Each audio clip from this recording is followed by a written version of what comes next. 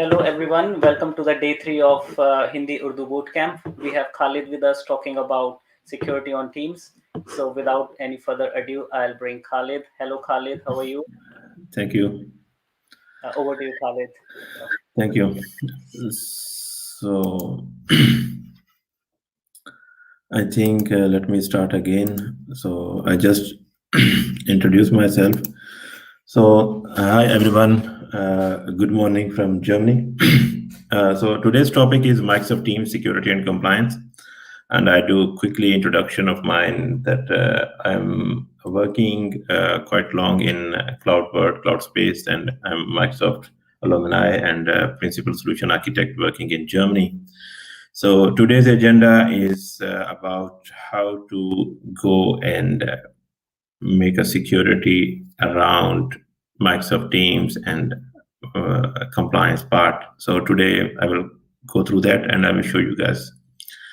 Okay, so I was talking about in the previous stream that this is actually dynamic shift between classic IT and modern IT. मैं उर्दू में switch होता हूँ.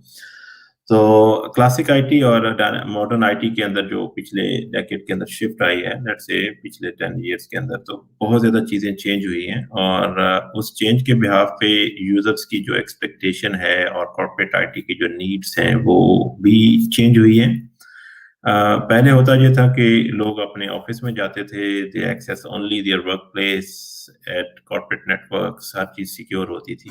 But there is a limitations के they can't work in home और out of office, whatever problem थे.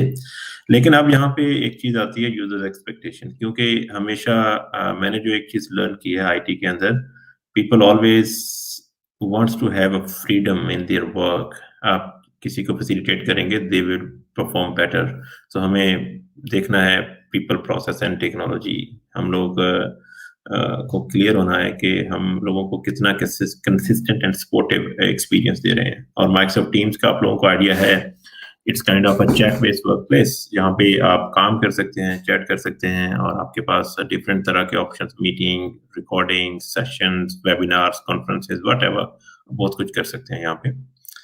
Easy access to the application और collaborate with partners B2B. आप invite कर सकते हैं लोगों को अपनी टीम्स के अंदर, अपने काम के अंदर. को-ऑथरिंग है, बहुत सारे ऑप्शन हैं. ये यूजर्स एक्सपेक्टेशंस हैं. और इसी तरह फिर हमारे पास कॉर्पोरेट आईटी की जो नीड है वो ये है कि they can access securely but they have to be protected, कि उनका डेटा जो है वो प्रोटेक्टेड हो, हर कोई एक्सेस ना कर सके. अगर वो खास लोकेशंस के ऊपर या स्पेसिफिक टीम्स के अंदर वो डेटा, उनका कॉर्पोरेट डेटा जो है वो हाईली सिक्योर या कॉन्फिडेंशियल है, तो उसको वो कैसे मैनेज करेंगे. Manage more with limited resources, के आपके पास कंट्रोल्स ऐसे होने चाहिए जिनको आप इफेक्टिवली इंप्लीमेंट कर सकें ताकि आपके यूजर्स जो हैं उनको ओबे कर सकें. और इसी तरह फिर आपके पास प्रोडक्टिविटी और कोलैबोरेशन जो है, या प्रोडक्टिविटी एंड प्रोटेक्शन जो है, ये हैंड टू हैंड चलती है. Device choice, any device, any OS, easy access, self service options कि वो खुद से इनवाइट कर सकें लोगों को. और अदर दूसरी साइड पे आज चीज आ जाती है जिसको कहते हैं protection, protecting the data after access. के आपके पास टीम्स के अंदर खास तौर पे you have a data that is around confidentiality in somehow, आपके ऑर्गेनाइजेशन की प्रॉपर्टी, इंटेलेक्चुअल प्रॉपर्टी होती है. और फिर आपके पास कौन कहाँ से, कौन सा यूजर किस डिवाइस से एप्लीकेशन कौन सी यूज कर सकते हैं, फाइल लेवल एक्सेस कंट्रोल, ये सारी चीजें हमें देखनी पड़ती हैं.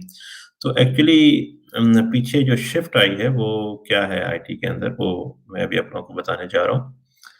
देखें, हमारी आईटी जो है इवॉल्व करती है, या आप कह लें कि consist of 4 pillars. Let's say users, devices, apps and data. ये हमारे पास कॉर्पोरेट आईटी होती थी पास्ट के अंदर 10 इयर्स बिफोर. लेकिन जैसे ही हमने इसको फिल इन करना स्टार्ट किया है, इनोवेट करना स्टार्ट किया है with SaaS products, cloud applications, Salesforce, office 365, Workday, service now, whatever, Amazon. और सेम वे के अंदर हम लेके आ रहे हैं मोबाइल प्रोडक्टिविटी ऑल्सो, के हम मोबाइल एप्लीकेशंस यूज करते हैं, पर्सनल डिवाइसेस, कॉर्पोरेट डिवाइसेस. और फिर हम सोशल इंजीनियरिंग आइडेंटिटीज को भी, इस एक्सपीरियंस को भी कंसिस्टेंट रखना चाहते हैं. तो ये सारे कंपोनेंट्स जो हैं वो एक ही डिश के अंदर ऐड होते जा रहे हैं हमारे आईटी एनवायरनमेंट्स के अंदर। खासतौर पे आईटी एनवायरनमेंट क्या है कि हमारे ऑर्गेनाइजेशनल कल्चर के अंदर ये चीज़ें पार्ट बनती जा रही हैं या बन चुकी हुई हैं। इसके बगैर आप सर्वाइव नहीं कर सकते। You have to deal it with. तो हमने आज देखना है कि how effectively we can handle this kind of situations. और हमारी आईटी की जो पिक्चर बनती है कुछ इस तरह से कॉम्प्लेक्स हो जाती है, जिसके अंदर डिफरेंट एंड पॉइंट्स हैं और आपको देखना है कि इस सारी मेस के अंदर हम माइक्रोसॉफ्ट टीम्स को स्पेशली जो हम उसके ऊपर डेटा रन कर रहे होंगे उसको हम कैसे कंसिस्टेंट कर सकते हैं या उसके अंदर क्या स्टेप्स हैं, इस चीज़ को हम लोग आज मेक श्योर करते हैं। तो फर्स्ट ऑफ ऑल होपफुली सब लोग जूम यूज करते हैं, माइक्रोसॉफ्ट टीम्स यूज करते हैं। तो Microsoft Teams is a chat based work place और team work hub of the team work, जिसके अंदर you can do the chatting, meeting, calling, files and पीछे एक सेशन था पावर प्लेटफॉर्म का भी चल रहा था, तो उसके अंदर apps and work flows, approval work flows, what ever you can use. It's a full blown आपका कॉर्पोरेट कल्चर जो है, आप सारी चीज़ें इसके अंदर इम्बेड कर सकते हैं। फिर इसी तरह what team do for your business, team जो है इसके ऊपर आप क्या कर सकते हैं। सिंपली मैं एक्सप्लेन करता हूँ इसको कि transform the work place collaboration. मैं भी छोटी सी एक एग्जांपल देता हूँ कि एक कंपनी के अंदर मैं कंपनी के साथ काम कर रहा था। तो it's a very big telecom company. They have around, let's say, 10,000 people around in their organization, but they don't use any collaboration tool. They are still using, it's a 5 years ago, they're still using phone and in-person meetings, something like that. In some areas, they are using conferencing, but not everyone. So this is an experience Teams brings into, especially that they connected your documentation, SharePoint आपका सारे का सारा जो है उन्होंने एक ही जगह पे कनेक्ट कर दिया माइक्रोसॉफ्ट ने स्पेशली, और वहाँ पे एक सिंगल प्लेटफॉर्म है जिसके ऊपर आप जाके अपने इन्वायरमेंट के बारे में, अपनी रिपोर्ट्स के बारे में, बिजनेस स्ट्रीम्स के बारे में आप काम कर सकते हैं। तो नेक्स्ट हम मूव करते हैं टीम सिक्योरिटी एंड कंप्लायंस के ऊपर। जब भी हम टीम्स की सिक्योरिटी एंड कंप्लायंस के बारे में बात करेंगे तो हमें 5 पिलर्स के ऊपर जाके बात करनी होती है कि आइडेंटिटी एंड एक्सेस मैनेजमेंट कैसे होगी, इंफॉर्मेशन प्रोटेक्शन हम कैसे करेंगे, और फिर डिस्कवर एंड रिस्पॉन्स। अगर आपके पास कोई प्रॉब्लम होता है, आपके पास कोई ऐसे मिलिशियस लिंक्स आते हैं, लेट्स से कोई आपको अब काम कर रहे हैं B2B के अंदर, आपको कोई लिंक कॉपी पेस्ट करता है इंटरनेट से, टीम्स के अंदर पेस्ट कर देता है, how to deal it with. फिर आपके पास डेटा गवर्नेंस है, और फिर आपके पास मैनेजिंग रिस्क्स हैं, मिलिशियस कंटेंट है लेट्स से। तो ये डिफरेंट 5 स्ट्रीम्स हैं, हम इनके ऊपर बात करेंगे कि हम इनको कैसे इफेक्टिवली मैनेज कर सकते हैं और हैंडल कर सकते हैं। तो यहाँ पे जाते हैं सबसे पहले आइडेंटिटी एंड एक्सेस मैनेजमेंट के ऊपर। So identity and access management is a key foundation for any IT ingress, कि आपने इन कैसे होना है, कौन कहाँ से एक्सेस करेगा, किस डिवाइस से एक्सेस करेगा और कैसे एक्सेस करेगा, उसको मल्टी फैक्टर ऑथेंटिकेशन जो है वो आपको सेटअप करनी पड़ेगी, नहीं करनी पड़ेगी, ये आपके ऊपर है। तो सबसे पहला जो स्टेप है वो आपके पास है कि आपको आइडेंटिटी को डिफाइन करना है कि how you want to get into Microsoft Teams. यहाँ पे मैंने कुछ एक्सपीरियंस देखे हैं, कुछ कंपनीज जो हैं वो dual identities, cloud only identity use करते हैं, ऑन प्रेमिस उनकी डिफरेंट होती है और क्लाउड के अंदर डिफरेंट होती है। और फिर मेन जो 80-90% कंपनीज हैं वो सिंक्रोनाइज्ड आइडेंटिटीज को यूज करते हैं, ये आपके पास आ रही हैं, ठीक है। तो तीसरी जो है टाइप है वो आपके पास फेडरेटेड आइडेंटिटी है, और उसके ऊपर आप मल्टी फैक्टर ऑथेंटिकेशन भी इम्पोज कर सकते हैं। तो सबसे पहले हमें देखना है कि आप आइडेंटिटी किस टाइप की यूज करेंगे, what is the best scenario for your organisation specially. और स्ट्रॉन्ग ऑथेंटिकेशन के अंदर आपके पास जो इसके बैकएंड की रीजन क्या है, वो रीजन ये है कि 81% जो आपके ब्रीचेस होते हैं that due to student password, weak password, तो सिस्टम आपको सेकंड फैक्टर के ऊपर ले जाएगा और पूछेगा कि भाई आप अपना मल्टी फैक्टर ऑथेंटिकेशन आपने किया हुआ है, वहां पे आपका एक ह्यूमन इंटरेक्शन आ जाता है। उसको आप हार्डवेयर कीज के थ्रू भी मैनेज कर सकते हैं, उसको आप मोबाइल एप्लीकेशंस के थ्रू भी, उसके अंदर आपको वट एवर आपको आपकी डिपेंडेंसी है कि आप उसको किस तरह से मैनेज करना चाहेंगे, या आपके पास किस तरह का एक्सपीरियंस जो है वो होगा। तो यहाँ पे मैं अभी बात करता हूँ स्ट्रॉन्ग ऑथेंटिकेशन की, तो चलें एक छोटा सा डेमो करते हैं यहाँ पे। अब यहाँ पे ये कंडीशनल एक्सेस है, माइक्रोसॉफ्ट एजूर एक्टिव डायरेक्टरी है, और यहाँ पे कुछ आइडेंटिटीज हैं, यूजर्स हैं। लेट्स से मेरे पास ये मेरे पास यूजर्स हैं, सिंक्रोनाइज्ड हैं लोकल इंफ्रास्ट्रक्चर से।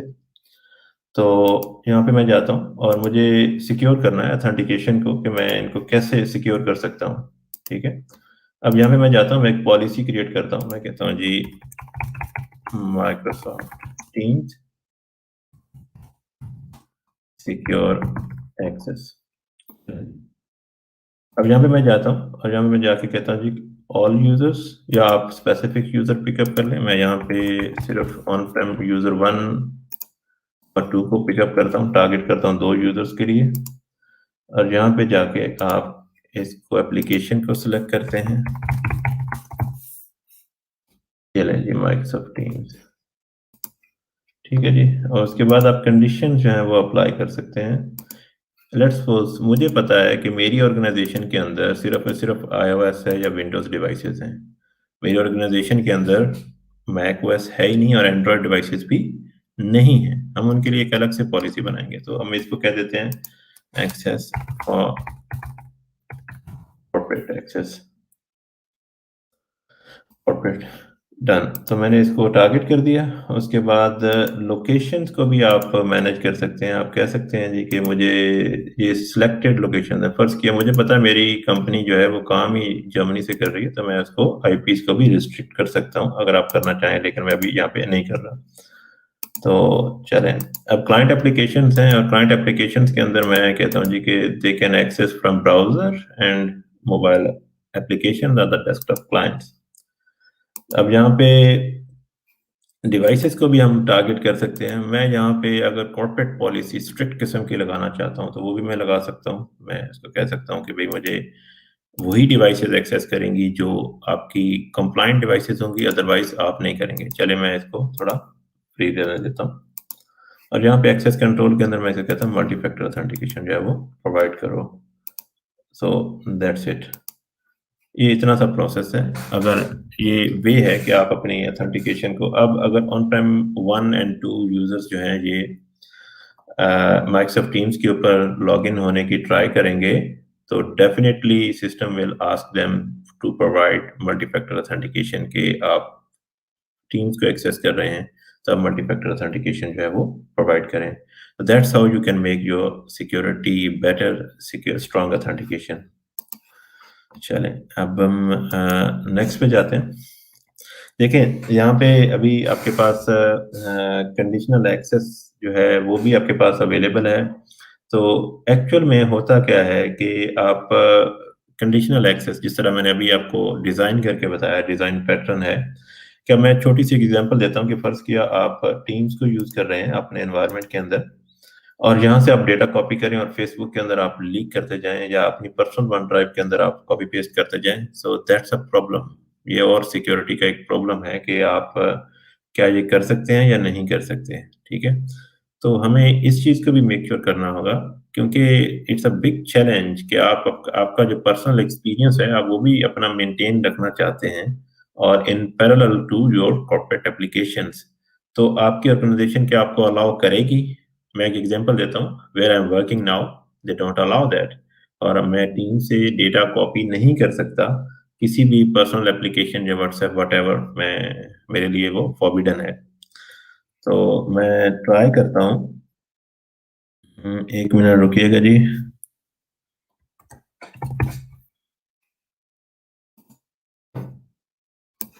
उसका एक्सपीरियंस क्या होता है, मैं कोशिश करता हूँ यहाँ पे। एक मिनट जी, मैं आपको दिखाता हूँ बाद में।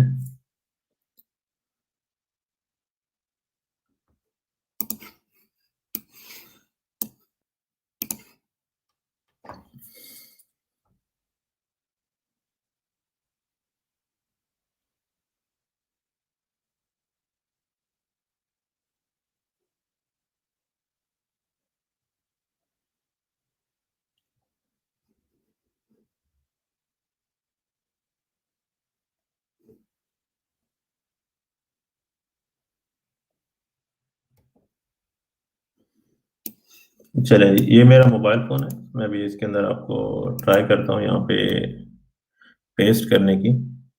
ये देखें, ये मेरा एक्सपीरियंस है कि मेरे पास कॉर्पोरेट मोबाइल फ़ोन है और मैंने टीम से डेटा कॉपी किया है और मेरी ऑर्गेनाइज सिस्टम ने कह दिया कि यू कांट एक्सेस दैट, क्योंकि आपके ऑर्गेनाइजेशन ने इसको मेक श्योर किया हुआ है कि आप अपना कॉर्पोरेट डेटा पर्सनल डेटा के साथ मिक्सअप नहीं कर सकते। सो that's how actually the experience in the real life. इससे आप क्या कर सकते हैं, इससे आप अपनी ऑर्गेनाइजेशन के जो रिस्क्स हैं उनको मिनिमाइज कर सकते हैं और एंड यूजर्स को फैसिलिटेट कर सकते हैं कि they can work streamline way securely and in good manner. तो इसका वर्क फ्लो जो है वो ये बनता है, आप जब कंडीशनल एक्सेस जो मैंने अभी अप्लाई की है कि आपके पास माइक्रोसॉफ्ट टीम्स है और माइक्रोसॉफ्ट टीम्स के अंदर आप जो है डिफरेंट यूजर्स को स्कोप करते हैं। जिस तरह मैंने ऑन प्रेमिस U1 U2 को ऐड किया, एप्लीकेशन को असाइन किया माइक्रोसॉफ्ट टीम्स को, और उसके बाद मैंने डिवाइस प्लेटफॉर्म जो है वो सेटअप किए। तो यहाँ पे अगर फर्ज किया कोई अभी मेरी कंपनी की पॉलिसी है, एग्जांपल दे रहा हूँ कि they provide only iOS and Windows, और आपके पास एंड्रॉयड फ़ोन है नहीं, तो एंड्रॉयड फ़ोन से आप एक्सेस भी नहीं कर पाएंगे। इट्स अ कंप्लायंस, ठीक है। तो जैसे ही आप आए और आपने एक्सेस करने की ट्राई की तो आप टीम के अंदर लॉग इन हो गए, और मैम की जो पॉलिसी है वो मैंने सेम आपको अभी शो करवाया है, रियल टाइम डेमो, कि आप डेटा कॉपी करेंगे टीम से या अदर एप्लीकेशन से, आप उसको पेस्ट करने की ट्राई करेंगे चैट के अंदर, व्हाट्सएप, फेसबुक या नोट्स के अंदर, तो you can't do that. So that's how things works. So conditional access मैंने अभी आप लोगों के सामने आप लोगों को सेटअप करके दिखाई कि आप अपने नॉन वर्क लोकेशन से प्रिवेंट भी कर सकते हैं, और भी बहुत सारी और बहुत सारे वेज हैं जिनके थ्रू आप चीज़ों को मैनेज कर सकते हैं।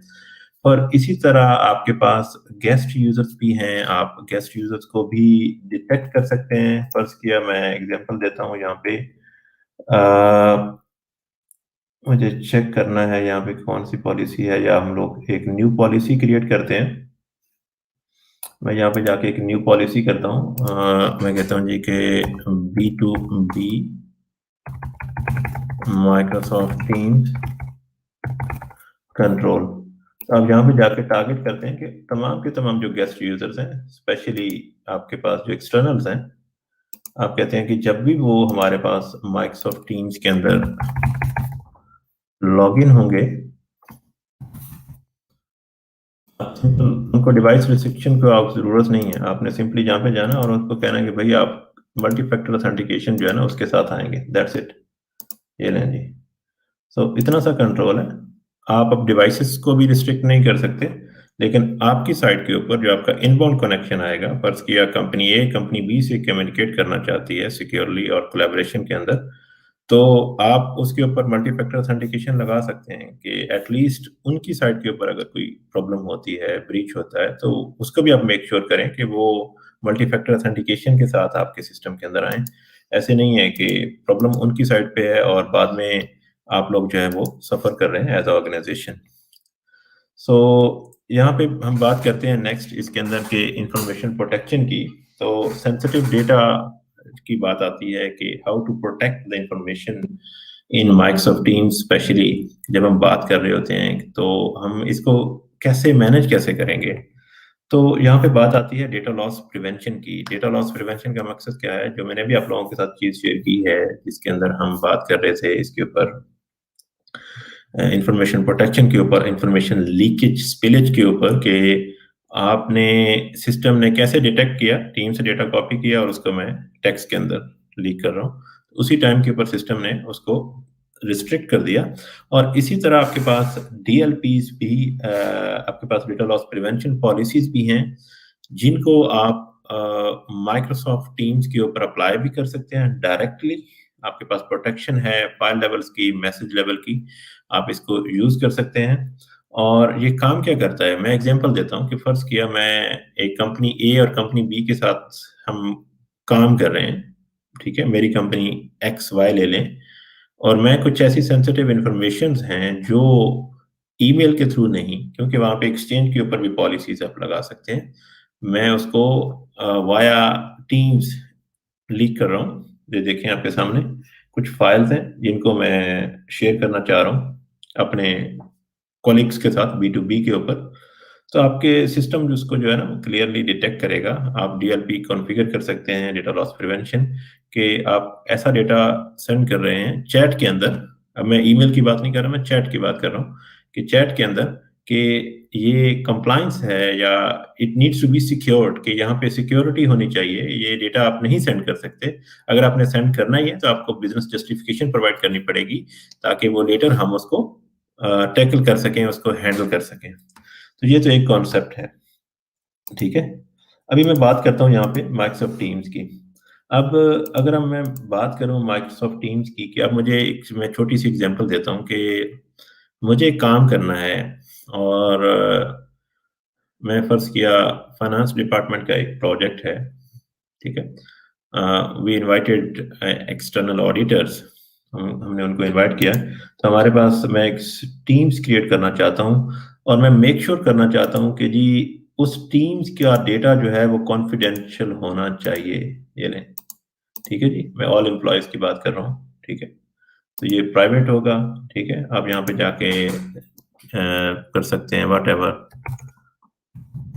आप कोई भी नेम दे दें, फिनसेक ऑफ वट एवर। अब जैसे ये टीम्स क्रिएट होगी, इसका बैक एंड ऑटोमेटिकली आपके पास कंप्लीटली, आपके जो टीम्स क्रिएट हुई है ये आपके पास आ गई है।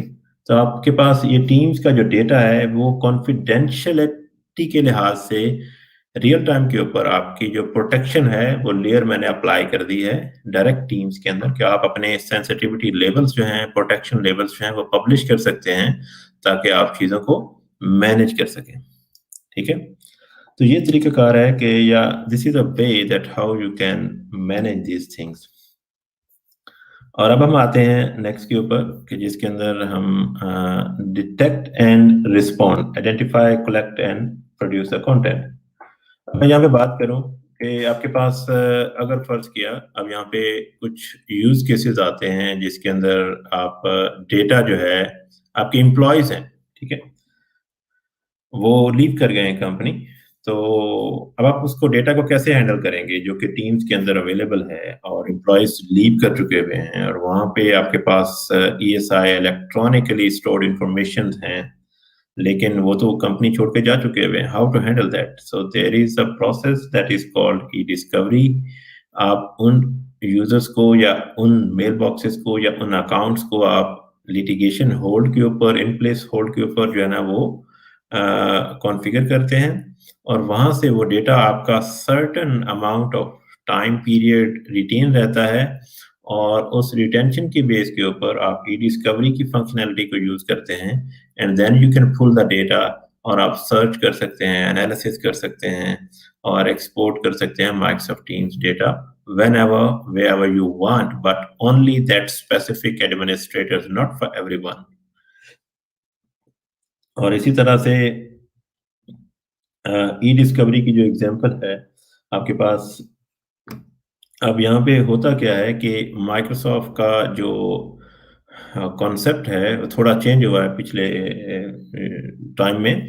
तो यहाँ पे ये होता है कि आप अगर कोई चैट कर रहे होते हैं तो आपकी सारी की सारी कन्वर्सेशन हिस्ट्री जो है वो आपकी माइक्रोसॉफ्ट टीम्स की जो है वो आपके मेल बॉक्स के अंदर स्टोर होती है, नंबर एक।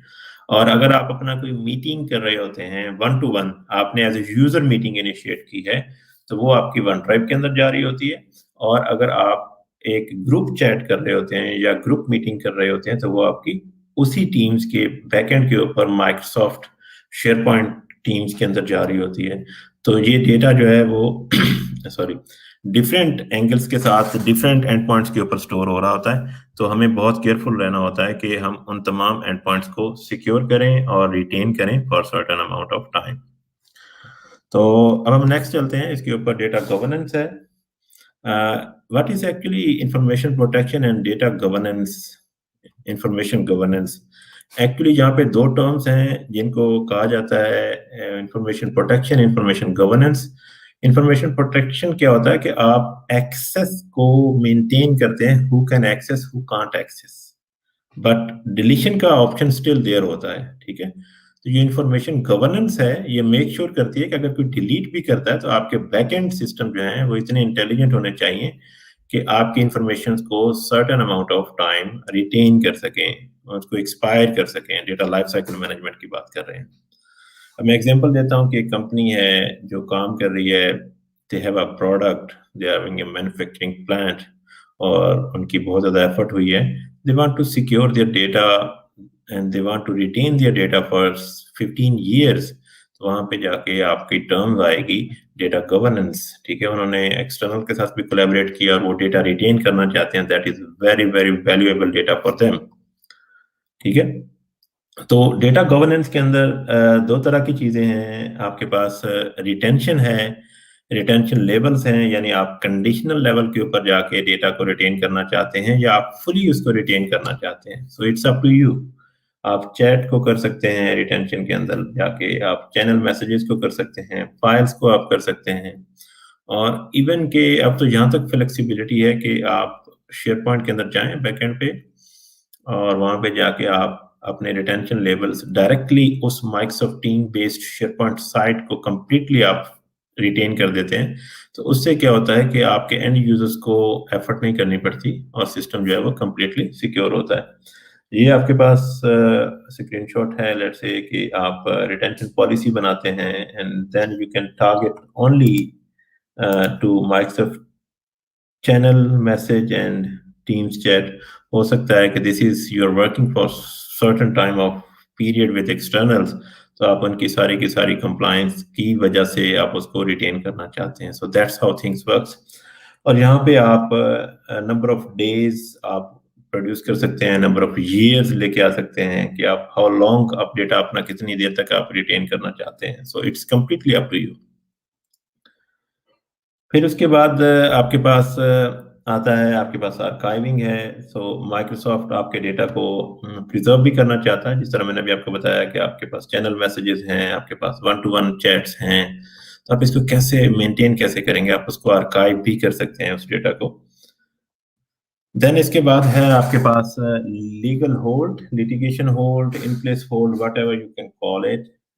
Actually this is concept that आप इंफॉर्मेशन को प्रिजर्व करना चाहते हैं। सो आप इंफॉर्मेशन को लॉक कर देते हैं, लेकिन कोशिश ये करें कि जब ये डिपेंड करता है कि आपको अपनी ऑर्गेनाइजेशन के अंदर या अपने वर्क प्लेस के ऊपर इसकी पूरी स्ट्रेटजी डिफाइन करनी पड़ेगी, ठीक है। उस स्ट्रेटजी के अंदर आप देखें कि what is important for you, what's not. Everything don't, you can't put on litigation hold, ये इट्स क्लियर। आप उसको कंडीशनल भी लेके जा सकते हैं। हो सकता है कि आपको इंफॉर्मेशन के लिहाज से जस्ट कुछ इंफॉर्मेशन जो है 40% आपको रिटेन करनी है, तो वहां पे आप कंडीशन जो है वो डिफाइन कर सकते हैं। अब फर्ज किया मैं यहाँ पे जाता हूँ, तो यहाँ पे जाके आप कंप्लाइंस पे जाते हैं, सॉरी।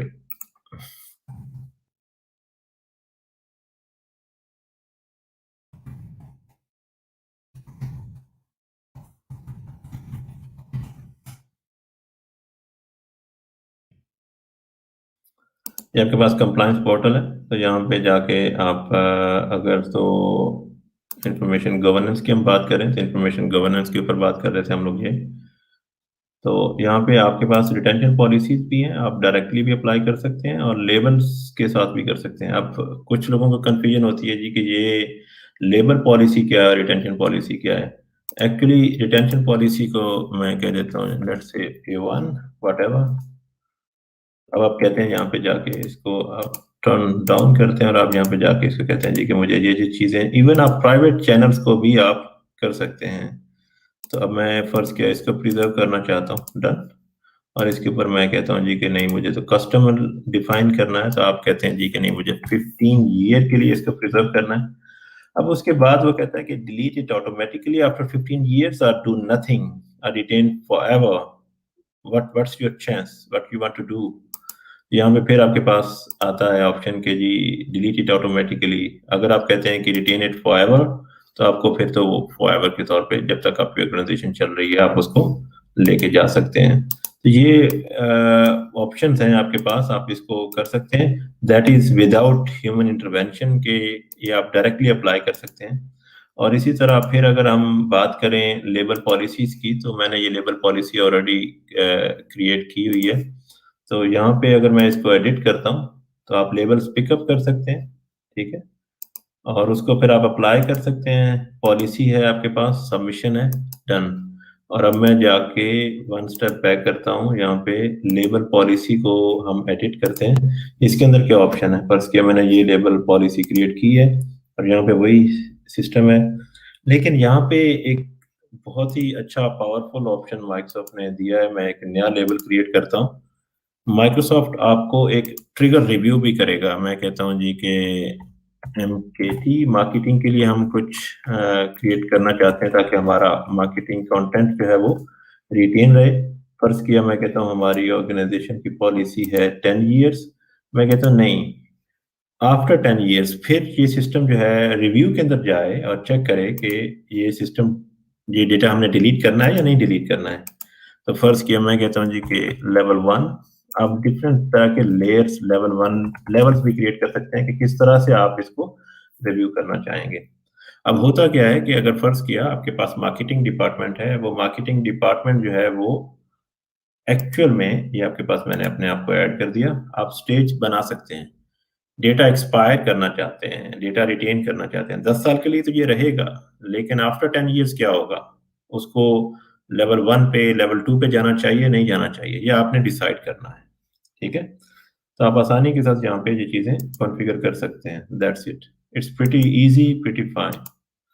सो ये डिपेंड करता है कि आपने अपना डेटा जो है वो किस तरह से डिजाइन करना है, किस तरह से आप उसको मैनेज करना चाहते हैं।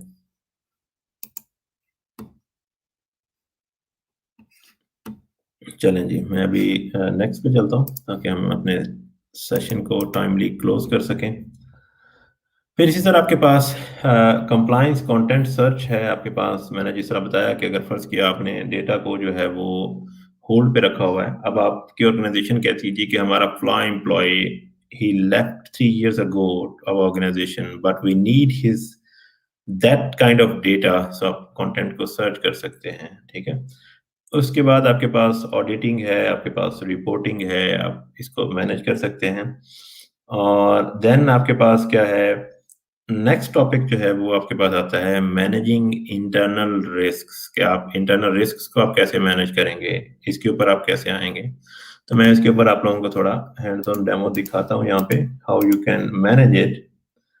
लेट्स से it's a pretty new feature, Microsoft ने अभी ये प्रीव्यू के अंदर लॉन्च किया है।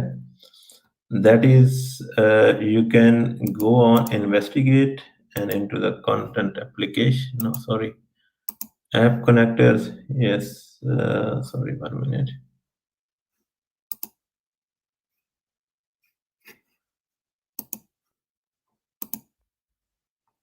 Settings, okay, sorry, I don't forget that कि वो कहाँ पे ऐप कनेक्टर, आप एप्लीकेशंस के ग्राफ एपीआई के थ्रू भी आप सिस्टम की इंफॉर्मेशन को पुल इन कर सकते हैं। तो अब मेरा जो यहाँ पे लाने का जो मकसद है, फर्ज किया, तो वो क्या है कि अभी हम एक छोटी सी पॉलिसी डिज़ाइन करने की तरफ जाते हैं और देन हम देखते हैं कि हम इसको नेक्स्ट सेशन की क्लोजिंग की तरफ जाते हैं। ये देखें आपके पास, आप सर्च करें माइक्रोसॉफ्ट टीम्स को। फर्ज किया मैंने एक टीम्स क्रिएट की है और उस टीम्स के अंदर मुझे रिक्वायर्ड है कि वो that must be internal only, कि वो टीम्स जो है वो जस्ट सिर्फ और सिर्फ हमारे इंटरनल यूजर्स के लिए, एक्सटर्नल यूजर उसके अंदर ऐड ही नहीं हो। आप उसको भी कंट्रोल कर सकते हैं।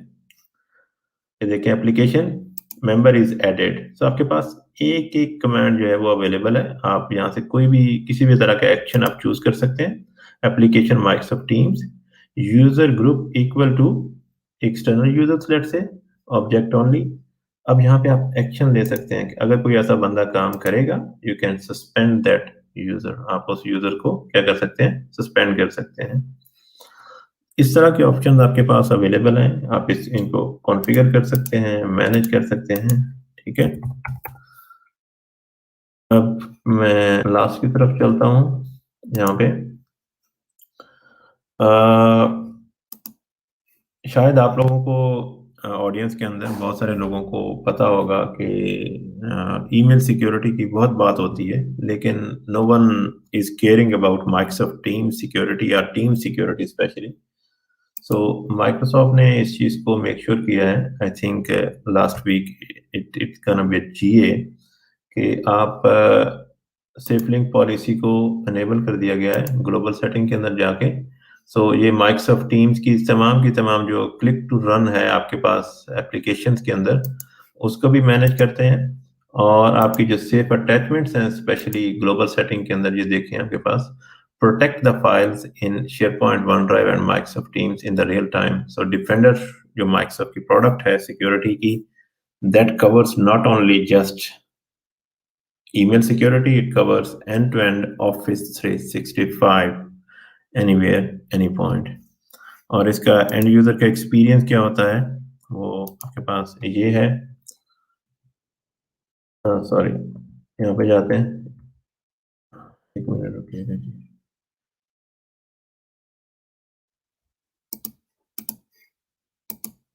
ये देखें, अगर कोई क्लिक करता है सेफ लिंक्स को, या आपने के पास कोई टीम्स के अंदर मलिशियस लिंक अवेलेबल है, किसी ने शेयर किया है, it's a real time protected. और इसी तरह से अगर आपके पास जो फाइल्स हैं, जो अटैचमेंट्स हैं, if they are malicious, Microsoft system will highlight you inside Microsoft Teams. So that's how you can create the policies and you can manage it. So thank you very much for this session, listening me. Thank you Khalid, that was really a great deep dive. बहुत बहुत शुक्रिया। पता नहीं था security के अंदर इतनी सारी चीजें होती हैं। जी चलो, थैंक यू वेरी मच। अगर किसी का कोई क्वेश्चन है तो पूछ सकते हैं, otherwise thank you very much guys. मैं देख रहा हूँ कमेंट्स में क्वेश्चन नहीं है, लाइक्स आए हैं लोगों के। We are getting lot of appreciation, so we really appreciate कि आपने संडे को टाइम निकाला इस सेशन के लिए एंड हमारे साथ जुड़े। We wish you a great weekend ahead. Thank you, thank you, thank you very much. Thank you. Good luck guys, thank you. Thanks. तो ये थे खालिद, जिन्होंने हमें बताया how Microsoft Teams can be configured from security perspective. And now we have with us Adnan Jalis, who will be talking about content marketing with managing sales and customer interaction practices. We have 2 minutes. Let's introduce Adnan. Adnan, I'm adding you to the stream. Hello, Adnan. कैसे हैं आप? How are you? Hello. I'm doing good. Very good, very good. And Thank how you are for you? joining us. It must be early for you. Not. I mean, you can say that after is going to be start after 12. Good, good. We really appreciate you have taken time on a Sunday and joining us in this event. It's really Pleasure. a pleasure to have you here. Thank you. So, Thanks so much. Adnan, I won't take long. I think we have 2 minutes, but the floor is all yours if you want to start That's something. great. So let's start with my introduction, then we'll proceed further. So just if you can please confirm if you can see my presentation, it's okay? Yes, I can see your presentation. Yes, sounds perfect. So let's start my presentation here, and to proceed further, so let me start some of the bit about my introduction about. Okay, so first of all, I really honored to participate in Pakistan Users Group's Urdu Hindi Bootcamp, and would like to thank every attendee of this session, and believe you have enjoyed all the previous sessions and learned a lot from the industry expert, and much more. It's to come today. I hope I'm known to many of the attendees, but for those who don't know me, my name is Adnan Jalis, and working as solution architect and Dynamics 365 practice lead in Let's Group. Also managing projects across Middle East, UK, Africa regions, from small to medium enterprises and corporate organizations. I have a major experience in different 7 different business domains, such as real estate management, equipment rental, loyalty program management, government services, financial institutes, processes, or you can say the business solutions, insurance services, trade and logistics. A part of professional work on Dynamics 365, I also do amateur level of photography and videography. It's not, you can say, the full time. It's just like for my hobby purpose only. So today I will be talking about content marketing with managing sales and customer interaction and see how we can plan, build, organize sales and marketing material to use in interacting with customers. So let's start our journey here. So first of all, we will look into the small definition about the content marketing. What's there? The simple way to define the content marketing is strategic marketing approach focused to creating and distributing valuable, relevant, and consistent content to attract and retain a clearly defined audience, and ultimately to drive profitable customer action, which means you will have readable audio, video material for the customers, and that particular material, or you can say the content, it will be used across the customer buyer's journey. So that's very important things we need to know before we are going to proceed further. Okay, so how it relates to, so every organization has a different departments and sections. They are having critical roles and responsibilities in their business domains. They do interaction in sales and marketing operations, which means everyone in the organization should be aligned with organization business operations and their vision and the mission. They are saying that sales is maths, marketing is art, which means sales is all about calculation of profit and loss numbers, sales figures, and marketing is influencing emotions of the targeted customer. So that's very interesting thing to know about it. By that time, sales team interact with their prospects and the customers. They would need information which is needed to be shared in different stages in their sales deals. Same goes with marketing team. They need information about company offerings, products, and services details, their policies. So there is a, you can say, win-win situation. All of these elements are required inter-organization collaboration to prepare sales and marketing material, which is needed to be used for every kind of, you can say stage that we are going to do it. Okay, so we will see how it can be achieved in our today's session. So that's the main agenda that we are going to see it here. But before we are going to do further, we have to elaborate sales. What's there? If you think that the sales, if you are going to define in a way that every alphabet has its own meaning and interconnected to each other. For example, S, it normally we call it study, to market, and you can say that to you can say know about the needs and sentiments about the market and the customer interest. You have to make alliance so that you can start collaborating with the inter-organization key stakeholders or influencers. You have to learn about the prospect, customer needs, and their requirements. Then you have to educate the prospect and the customer about the products and the services which is going to be positioned in front of the customer and the prospect. And then you are going to secure your deal. So that's the strategy that normally we are going to follow, or normally we follow in our daily practice, or whatever you are saying it here in our sales organization in any form, which is, you know, either they are on the manufacturing side, they are on the service industry, or they are providing any kind of the services. So we normally define in this way. So first, you have to study. Second, you have to make the alliance with the key stakeholders. Then you have to learn about the requirements and their interest, what they are looking for it. Then you have to educate the customer about the solution that you are going to propose, as well as what is going to do in the next level that you are going to secure it. So if you are going to follow these 5 parameters, so definitely you are on the sales track there. So let's talk about the major ABCDs. That's very simplified one. So how we can define the content marketing. So first of all, the content marketing, it should be individual. It should be based on what they do, means the people who are working on the particular areas or business segments. It's based on the customer also. So what the customer they are looking for, it should be based on that one.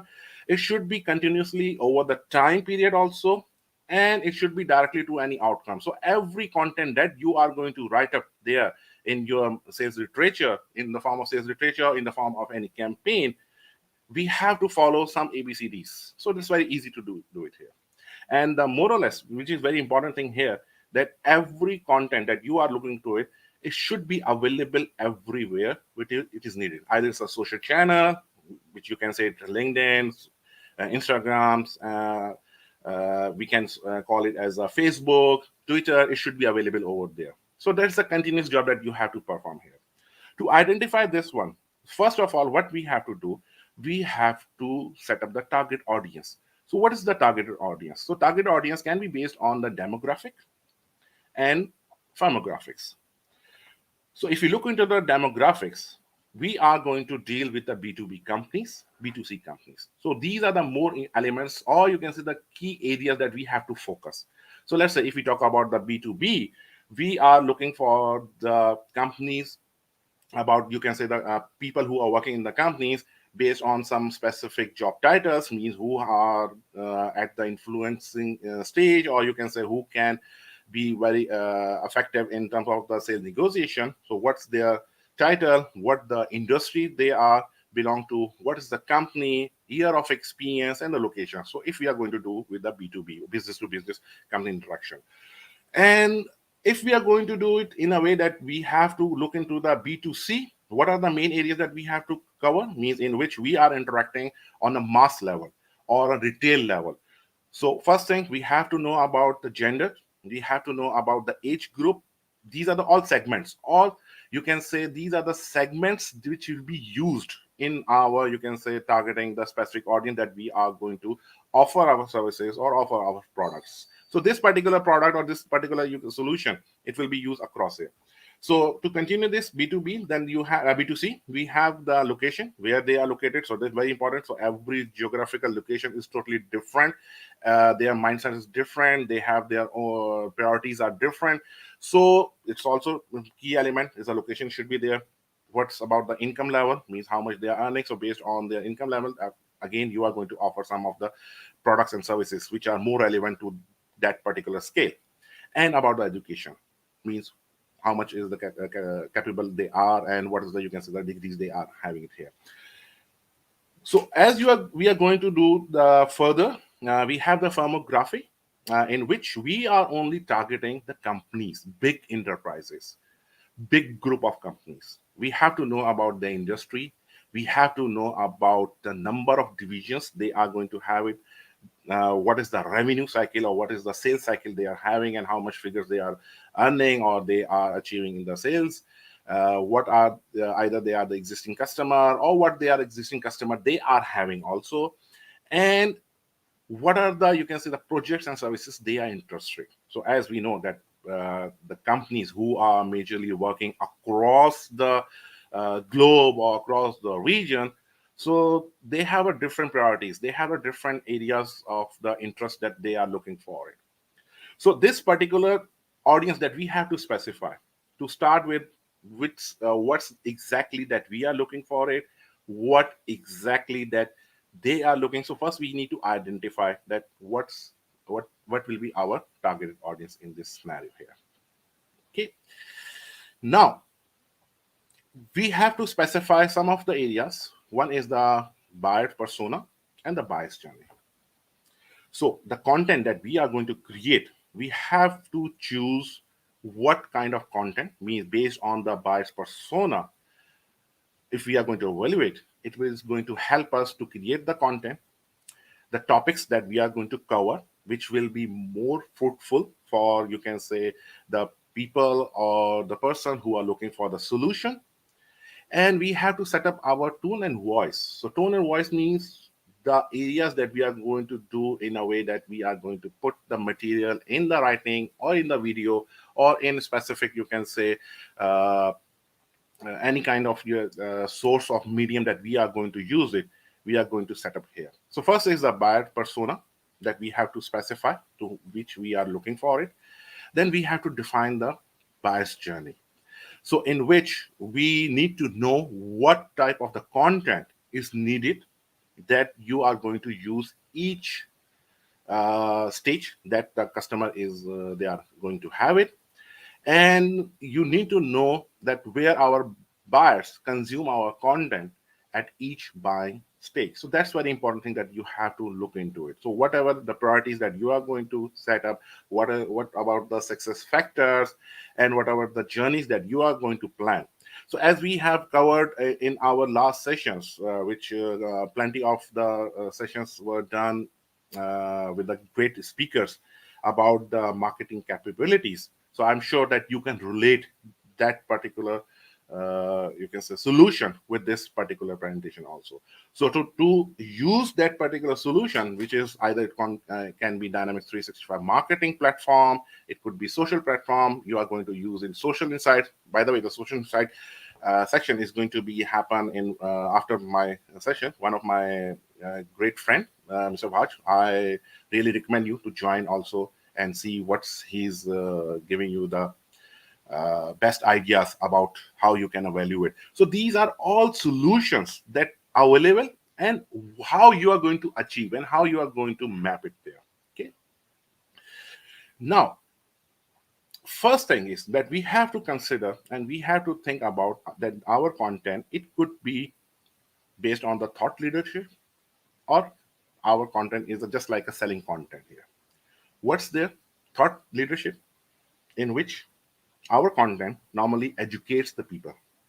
They encourages, influences in a way that people who are we are targeting based on the segments that we have discussed a while ago, we are going to educate them. We are going to take their we are going to pull their interest which they are looking for it, and we are going to offer them the best practices which we normally sees in our daily lives. Means whenever the Microsoft they are doing any great in the solution, they are having a some automation program, they have some transformation of the any solution. So normally first they educate, they pull the information, they share the best practices. And this is what all of the industry experts normally do it here.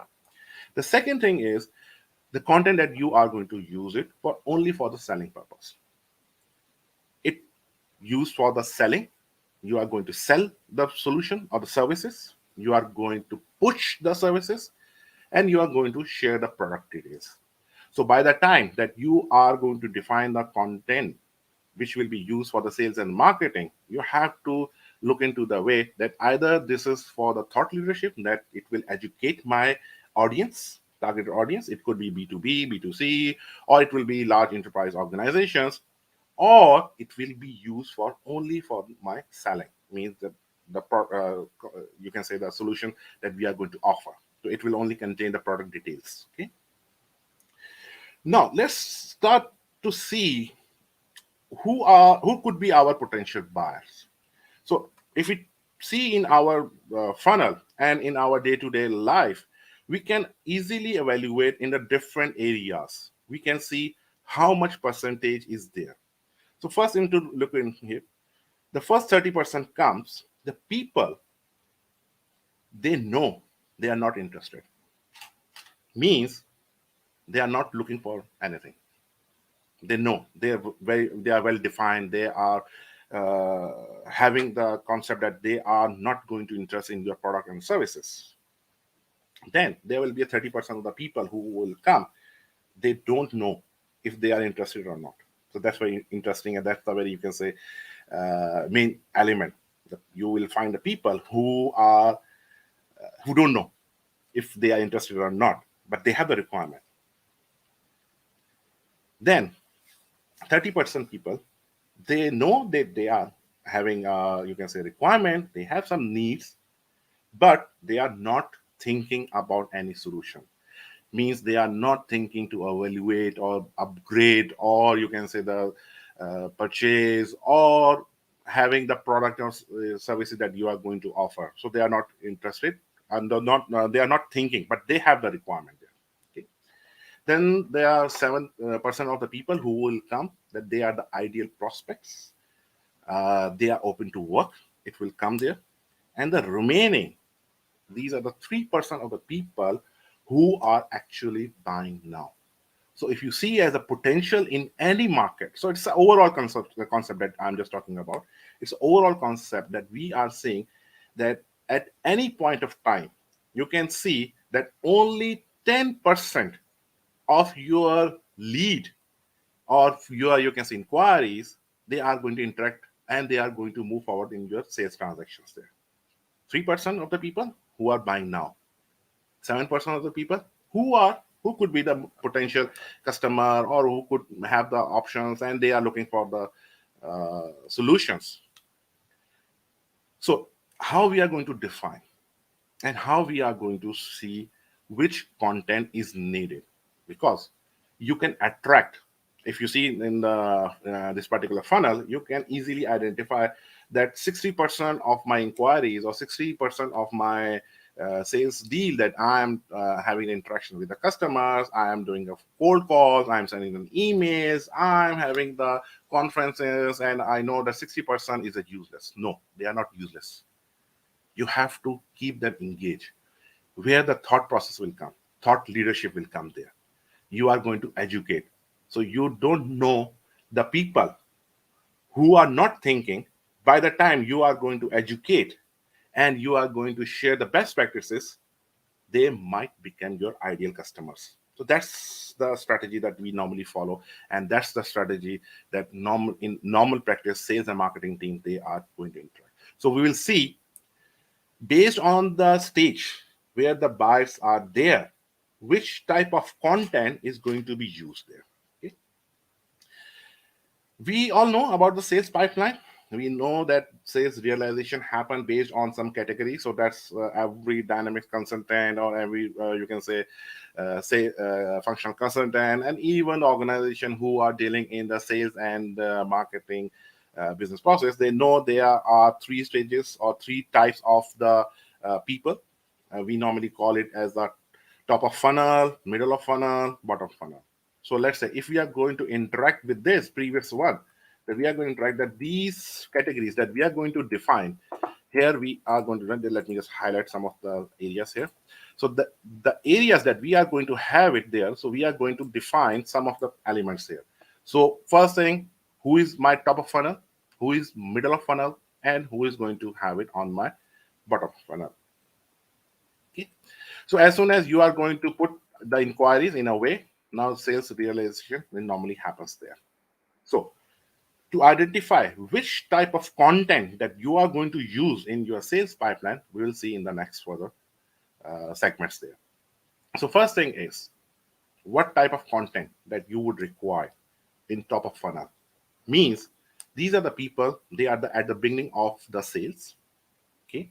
And they are in the marketing funnel, means they are looking for the options, but still they are not, you can say, evaluating, but they're just like high level information they are getting there. So at that level means you can see the 60% on the top, or you can 70% that you can come across. You can put the offers in a form of educational, and you can use the thought leadership. This is what I just mentioned in my last you can say slide there.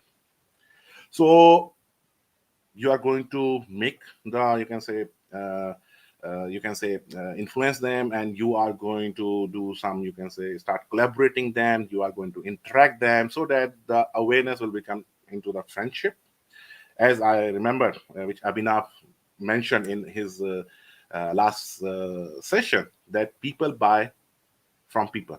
So that's very interesting thing, and that's what it's being happen in any kind of the organization that people normally prefer people, only those people who know and they have the full confidence on their capabilities. So if you are in any kind of the industry, either it is the financial industry, banking, you have the real estate, you have the rental, you have or any kind of the industry that you are going to belong with, people normally recommends only those people who know, and who know that, okay, these set of the people, these are the group of peoples, or these are the consultant who can achieve and they can deliver.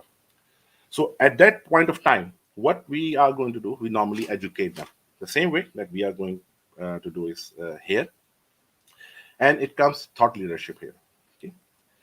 Now, the content that which needs to be in action, that you have the ebooks, you have the social posts, which will educate, which will share the best practices about the solution, about the requirements, how they are going to achieve. So that's the first level of the interaction which will be needed to be done in at the level of top of funnel. Now, second is the middle of funnel, means in which the person he has displays he displays his buying behavior, means he is engaging or interacting with your content, and he is a potential lead. So what the offer type that you have to share with them, you have to share the third party reports, you have to share return on investment calculations, you have to share the guides with them, means how the solution will be implemented, what the product will do. So any kind of the, you can say, the products or services that you are going to offer or position to the customer.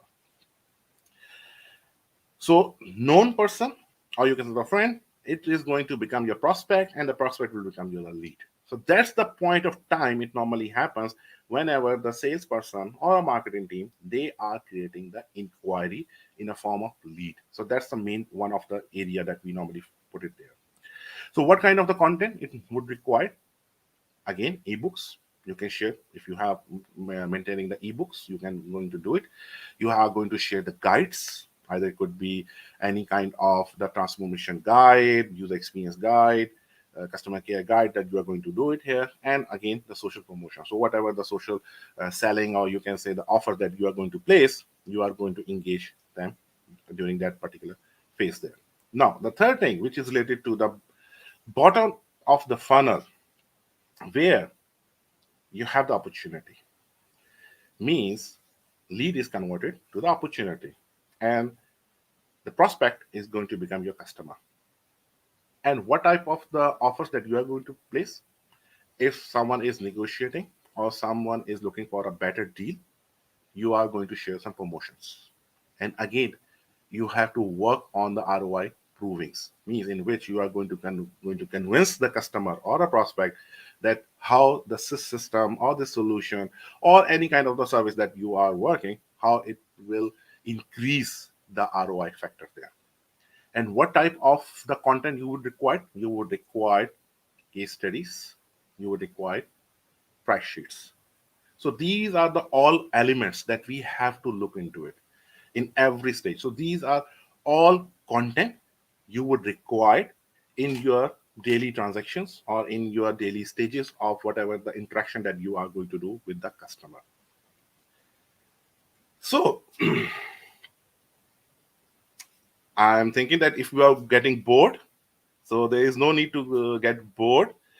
What we are going to do it here, we are going to show you how you can prepare your content marketing. So that's the interesting factor that you are going to get it here. So in the content marketing material, what could be?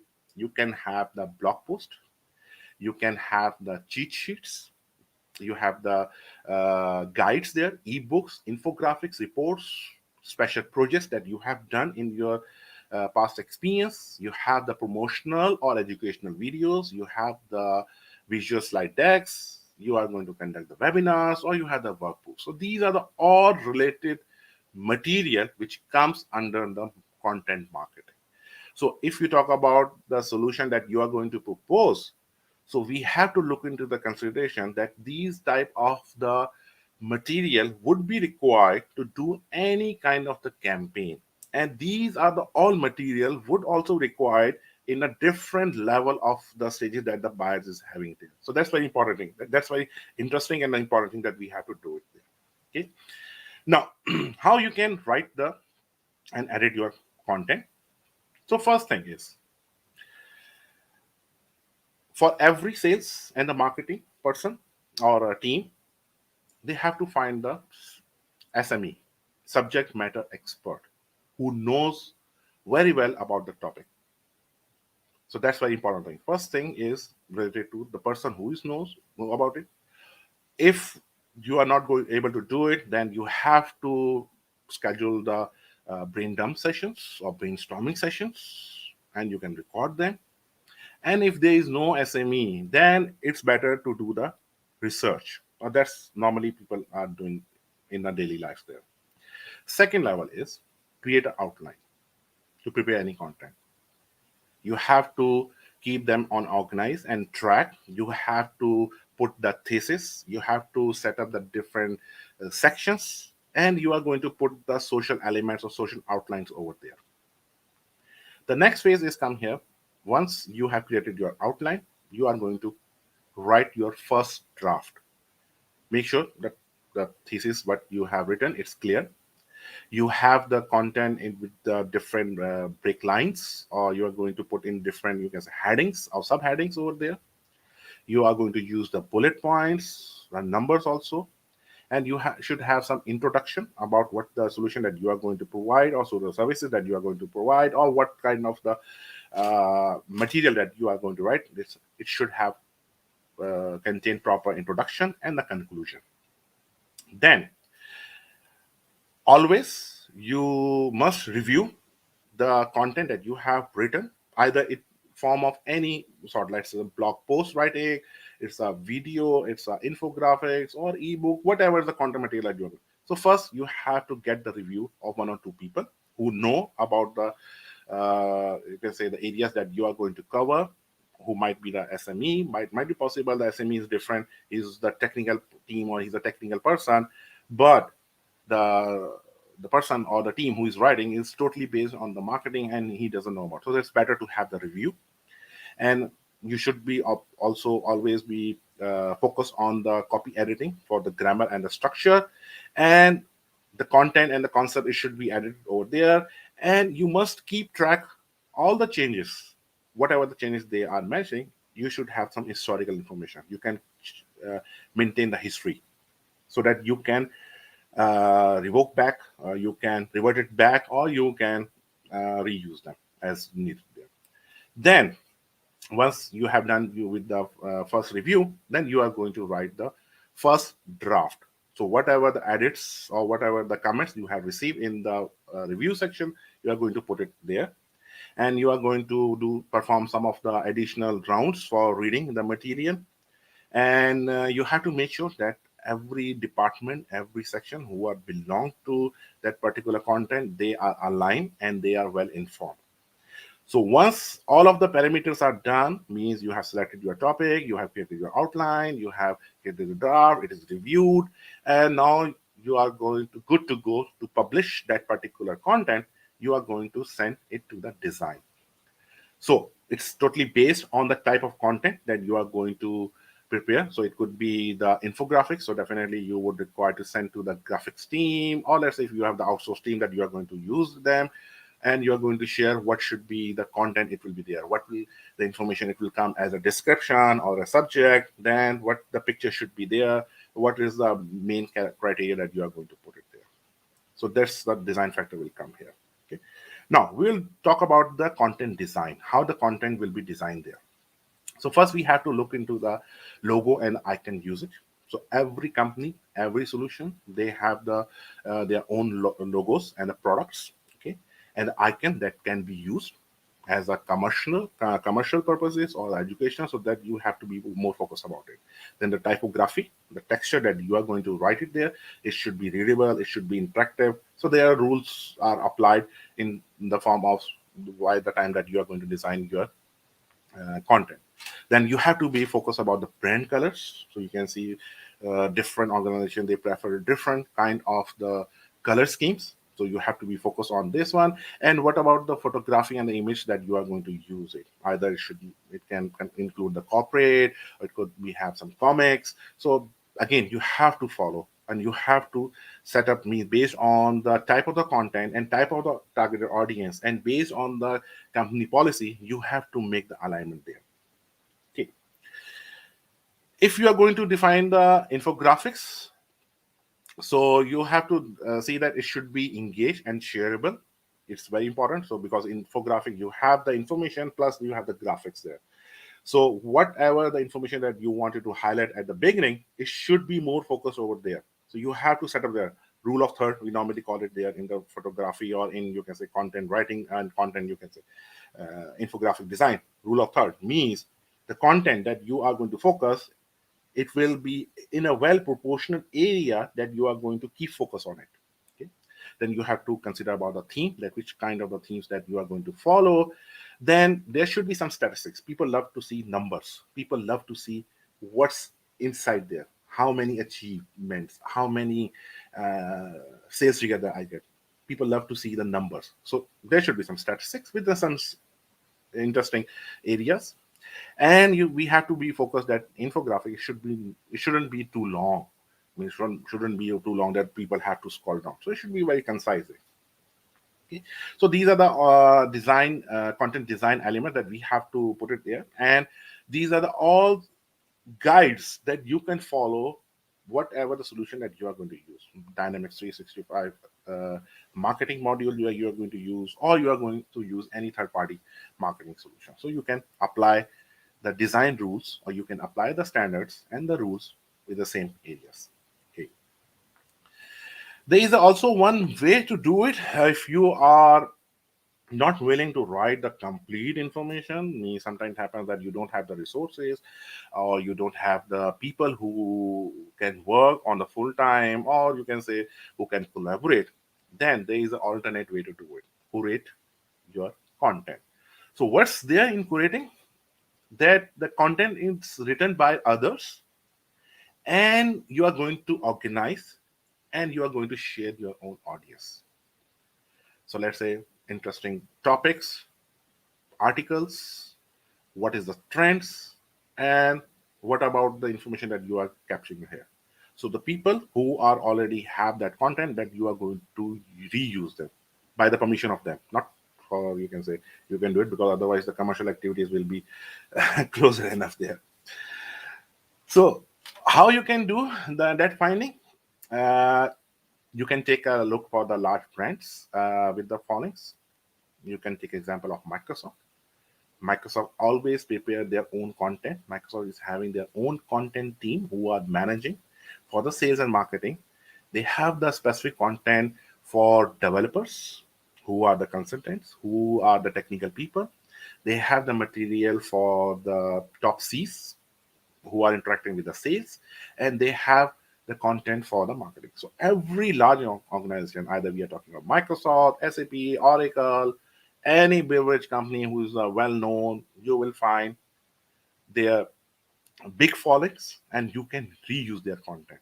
So today Microsoft is going to offer the Power FX module that we are going to use for the programming of the Power Apps.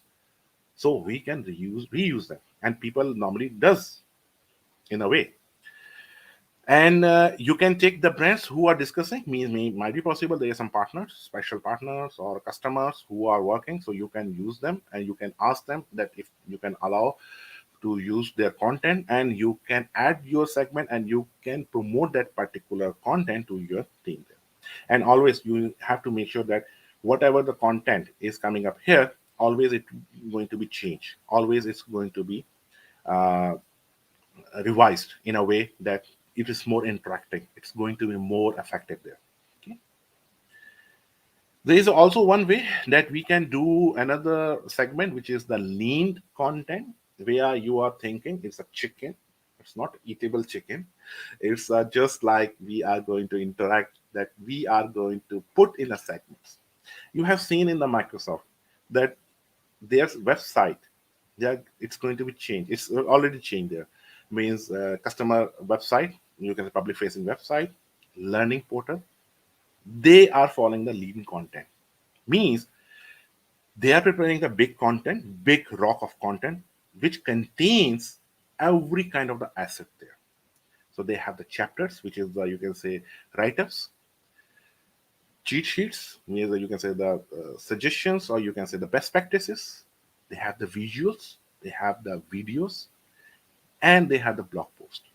So this is the lean content that we normally follow, and you will find this, and it's more interacting. Means the people who are reading, they are also seeing some of the actions in the form of some visuals, and as well as in the form of some PPT, or you can say visual deck, or in the form of the video, which is you can say it could be, you can say, recorded session, or it could be explanatory about the solution or a product, or a case study. It's more effective to do it.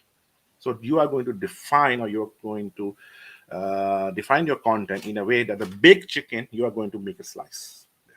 Okay. Now, the thing we are going to cover is a social media promotion. So it's very interesting that we have to put it here. So whatever the content that we have defined, we have written there. So we should be focused on the valuable content, the offering. Every post that we are going to cover, it should have the CTAs, which are call to actions. There should some value should be there, and we don't need to forget that the social media or social channels, they are the two-way street. Means the post that you are going to share, the sentiments will come there. Either it's positive, negative, neutral, you will get the sentiments over there. So that's a two-way communication or two-way street that we can consider there. Then you can use the content marketing in the form of the emails. So there are some guidelines that we have to put it there, that the email, I mean, our email segment should be segmented based on some relevant content that you are going to send to the customer, based on the campaign, based on the targeted audience. We have to design an email in a way that it should be interactive. It should be have some points, CTAs there. You can say the paragraphs, very interactive one, and you are going to send it to the specific set of the targeted audience. You can also consider sponsored email also. Sponsor email, that third party components or third party solution to send an email, or you can also use to get the influence for the major brands. So you can also take it there.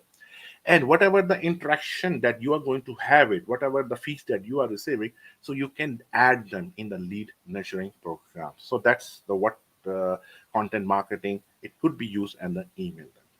Then the same, you can promote your content on the blogs. It normally helps the early stage buyers. It also helps you to generate new leads. As much as you have the write up on your website, people used to visit, they have to see what's there. So again, thought leadership program would normally comes here in the blogs process there. And whatever you are writing, you can pick some of the areas to be used for the social. So that's the main thing. You are going to write a full blog, and you are going to use a different segment for the different social posts. So this is what you are normally seeing there. So you can tag the lines and you can use it. And if someone is interested, then he can click on the link and he can go and visit your website. So that could be used in the form of the blogging, or it could be used for the social channel marketing. And again, the same content that you have prepared, activity, or you can say effort that you have done, it's a once, but you are going to reuse it there. Now, content marketing, it's a not one-time job. This is what you have to first plan. You have to set up the audience. You have to prepare or make your story. You have to identify what kind of the channels that you are going to use, either Insta, Facebook, Twitter, LinkedIn, any form of TikTok. Nowadays, it's very in. What kind of the channels that you are going to use to promote your content, the process for evaluating that one, the conversion that will be done, and how you are going to do the measurement. There is also one term is normally used, ROE, return on engagement. It is being in now.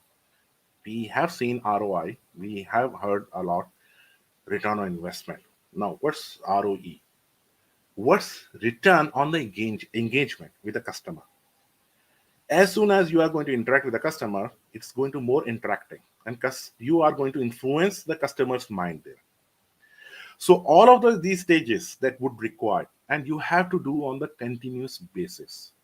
So let's say if you are going to prepare or you are going to plan any content, you would require a dedicated team. Either you can do it in-house, or you can outsource them. uh, you can have, means there are some many agencies that they are working in a way that they are only are dedicated working on the content that needs to be produced. Either it's the infographics, it's the video, it's a kind of technical. So they are the people who are working. Or if you have the capability, you can do it in build. But it should be in the continuous. You have need to do continuous planning. You have to monitor your targeted audience. You have to specify which segments that you are going to target. what should be the storylines. Story will be changed. Today you are working on one content, tomorrow you are going to use another content, so again it will be more flexible to it. And what social channel, because every day there is a new updates are coming, so you have to keep focus. Okay, what's the algorithm is being run on the YouTube, how I can get promoted on the Facebook, what's the new marketing campaign activities, or what are the new ways to do the interact with the customers. And again, the process that you are going to follow, and the conversion. So continuously, as soon as you are going to for target the new customer or existing, again it will be the continuous one, and you have to do the measurement, means based on the engagement how you are going to interact. So that's the continuous job, and it's very interesting to have it. And it shouldn't be a one time activity, because you should have the calendar. This is what I will talk about in the later stage here in this presentation, that how you can define and how you can see the calendar functionality and how you can plan it there. So we were talking about the content marketing, what was the rules or the guidelines that we have to be focused on it, but how we are going to manage, how we are going to manage the segments. So first thing that we are going to look into it here, the customer avatar management or customer avatar worksheet. You have seen in any CRM, especially in Dynamics 365, customer engagement or sales management, you have seen your the company information, account and contact. If we talk about the more technical in the form of Dynamics, you have the account and contact. If you see in the Salesforce, there are different naming convention they are using. In FinOps, we have the customers, we have the contacts. So what are the main areas that you are going to define? For to define it, you should be more focused. What's the main element that you are going to capture? So these are the all fields that you are seeing it here. About the goals and the values of the company. What is the source of the information? Means what is this industry? How much revenue? What is the, you can say, required services they are looking for it? How you are going to rank the customer, and from where you have originated.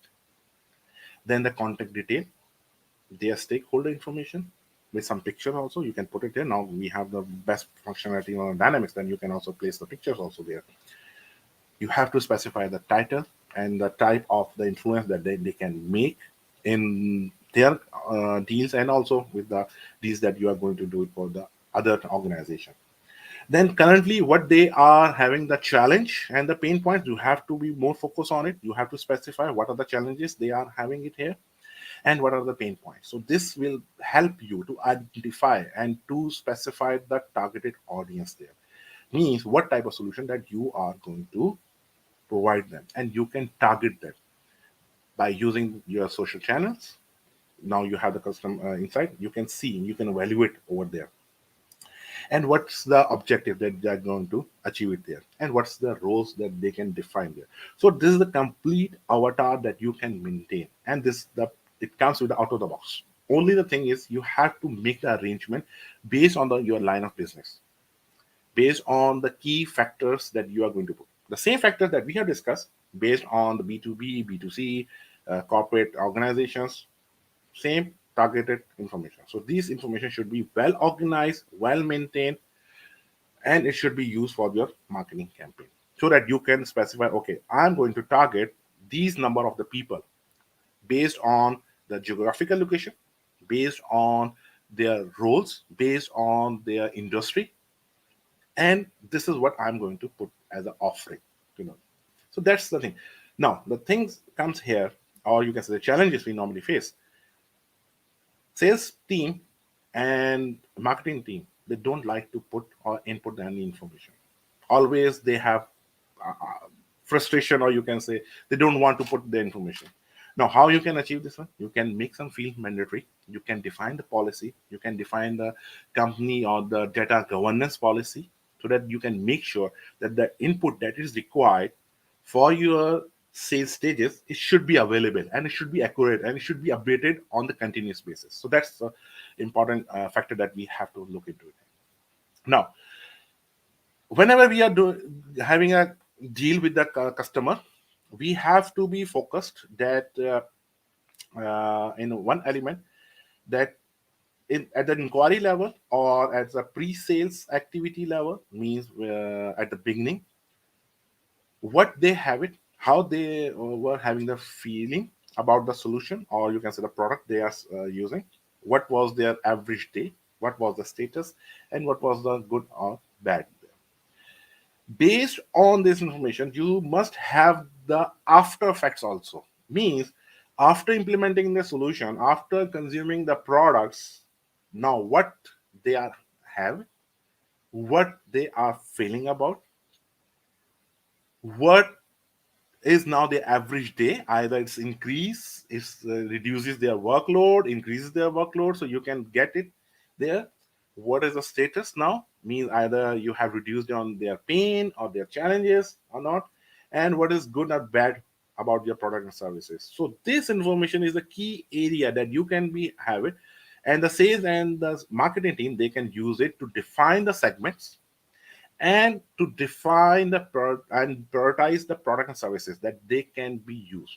This is not a one time that you're going to do it. Means you, the customer comes into the place, they're saying, okay, I need a solution, or I need product X, and he buy it and he left the shop or the company, but you are going to still targeting them.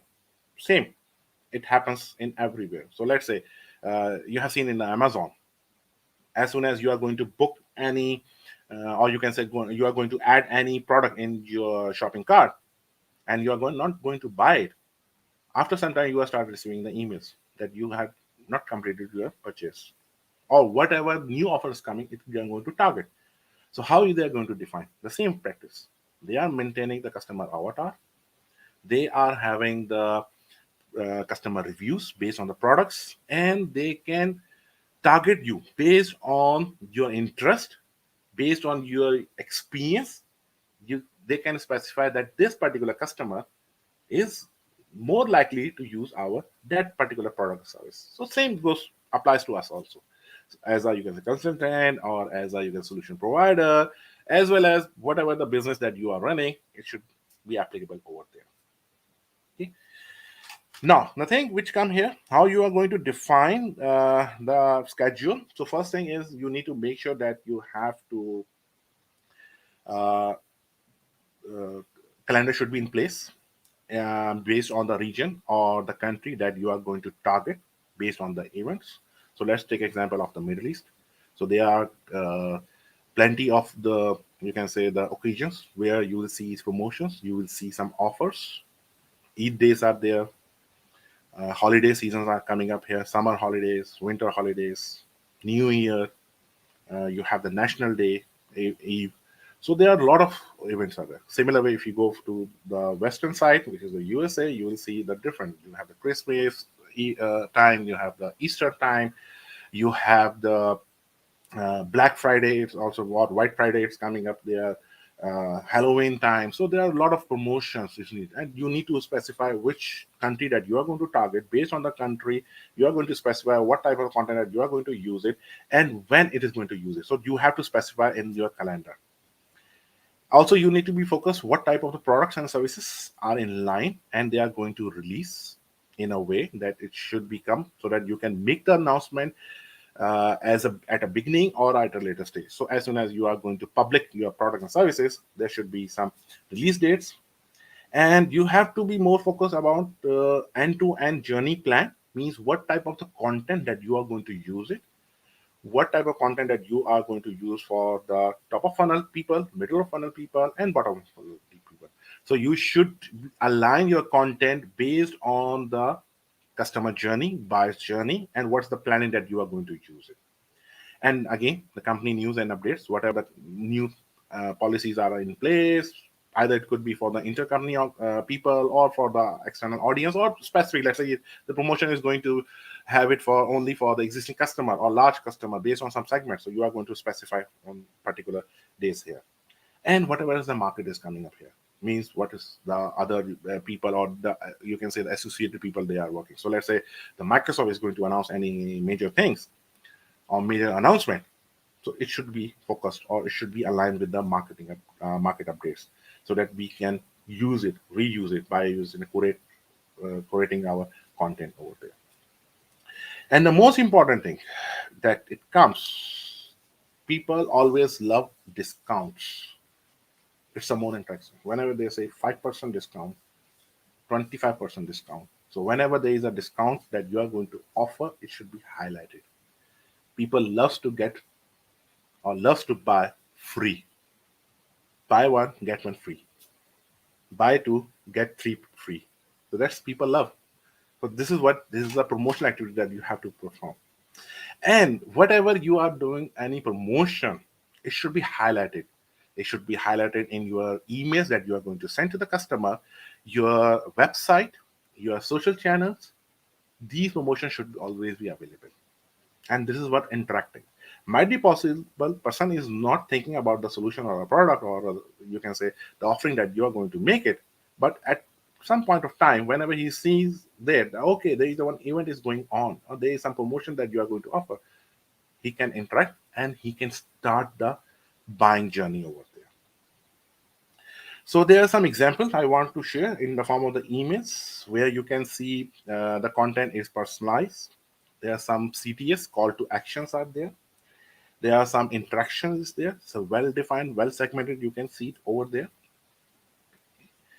And there are some further examples where you can see emails that we normally send, or let's say we normally receive the emails. So this is what it's a well defined. There's a header, there's a description, or you can say the main subject body, and CTS are there. Okay, so that's end of my presentation today, and you can take the references from here. Content Marketing Institute is highly recommend to visit their website. There's more stuff there, on the content marketing, and they have the scheduled webinars, or you can say promotions. You can see it there. You can learn a lot over there. Then again, Microsoft Learn is a great tool or great source. Whatever the Microsoft is going to offer, how you are going to do plan it, and how you can implement. Microsoft Learn is the best, one of the best there. And again, Microsoft Community also, Dynamics or Power Platform Community, where you can. Then there are some other third-party components are there. Solution Marketo is a well-known, you can say, market intelligence for the marketing and the social marketing. Marketing is all there. Click Dimension, there is a you can say native or is a third-party marketing solution. It also be, you can say that have big stake in the market. HubSpot, again, one of the competitor of Microsoft. Again, the people who are using the HubSpot, and I see many of the people who are Dynamics and they want to implement the outbound or inbound marketing, so they are using HubSpot, but it is interconnected there. Then I would like to recommend you Dinah Ruthman. You can follow her, and she has amazing content on the content marketing. Natalia is one of them, and Mush Panjwani, he's actually the sales. You can say by profession he is in the sales, but he's running some of, you can say, big coffee shops in Pakistan. But originally he's kind of the motivator or kind of things there. So how do you feel? You feel fantastic, or you say, it's okay, or you say, oh, it's confused. So you can tell me, and you can let me know if you have any question. Anand, that was a wonderful session, and I'm sure everyone is feeling fantastic after listening to this. We have Great. got a lot of appreciations in the comments, and we have Oh, few questions also. yes, please. So, yeah, it was really, really informative. Thanks a lot for sharing this knowledge with Thank you. everyone. We are getting thumbs up. People are very excited after listening to your Great. session. And I'm sure it is inspiring a lot of people. Even outside dynamic space, these principles can be applied. That's definitely true. Perfect. So I'll just take few questions. One is from Syed. In one of the slide, you had a term mentioned third-party reports. Can you Mhm. elaborate what you were referring to in that slide? Third party reports is just like a Gartner report that we normally recommend.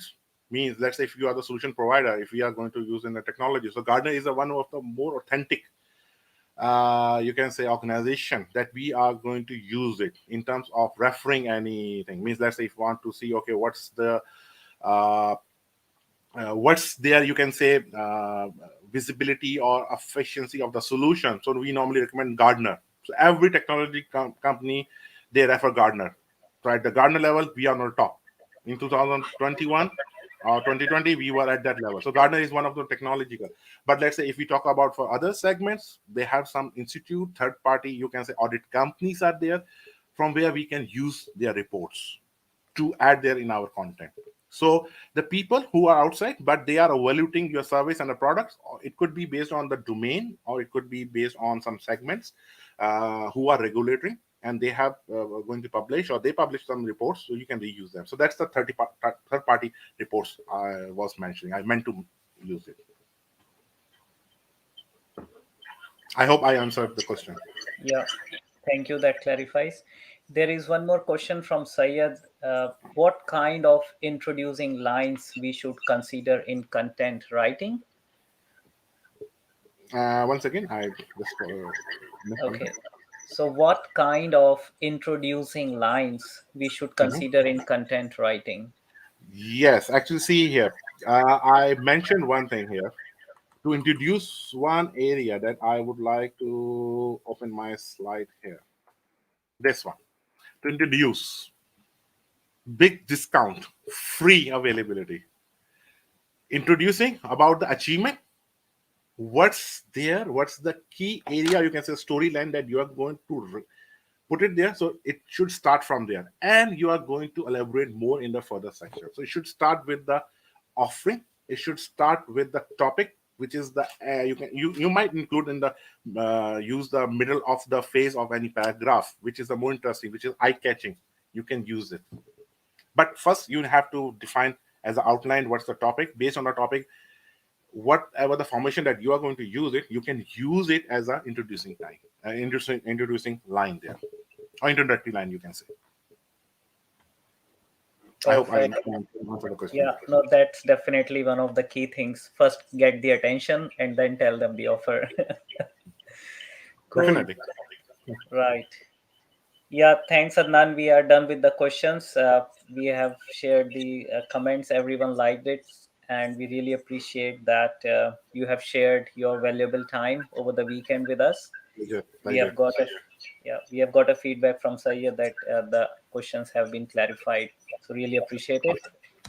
And we wish you a great weekend. Enjoy your rest of the day, Adnan. Thank you. Thank you for Thanks a joining lot. us. Really appreciate. Thank you. Thank Thanks you. a lot. Thanks.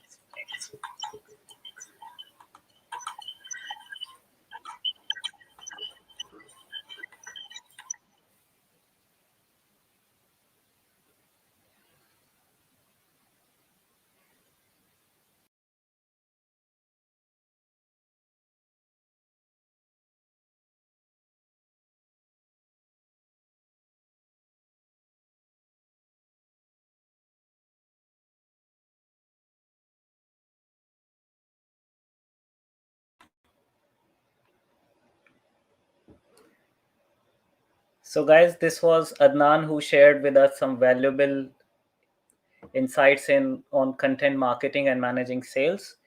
We will start shortly with Vahaj on the next session on customer insights, and Mohit will take over from here. Mohit, can you hear me?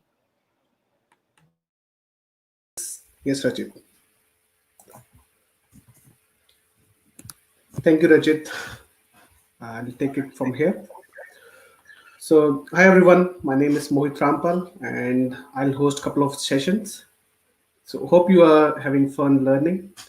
So, our next line of speaker is Wahaj Rashid, who's going to talk about Dynamics 365 customer insights. So, Wahaj, I'm adding you to the stream. Okay, great. Hi Hi, guys, how are Wahaj. you? Yeah, great. Today's Yeah, session was amazing. All of this event is being really amazing. Thank you, guys, yeah, it for is. It is. amazing. And thank Okay, you let me so. share up my screen also. Yep. Thank you so much कि आपने time निकाला हमारे लिए Sunday पे. No, it's player is all mine. Okay, so I've shared my screen. Just let me know. Yeah, we can see it. So without further ado, the stage is yours. Thank you. Okay. Thank you. So yeah, guys, today's session is all about customer insights, and I say welcome to all of you. Session की original जो language है मैंने हिंदी उर्दू रखी है, so I'll just stick to that. It will be of course a mix of English and Urdu or Hindi. So yeah, so let's start with a little bit of my introduction. मेरा नाम वहाज रशीद है. मेरा 10 साल का experience है Microsoft dynamics 365 customer engagement applications में, specifically development, integrations और implementation में. करंटली मैं यूनाइटेड अरब एमिरेट्स में काम करता हूँ, मोस्टली रिटेल ऑर्गेनाइजेशंस के साथ उनके कस्टमर एप्लीकेशंस को स्ट्रीमलाइन करने के लिए. और उसके बाद I am an active dynamics 365 community contributor as well. और जो मेरे की एरियाज ऑफ स्पेशलिटीज़ हैं वो डायनामिक्स 365 सीई में उसका आर्किटेक्ट और सोल्यूशन डिज़ाइन है. और फिर सेंट्रल डेटा रिपोजिटरीज बनाना जो mostly related to customer data होती हैं, वेरियस सिस्टम से डेटा लेकर उनको एक जगह पे यूनाइट करना, and using this data in the CRM and other applications. Then I've recently started working on customer insights, which is a bit similar to CRDs, but CDRs, central data repositories, but on a bit advanced level. So, and I also, of course, work on integrations because customer insights or CDRs is all about ingesting data from various sources. So you can see my email, and I have a blog also, crmlogs.wordpress.com, and you can reach me on LinkedIn. That's visible on the screen. So yeah, without further ado, let me go towards the agenda. Okay, so first thing we will just talk about what is customer data platform. So हम बात करेंगे customer data platform है क्या, इसकी क्या ज़रूरत पड़ती है, और ये क्या important role play करता है businesses की success में. उसके बाद हम बात करेंगे कि customer data platform, how it differs from DMP, which is data management platform, or a customer relationship management. This is very important because there are some things which overlaps in all of these systems. So we'll see why we need a customer data platform over these two systems. अच्छा, उसके बाद हम dynamics 365 customer insights पर बात करेंगे, उसका introduction देखेंगे, उसके फीचर्स पर बात करेंगे, which is a customer data platform. It's Microsoft's answer to need of CDP, customer data platform. Then we will have a short summary and a question answer session. I will try to finish it within 30 minutes. So let's start with the customer data platform. Okay. So customer data platform is basically a solution जो multiple data sources से data लेकर उनको एक जगह पे unite करता है, जिसको हम डेटा यूनिफिकेशन कहते हैं. ये डेटा स्ट्रक्चर्ड भी हो सकता है, अनस्ट्रक्चर्ड भी हो सकता है, सेमी स्ट्रक्चर्ड भी हो सकता है. ये डेटा डेटाबेसिस से भी आ सकता है, आपकी सास बेस्ड या ऑनलाइन क्लाउड बेस्ड एप्लीकेशन से भी आ सकता है, ऑन प्रेमिस सोर्सेज से भी आ सकता है, और फाइल्स से भी ले सकते हैं. और उसके बाद इसका मकसद ये है, इसका जो प्राइम ऑब्जेक्टिव है वो ये है कि हम पर्सनलाइज्ड एक्शंस ले सकें उस डेटा पे, कस्टमर को टारगेट करें एक पर्सनलाइज्ड वे में, उसको पर्सनलाइज्ड कैंपेन सेंड करें, उसको पर्सनलाइज्ड सर्विस प्रोवाइड करें, और इंक्रीज करें हम अपनी कस्टमर की life time value. Churn rate को रिड्यूस करें. चर्न रेट इज समथिंग जिससे आप डिफाइन करते हैं कि how on what rate you're losing your customer base. So the target of every organization is to, of course, minimize the churn rate and increase the customer retention. अच्छा, next slide में हम लोग ये देते हैं, ये जो स्टडी है ये माइक्रोसॉफ्ट ने पब्लिश किया ऑन दिस लिंक. ये ई बुक का पार्ट है, the customer data platform advantage, how CDP compares to CRM and DP. उसमें दिस इज वेरी इंपॉर्टेंट कि पिछले एक साल में 65% ग्रोथ हुई है कस्टमर डेटा प्लेटफॉर्म्स की. मतलब लोगों ने इसको एक्वायर करना शुरू किया, बिजनेसेस ने इसको एक्वायर करना शुरू किया, इस पे काम, इसको अडॉप्ट करना शुरू किया. So which is a very drastic growth, 65%. Then I mean, just in last year, it has generated $740 million in revenue. And 76% of today's buyers do think they like to do business with the companies जो उनको personalized experience provide करती हैं. So that's the key here. It's growing fast. Why? Because we need to provide customized and personalized experience to the customer so we can retain them for a longer period of time. And we can earn their loyalty, right? So, okay. So what are the key functions of customer data platform? So one thing we understood, it's a platform, it's a solution which unifies data from multiple sources. उसके बाद हम इसमें जो customer data platform है, इसमें 3 M's बोलते हैं: map, merge, map, match and merge. इसमें क्या होता है कि आप मल्टीपल सोर्सेज से जब डाटा उठा रहे हैं, फॉर एग्जांपल मैं आपको एग्जांपल देता हूँ कि मेरी जो कस्टमर मास्टर है वो मेरे कस्टमर एंगेजमेंट में है या सीआरएम में है, कॉन्टैक्ट्स में स्टोर हुआ हुआ है। उसके अलावा मेरे पास मेरी जो वेबसाइट है, ई कॉमर्स मेरा प्लेटफॉर्म है, उसमें मेरे यूज़र बेस है जो मेरे कस्टमर्स हैं। मेरे पास मेरा finance and operations ERP solution है जिसमें मैं मेरे अकाउंट रिसीवेबल्स में कस्टमर्स हैं। अब इन तीनों सिस्टम्स में कुछ डिफरेंट डेटा होगा जो मैं उठाकर उन पर इंसाइट्स जनरेट कर सकता हूँ। सॉरी या तो जब हम मल्टीपल सिस्टम से डेटा ले रहे हैं और मल्टीपल सोर्सेज से ले रहे हैं तो we need a functionality to map that data. वो विल तो मैप में हम क्या करेंगे, हम आगे इसको डिस्कस करेंगे। इन शॉर्ट हम ये बताते हैं कि कौन सी एंटिटीज और उनके कौन से एट्रीब्यूट्स हम किस सिस्टम से ले रहे हैं। मैच में हम ये बताते हैं कि how this data will be match. Let's say अगर फर्स्ट नेम तीनों सिस्टम में एग्जिस्ट करता है तो हम किस सिस्टम को लेंगे, वो हम फिर मर्जिंग में बताते हैं, किसको प्रायोरिटाइज करेंगे। For example emails are more accurate in our e commerce channel क्योंकि उससे लोग लॉग इन करते हैं। तो अगर हमारे पास सीआरएम में कुछ ईमेल है तो can we override that email based on that और नॉट।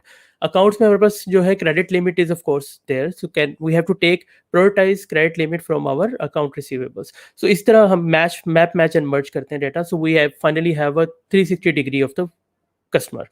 अच्छा, segments, then we can have segments. हम सेगमेंट्स बना सकते हैं। Segments is just like marketing list.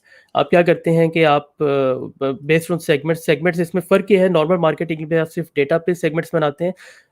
Customer data platform आपको एआई बेस्ड सेगमेंट्स भी बनाकर देता है, मशीन लर्निंग बेस्ड सेगमेंट्स भी बनाकर देता है प्रेडिक्शंस की बेस पर, जिससे आप टारगेट कैंपेन्स कर सकते हैं, एक्शंस परफॉर्म कर सकते हैं उस सेगमेंट पर और फोर्स फर्दर एनालिसिस कर सकते हैं।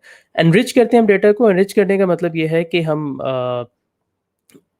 We have some AI based algorithms जो माइक्रोसॉफ्ट ग्राफ एपीआई में है, ये बिल्ट इन एल्गोरिदम्स हैं जिनको यूज़ करते हुए हमने जो डेटा अभी मैच एंड मर्ज करके एक डेटाबेस तैयार किया अपने कस्टमर्स का, उसको हम लोग और एनरिच करते हैं और उससे और इंसाइट्स निकालते हैं ताकि हम मोर एक्शनेबल हमें इंसाइट्स मिल जाए। एक एग्जांपल इसकी है जैसे ब्रांड एफिनिटी। हम एक इस पे एल्गोरिथम लगा के ये देख सकते हैं कि बिटवीन 1 to 100 कस्टमर किस ब्रांड को कितना इंटरेस्ट देता है। फॉर एग्जांपल मैं सुन कि Apple is like 1 to let's say 70, Google is like 1 to 60, so on. So उससे हमें पता चलता है कि इस कस्टमर को इस ब्रांड की प्रोडक्ट्स हमें टारगेट करनी चाहिए या उसके लिए हमें कैंपेन करना चाहिए। तो ये एक एनरिचमेंट एल्गोरिथम है, देयर आर मोर अवेलेबल्स और आप अपने कस्टम भी यूज कर सकते हैं from there are some management algorithms provided by partners. अच्छा, then when you have all of this data you need to share it with other systems, export it. तो वो हम शेयर कैसे करते हैं, वो कनेक्टर्स के through we can sync it to इधर Dynamics 365 ecosystem, any third party connectors, file based, so you can import this data into another system। उसको आप उस पर एनालिसिस भी कर सकते हैं, उस पर एक्शंस भी ले सकते हैं, उस पर अपने प्रोसेसेस रन कर सकते हैं, सो ऑन। सो या before we go ahead in the customer data platform and customer insights, we need to understand कि CDP, DMP और CRM में क्या फ़र्क है। क्योंकि जब मैं आपको बोलता हूँ कि कस्टमर 360 डिग्री व्यू आपको देता है तो ये आपने बहुत बार पहले सुना होगा, बहुत बार आप स्पेशली जो लोग कस्टमर एंगेजमेंट में काम करते हैं उन्होंने तो ये काम किया भी होगा। सो व्हाट्स डिफरेंट, अभी मतलब ये एक नए सोल्यूशन की क्या ज़रूरत पड़ेगी जब वहाँ पर हो सकता है। तो होता क्या है कि जो आपका CRM है या आपका कोई भी ट्रांजेक्शनल सिस्टम है वो आपको कस्टमर का जो 360 डिग्री व्यू है वो लिमिटेड डेटा के ऊपर दे सकता है, अनलेस कि आप उसको एक्सटेंड करें और बहुत उसमें आपको एफर्ट करनी पड़ती है। मैं आपको एग्जांपल देता हूँ, मतलब अगर कस्टमर एंगेजमेंट में मेरे पास जो कॉन्टैक्ट प्रोफाइल है, मेरा कस्टमर प्रोफाइल है, उसमें मैं एक तो अपनी ऑफ कोर्स मैं दिखा दूंगा कि यार ये कस्टमर का फर्स्ट हैंड इंफॉर्मेशन है, ये उसके साथ जो मैंने उसके लिए अपॉर्चुनिटी कोड्स एंड जो सेल ऑर्डर थे वो जनरेट किए। कोट मेरे पास में भी यहाँ से जनरेट हुई, सेल ऑर्डर मेरे पास फाइनेंस एंड ऑपरेशंस है वो भी मैंने इंटीग्रेशन करके दिखा दी। ये मेरा 360 व्यू बन गया। ऑफ कोर्स उसके केसेस दिखा दिए, उसको जो मार्केटिंग कैंपेन्स है वो दिखा दी। But can we show social information? It's not that easy. उसके लिए ऑफ कोर्स हमें बहुत एक्सटेंडेड इंटीग्रेशंस करनी पड़ती हैं। फिर ये जो सोशल डेटा होता है ये ज़्यादातर अनस्ट्रक्चर्ड होता है, ये सेमी स्ट्रक्चर्ड होता है, इसको आप डायरेक्टली इंपोर्ट नहीं कर सकते। You have some intermediate tables, ETL tools, data engineering, पूरी वो एक प्रोसेस चलेगा, फिर कहीं जाकर आपके पास ये डेटा एक जगह पर आएगा। So it's not easy. Same goes for your demographic, social and firmographic information. इस पे भी हम बात करते हैं कि ये डेटा के टाइप्स क्या हैं, क्योंकि उसके बगैर शायद हम ये पूरा कॉन्टेक्स्ट समझ नहीं आएगा। जो डेटा मैनेजमेंट, अच्छा तो अब बात करें जो कस्टमर डेटा प्लेटफॉर्म है, एक तो ये देख लेते हैं कि वो मल्टीपल डेटा सोर्सेज से डेटा ले आता है, चाहे वो स्ट्रक्चर्ड है, अनस्ट्रक्चर्ड है, वो कन्वेंशनल RDBMS सिस्टम है या कोई data lake kind of system है या फाइल बेस्ड सिस्टम है या कॉलम स्टोर डेटाबेस है। उन सब से डेटा लाके आपको एक जगह पे दे देता है ताकि आप एक व्यू ले सकें। फिर उसी डेटा को आप उठा के किसी अपने और सिस्टम में यूज भी कर सकते हैं, शो भी कर सकते हैं, एनालाइज भी कर सकते हैं। जबकि data management platform is a similar concept, इसमें कोई डाउट नहीं। इसमें क्या होता है कि डेटा मैनेजमेंट प्लेटफॉर्म भी डेटा लेता है और आपको कंबाइन करके एक इंफॉर्मेशन देता है, लेकिन इसमें एनोनिमस जो मेन डिफरेंस है, ज़्यादातर जो डेटा मैनेजमेंट प्लेटफॉर्म्स हैं ये यूज़ करते हैं कुकीज़ और एनोनिमस डेटा को, जो हम जनरेट करते हैं अपने एड्स को व्यू करते हुए, यूट्यूब पर जाते हुए एंड मल्टीपल अदर वेबसाइट्स। तो वो जो हम ब्रेड क्रम्स और वो टच पॉइंट्स छोड़कर आते हैं उनको यूज़ करते हुए हमें बताता है, और उसके बेस पे हम लोग टारगेटेड कैंपेन्स कर सकते हैं। तो ये ज़्यादातर यूज़ करते हैं डिजिटल एड्स के लिए, और मार्केटर्स इसको ज़्यादा यूज़ करते हैं, जबकि customer data platform is use by either business और marketers both, and business analysts also. अच्छा, customer relationship on the other hand is just totally different system. It's a transactional system जिसमें आप के मार्केटिंग, सेल्स और service management होती है। आप इन processes को ऑटोमेट करते हैं और ये आपका ट्रांजेक्शनल डेटा स्टोर करता है। अच्छा, इसको थोड़ा सा और डिटेल में देखते हैं समझने के लिए और कॉन्टेक्स्ट में, बट उससे पहले हम समझ लेते हैं कि ये टाइप्स ऑफ कस्टमर डेटा होती क्या। There are different types: first party, third party, demographic, firmographic, behavior, social. So these are very, I'll just give you a brief about it. So first party data is something which you have in your database or in your systems about your customer. ये आपकी वो first hand information है जो आपके पास customer में है। For example customer engagement, आपकी website, आपका ERP जिसमें आपके पास कस्टमर का मास्टर है, उसके साथ जो आप कोलेबोरेशन करते हैं, ईमेल सेंड करते हैं आप, उसको जो आप फॉर्म सेंड करते हैं डेटा फिल करने के लिए, वो data back you have it in your CRM wherever जहाँ आप स्टोर कर रहे हैं। सो दैट इज समथिंग जो आपकी फर्स्ट पार्टी इन्फॉर्मेशन है। फिर जो ट्रांजेक्शन्स हैं या कोलेटरल्स हैं, आपकी customer codes, sale orders and so on, that is also first party. Then documents जो कस्टमर अटैच करता है मे बी, या आप उसको सेंड करते हैं, PDF codes and so on, that is also first party. Then actions, जो customer के एक्शन से डेटा जनरेट होता है, that is also first party. Customer हमारी वेबसाइट पर या हमारी मोबाइल ऐप पे जिस प्रोडक्ट को व्यू कर रहा है, that is a touch point. Then उस प्रोडक्ट को वो अपने कार्ट में ऐड करता है या फिर उसको वो अपने विश लिस्ट में ऐड करता है. This is also something generated directly by customer, तो this is also first party data. Third party data is something जिसमें डेटा प्रोवाइडर्स या डेटा कलेक्टर्स आपको डेटा देते हैं.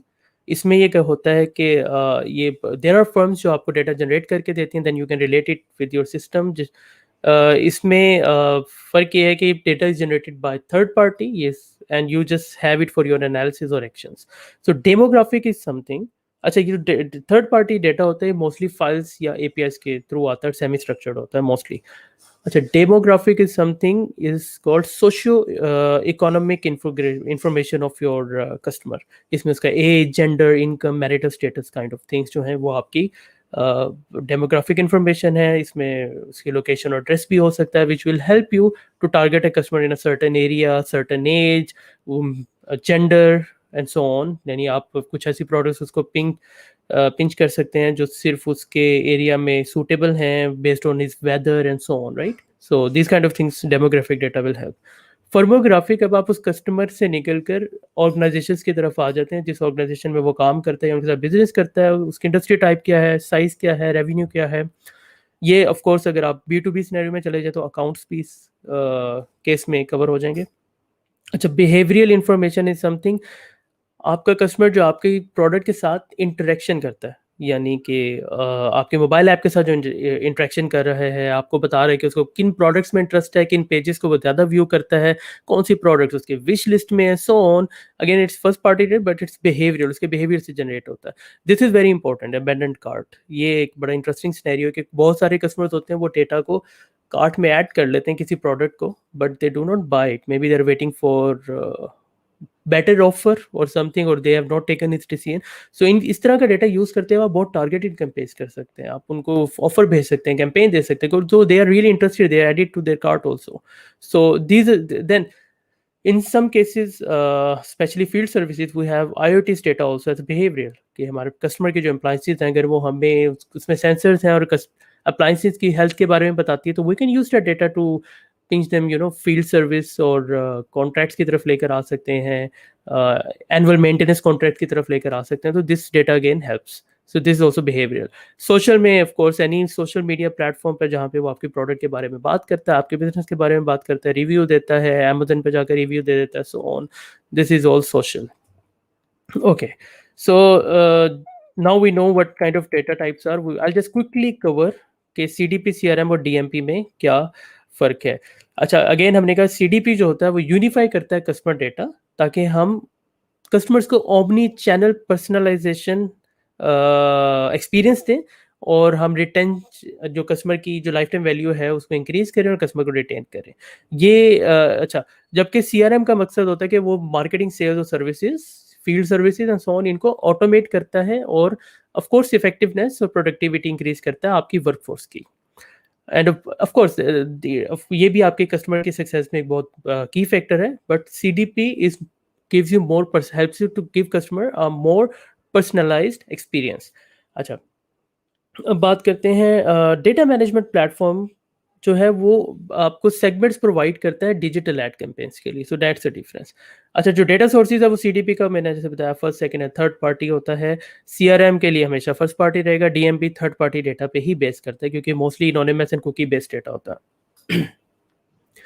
अच्छा, डेटा टाइप्स जो जिनसे डील करते हैं सिस्टम, हमारा जो कस्टमर डेटा प्लेटफॉर्म है वो transactional, behaviour, demographic, firmographic, social data, जितनी हमने बात की उन सब डेटा को डील कर लेता है, जबकि CRM मोस्टली ट्रांजैक्शन और रिलेशनशिप डेटा पे बात को रिटेन करता है सिस्टम में, और उन्हीं पर उसके सारे प्रोसेस चलते हैं।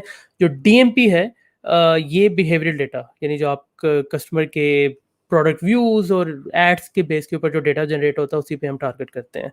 जो कस्टमर लाइफ साइकिल जो है CDP में एनोनिमस डेटा भी आप रिलेट कर सकते हैं, नॉन भी कर सकते हैं। CRM हमेशा you have non data, DMP में एनोनिमस होता है। अच्छा, इसके बाद मैं स्किप करता हूँ, ओनरशिप पर आ जाते हैं कि ये तीनों प्रोडक्ट्स वैसे तो बिजनेस लेड होती हैं, of course IT supports it, लेकिन ज़्यादातर ये बिजनेस जो होता है वो इसको लीड कर रहा होता है और वही यूज़ करते हैं। तो इसके users marketing, sales, services professionals होते हैं और डेटा एनालिस्ट भी होते हैं in case of customer data platform. अच्छा, अब ये आई होप कि यू हैव अ ब्रीफ कि होता क्या है कस्टमर डेटा प्लेटफॉर्म, और ये राइज किस तरह कर रहा है with in very short time. Okay, now we'll talk about Dynamics 365 Customer Insights. So the Customer Insights is the answer to Customer Data Platform Solution by Microsoft. Microsoft की offering है, ये एक enterprise grade customer data platform है, ये part है Dynamics 365 Artificial Intelligence platform का, जिसमें आपने जिस तरह कस्टमर एंगेजमेंट में हमारे पास एक एड ऑन या उसका एक फीचर है sales insights, that's also part of AI platform. Similarly, customer insights is also part of AI platform. There are others like social insight, fraud protection, ये भी एक प्लेटफॉर्म का पार्ट है। अच्छा, इसका जो डेटा स्टोर है वो बहुत इंटरेस्टिंग है। इट्स नॉट अ डेटावर्स और any kind of SQL server database, it's actually back and पे इसके Azure Data Lake वर्जन 2 चल रही होती है, Gen 2। सो यहीं से आप समझ सकते हैं कि it's a totally different system, क्योंकि इसको डेटा मल्टीपल टाइप्स का लेना है, स्ट्रक्चर्ड, अनस्ट्रक्चर्ड फाइल्स भी लानी है, सो ऑन, तो इसके लिए ये डेटा लेक यूज करता है। It's not a traditional database system. अच्छा, ये इसका एक स्क्रीनशॉट है जिसमें बता रहे हैं कि इसका इंटरफेस कैसा लगता है, वो सी दिस इन डिटेल। अच्छा, डायनेमिक 365 कस्टमर इंसाइट्स जो है ये रिसेंट प्रोडक्ट है, it's a relatively new product, ये 2019 में आई थी और इनिशियली ऑडियंस इंसाइट्स के साथ लॉन्च हुई थी। इसकी की कैपेबिलिटी थी, अभी एक न्यू फीचर ऐड हुआ है, एक न्यू मॉड्यूल ऐड हुआ है जिसको हम एंगेजमेंट इंसाइट्स कहते हैं। Engagement insights is still in preview. अच्छा, एक और बात बता दूं कि customer insights is not user based licensing, it's a tenant based licensing. आप इसका एक टेनेंट ले लेते हैं, उसके पर मंथ चार्जेस हैं और ये अप टू 100,000 कस्टमर्स को कैप करता है। Of course you can get a custom code अगर आपको चाहिए तो। इसमें यानी it's not depending on the कितने नंबर ऑफ यूजर्स है, depends on the number of customers, like marketing, dynamics 365 marketing. अच्छा, इसकी जो दो की कैपेबिलिटीज हैं इसको देख लेते हैं। एक है ऑडियंस इंसाइट्स, दूसरी है engagement insight. Audience insight is all about your customers. आप क्या करते हैं कि डेटा इंजेस्ट करते हैं मल्टीपल सिस्टम से using pre built connectors without writing a code. इसमें आप क्या करते हैं कि वो डेटा जब आ जाता है उसको आप यूनिफाई कर लेते हैं using map, match and merge. Then आप मेजर्स क्रिएट करते हैं उस डेटा पे, फॉर एग्जांपल कस्टमर का टोटल स्पेंड, कस्टमर का टोटल ऑनलाइन स्पेंड, कस्टमर की जो आपकी प्रोडक्ट की रेटिंग है, so on. These are measures, और मेजर्स की बेस्ड एंड कस्टमर का जो प्रोफाइल है उसकी बेस के ऊपर आप सेगमेंट्स या मार्केटिंग लिस्ट बना लेते हैं और उसके ऊपर आप उसको कैंपेन सेंड कर सकते हैं, उसको पावर BI में लेके एनालाइज कर सकते हैं फर्दर, उसको पावर ऑटोमेट में लेके जाकर उसके ऊपर कोई फ्लोस चला सकते हैं। इस इंफॉर्मेशन को किसी और सिस्टम में भी, थर्ड पार्टी सोर्सेज पे भी लेके जा सकते हैं, क्लाउड बेस्ड सिस्टम्स में या file based and database on. And you can also view this data in customer engagement अपने CRM में आप कस्टमर के प्रोफाइल के ऊपर इसका कार्ड डाल सकते हैं। अच्छा, फिर हम इस ऑडियंस इनसाइट्स में एनरिचमेंट का फीचर है, जिसमें माइक्रोसॉफ्ट ग्राफ और कुछ कस्टमर एनरिचमेंट सोर्सेज को यूज़ करते हुए कस्टमर में और इंसाइट्स जनरेट करते हैं। On the right side we have engagement insights. ये रिलेटिवली अभी बताया मैंने आपको प्रीव्यू है, तो इट्स अ न्यू फीचर। इसमें क्या है कि ये इट्स वेब एनालिटिक्स टूल जो बिल्ट इन अवेलेबल है आपके कस्टमर इनसाइट्स में। ये क्या करेगा कि आपकी वेब ऐप का यूजेज, आपके मोबाइल ऐप का यूजेज, कस्टमर कौन से पेजेस देखता है, कौन सी डिवाइसेस से लोग आते हैं, कौन सी कंट्री से लोग ज़्यादा आते हैं, उस डेटा को फिर आप रिलेट कर सकते हैं अपनी ऑडियंस इनसाइट के डाटा के साथ। अगेन आपको एक तो आप उसको एनालाइज कर सकते हैं और उस पर एक्शन ले सकते हैं। अच्छा, ये इसकी एक और एक्सप्लेनेशन कि ये मेजर जो ऑडियंस इनसाइट के स्टेप्स हैं वो ये हैं कि injection, consolidation, enrichment and then sharing that data. Injection मैंने जैसे आपको बताया कि आप डेटा इंजेस्ट कर सकते हैं डायनामिक्स 365 ऐप से पावर क्यूरी को यूज़ करते हुए, और जितने भी पावर क्यूरी कनेक्टर्स आपको सपोर्ट करता है, cloud based, on premise, file based, वो सब आप यूज़ कर सकते हैं। डेटा बेसिस आप यूज़ कर सकते हैं, अगेन SaaS बेस भी हो सकते हैं, ऑन प्रेमिस भी हो सकते हैं, डेटा वेयर हाउसेस से डेटा ला सकता है, फाइल से ला सकते हैं, and all this without any code. In some cases you might have to write queries अगर आप direct query करके डेटा उठा रहे हैं, but I think that doesn't cover in the code terminology. So consolidation करेंगे आप उस डेटा पे, then map, match and merge करके आपके पास फाइनल प्रोफाइल बन जाएगा कस्टमर का, उसकी सारी ट्रांजेक्शन्स आ जाएंगी, उसका बिहेवियरल डेटा, जितने डेटा के टाइप्स की, वो एक जगह पे यूनिफाई हो जाएगा। मल्टीपल कीज की बेस पे डेटा रिलेट हो जाएगा। फॉर एग्जांपल CRM में हमारे पास कस्टमर आईडी है, वेबसाइट पे हमारे पास email is the key, and then finance and operations में वी हैव अकाउंट नंबर और समथिंग, जिसकी बेस पे हम इसको रिलेट करते हैं। तो इन कीज के बेस पे ऑटोमेटिकली डेटा मैच एंड मर्ज करेगा। और इसमें सेमेंटिक टाइप्स अवेलेबल है। सेमेंटिक टाइप मीन्स के जिस तरह डेटा टाइप्स होते हैं, ये प्लेटफॉर्म के टाइप्स हैं। यानी प्लेटफॉर्म में पहले एक long list of attributes will be available, जिसमें वो बताएगा कि for example this is first name, this is a Jio location जो आप फील्ड मैप कर रहे हो। उससे फ़ायदा ये होता है कि आप उसकी बेस के ऊपर उसमें कुछ स्पेशल फंक्शंस और एनालिसिस के लिए फीचर्स मौजूद होते हैं, वो आप उसको यूज़ कर सकते हैं। एनरिचमेंट, जैसे मैंने आपको बताया कि आप बिजनेस मेयर्स बना सकते हैं। Business measures and customer measures, two kind of measures you can create in customer insights. Business measure something जो आपके ओवरऑल बिजनेस को एक्सप्लेन करता है। Overall online spend in last 6 months और 1 year is something we call it the business measures. लेकिन customer का क्या spend था, उसके लॉयल्टी पॉइंट्स क्या है, this kind of measures are your customer base measure, जो एक कस्टमर के लिए है। अच्छा, इनके बेस में हम सेगमेंट्स बना के ऑफ कोर्स कैंपेन्स एंड उस पर एक्शंस ले सकते हैं। फिर आगे हम ये डेटा शेयर कर सकते हैं डायनामिक्स 365 इकोसिस्टम में, पावर एप्स इकोसिस्टम में, थर्ड पार्टी सोर्सेज पर, और फाइल में भी हम किसी फ्लैट फाइल में भी इसको एक्सपोर्ट कर सकते हैं, ताकि कोई और सिस्टम जो इनमें से किसी कनेक्टर को सपोर्ट नहीं करता वहाँ पर इंपोर्ट कर लेगा। Okay, so let's quickly take a tour to audience insights. These are just screenshots, so I won't take a lot of time on this. So here's something how a 360-degree view will look like inside audience insights. So you can see on the left side हमारे पास customer की first hand information है, first party information है, उसकी socio economic information भी है। उसके बाद हम राइट साइड पे देखें तो उसके ट्रांजैक्शन इन्फॉर्मेशन है, उसके टाइमलाइन, उसने this is your kind of touch points customer journey कि उसने कब क्या किया, उसके कितनी ट्रांजैक्शन है, उसके कितने परचेजेस हैं, उसकी पोस्ट क्या है, so on the right side हम देख सकते हैं कि एनरिचमेंट सोर्सेज से जनरेटेड इन्फॉर्मेशन इनसाइट्स हैं, जिसमें बता रहे हैं कि ब्रांड इन्फिनिटी के एनरिचमेंट प्रोटोकॉल के मुताबिक उसका जो इंटरेस्ट है वो एल्पाइन स्काई हाउसेज में 81% है, कंटोसो में 69 है, उसके इंटरेस्ट में स्पोर्ट्स एंड रिक्रिएशनल एक्टिविटीज़ हैं। So we can target him based on these things. ये एनरिचमेंट के थ्रू जनरेट किया हमने। उसके बाद उसका एवरेज ऑनलाइन स्पेंड क्या है, उसका चर्न रिस्क क्या है, 55% चांस कि we gonna lose this person or this customer, so let's target him, right? So these kind of insights are इसको हम कस्टमर कार्ड भी बोलते हैं या कस्टमर प्रोफाइल भी बोलते हैं कस्टमर इनसाइट्स में। Same information you can export it to other systems and show it as a card, और उसको एज अ डेटा भी ले सकते हैं ताकि आप उस पर प्रोसेसिंग कर सकें।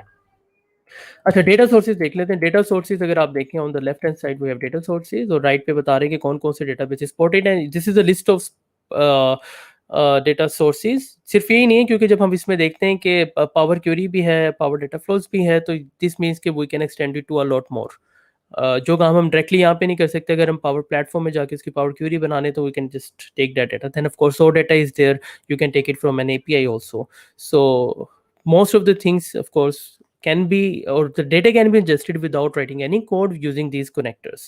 And of course this list will grow on as soon.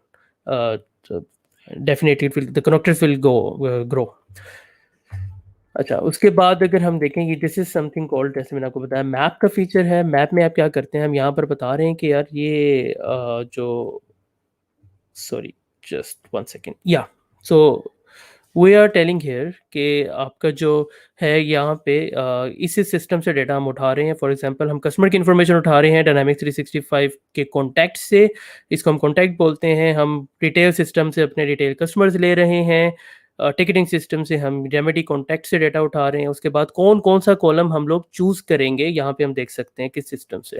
Of course may be we don't need all of the columns from all system, so we choose के हम कौन सा कॉलम किस एंटिटी से किस डेटा सोर्स से ले रहे हैं, तो इसको हम मैप कहते हैं। अगर मैं अगली स्लाइड पे जाऊंगा तो या so will see match. Match में हम क्या करते हैं, क्योंकि जब हमारे पास सेम कॉलम मल्टीपल सिस्टम्स में मौजूद होता है, अच्छा दो काम करते हैं। एक तो ये होता है कि हम बेस्ड ऑन द कीज, जैसे मैंने आपको बताया कि हमारे सीआरएम में customer ID is a unique की, हमारे पास रिटेल में अकाउंट नंबर है, वेबसाइट पर ईमेल है, तो उस डेटा को रिलेट करने के लिए हम यहाँ पे रूल्स बना देते हैं जिसकी बेस पर वो डेटा लिंक करता है। उसे पता होता है कि ये रिकॉर्ड जो आ रहा है ये ईमेल के बेस पे मैंने करना है। अगर मैं कहूँ कि मेरे पास जो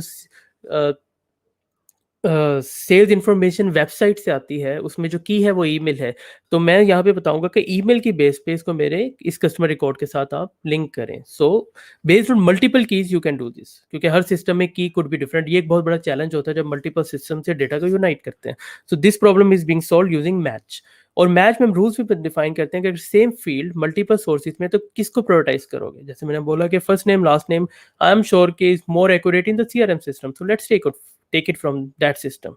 ईमेल अगर दोनों सिस्टम में मौजूद है तो मुझे बिलीव है कि कोई वेबसाइट पे मेरा यूजर उससे एक्टिवली लॉग इन करता है तो that is more accurate. If not same, take it from that, so on. And credit limit, let's take from the finance and operations, तो that will be definitely more real time और accurate.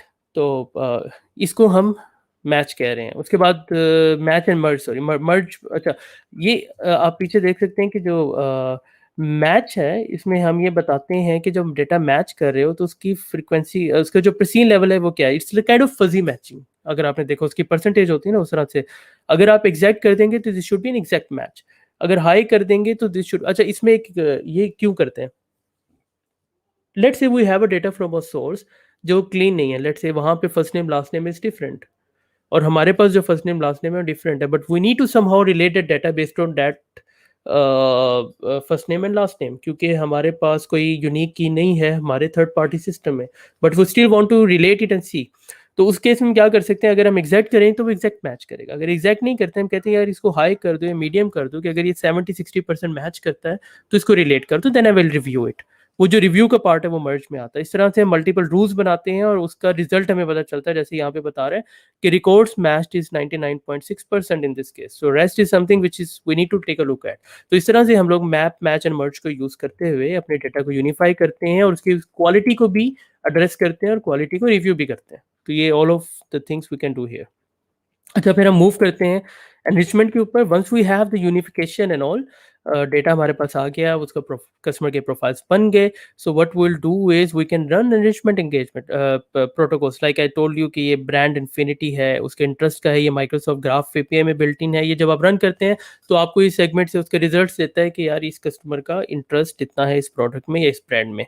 इसी तरह ये कुछ third party या partner based enrichment algorithms भी यहाँ पर अवेलेबल है।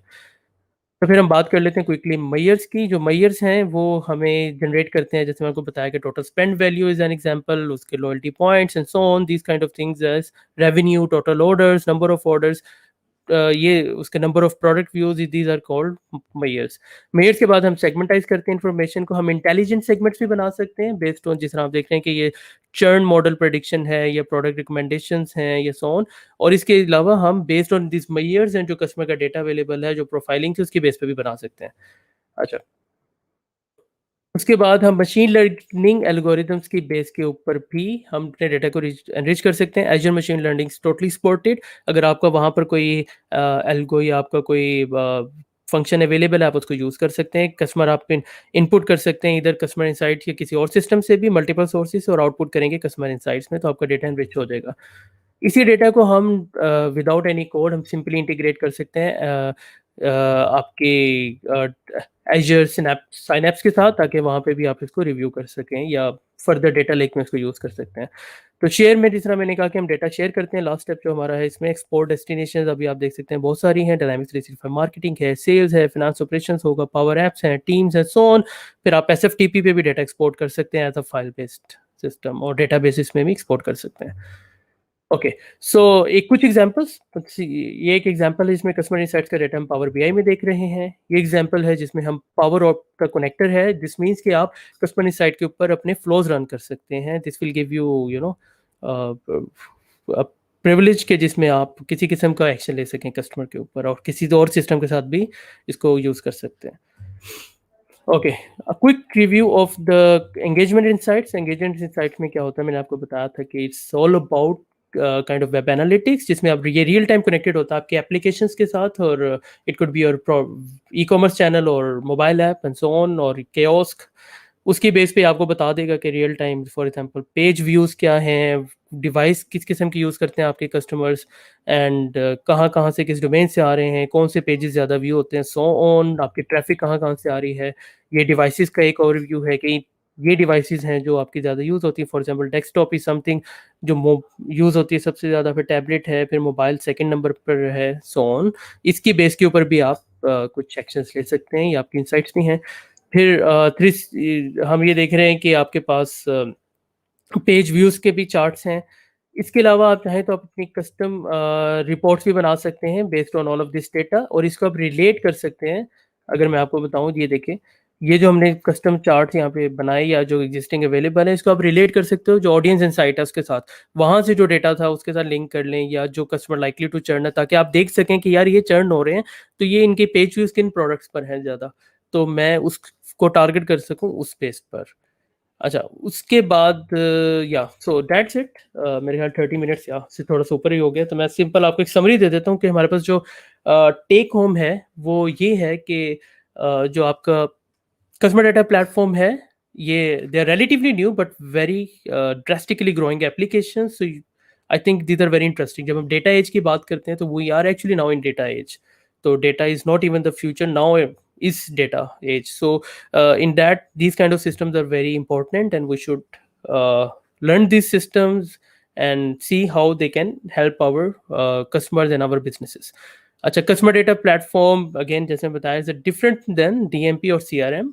सो इसकी अपनी एक नीड है, और कस्टमर डेटा प्लेटफॉर्म जो है ये वेरियस सोर्सेज से डेटा इंजेस्ट करता है, यूनिफाइज करता है, उस डेटा को एनरिच करेगा, और उसके बाद आपको एक्शनेबल इंसाइट्स के लिए डेटा प्रोवाइड कर देगा। उसके बाद डायनामिक्स 365 कस्टमर इंसाइट्स एक enterprise grade customer data platform है जो माइक्रोसॉफ्ट की ऑफरिंग है। इसके 2 मेजर मॉड्यूल्स हैं, one is audience insights, other is engagement which insights, which is preview, and of course you can explore more on customer insights का जो page है, ये उसका लिंक है, आप उस पर जाइए। वीडियोस इंटरेस्टिंगली अवेलेबल है, 1 मंथ फ्री ट्रायल अवेलेबल है, आप उसको यूज करें। क्लिक थ्रू ट्रायल्स भी अवेलेबल है। This is very interesting product, just go and explore it. ये मेरा ब्लॉग है, मैंने भी crmblogs.wordpress.com, इस पे एक कस्टमर इंसाइट्स का इंट्रो है। इसके अलावा मेरी, अगर आप इंग्लिश में देखना चाहते हैं तो एक इंट्रोडक्शन वीडियो भी है कस्टमर इंसाइट्स पर, ये मेरे यूट्यूब चैनल वहाज वर्क्स के नाम से। अच्छा, अगर आप कस्टमर इनसाइट्स को इन डिटेल देखना चाहते हैं, मेरा जो टॉपिक था that was on the rise of customer data platform, के कस्टमर डेटा प्लेटफॉर्म किस तरह आगे आ रहे हैं और किस तरह इंक्रीज उनकी ग्रोथ हो रही है, और ये वो सिस्टम जो हम बहुत जल्द बहुत ज़्यादा यूज़ करेंगे और ये बहुत ज़्यादा इवॉल्व होंगे। अगर आपको डिटेल्स देखनी है तो रूही का कल सेशन था, इन्होंने इसका इन डेप्थ एक तरह से आपको ओवरव्यू दिया था और सेगमेंट्स वगैरह भी दिखाए थे, मेयर्स भी बनाकर दिखाए थे। तो वो अगर आप देखना चाहें तो पाकिस्तान यूज़र ग्रुप के ऊपर हमारे डे 2 का जो कस्टमर एंगेजमेंट की स्ट्रीम में जो वीडियो है वो देख सकते हैं, और या आप पाकिस्तान यूज़र ग्रुप की वेबसाइट पे जाकर देख सकते हैं, pakistanug.com। आई वुड रिकमेंड कि आप ज़रूर देखें अगर आपने ये पहले नहीं देखा। अच्छा, last, it's I think I've just summarized about customer data platform, the customer insights. I would just like to say just a small message कि there is no planet B, so please जितना हम अपना role play कर सकते हैं ज़रूर play करें। Save earth, plant trees जितना हो सके, इट्स नॉट मच बट शायद हमारी एक छोटी सी कोशिश से in future we will, our जो कमिंग जनरेशन है उनके लिए कुछ आसानी पैदा हो जाए। इसी तरह try to use recyclable materials और उनको रिसाइकल करते रहा कीजिए। यहाँ तक कि जो माइक्रोसॉफ्ट है, he has been always in the front row, और अभी भी एआई के थ्रू Microsoft is helping governments and other entities to have a more green environment. You can see it on the inculturemicrosoft.com link. And yeah, it's just a message. And definitely, I would like to thank you all. Shukriya. धन्यवाद. And ये मेरा email है, अगर आप लोग मुझे reach करना चाहिए, if you have any other further questions, go ahead. You can reach me on LinkedIn. That is /in/Vahajar. And yeah, that's all. So I will just move to Thank you so closing much, session if you Wahaj. have any questions. Yeah. Yeah. So thank you so much, Wahaj. It was great session, very informative. We don't have any questions, but some appreciations from Ali, Zain, and Adnan, who are saying that Right. जबरदस्त explanation. जिस तरीके से आपने काफी कुछ cover किया और काफी सिंप्लीफाइड तरीके से कवर किया, तो आई एम श्योर कि हमारे व्यूअर्स को बहुत इजीली समझ आएगा. So thank you so much That's आपके great. टाइम के लिए. Yep. So looking Thank you forward all. for your It was another an session. amazing event. Yeah, thank you very much. Thank you, Mohit. Bye. Thank you. Thank you. So, guys, that was Wahaj, who talked about customer insights in a fantastic way. Our next speaker is Jeev Rajan Kumar, who will be talking on Dynamics 365 Field Service Fundamentals. And that session is going to start in 10 minutes. So, stay tuned. See you.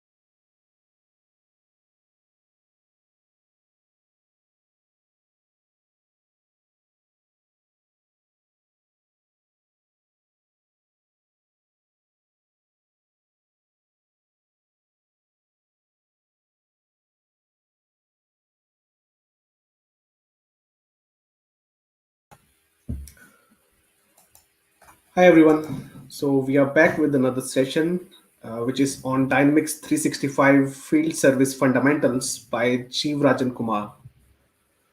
Uh, I'm going to add Jeev Rajan on the stream. Hey Hi, Jeev Mohit. Rajan. Hi, how are you? Good. How are you? Good. Right. Pleasure to have you here. Yeah, it's my pleasure. Such a massive event. I am sure you must be exhausted and thrilled.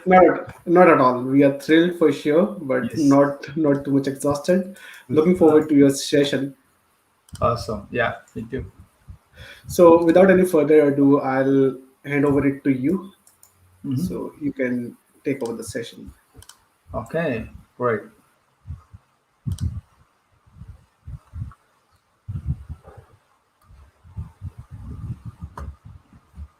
Hello, everyone. Welcome to 1065 Hindu and Urdu Bootcamp. I'm such a honor and pleasure to present in this event. And thanks for all the organizers and thanks for all the attendees to participate in the event and for the contribution as well. So without further ado, let me start my session since we have only 45 minutes and lots of things to cover in this 45 minutes. Let me share my screen.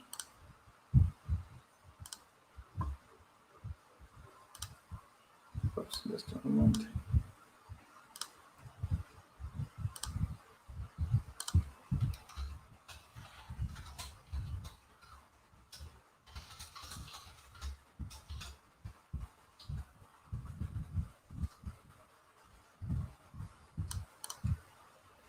Okay.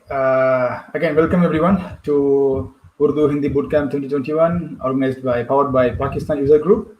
And thank you for the sponsors, Guru Group, Barhead, and Magic Global. Without the sponsors, this event wouldn't be possible. And special thanks to them. So, quick introduction about myself. Jeevarajan Kumar. I'm a Microsoft MVP and MCT. I'm based out of Singapore. I work as a solution architect in Avanade, Asia Private Limited. And this is my YouTube channel link and then my blog link. And if you want to follow on my Sorry to Twitter, interrupt you, Jivrajan. sure, Are you Mohit. sharing your screen? Right. Just a minute. I think I'm sharing the screen. Oh, sorry about that. I thought I was sharing the screen. Not an issue.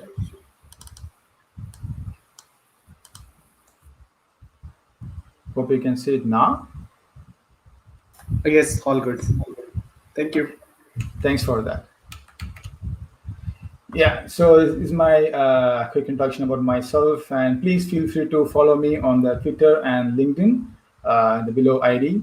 And this is my blog ID, and then my YouTube channel link. I will share them in the chat later. So today's topic is going to be on Dynamics 365 Field Service Fundamentals. So as the name suggests, is the fundamental session. So if you're new to field service, or if you're planning to implement the field service in your project, or if you're willing to take a field service certification, which is MB 240, this session will be definitely a good starter for that.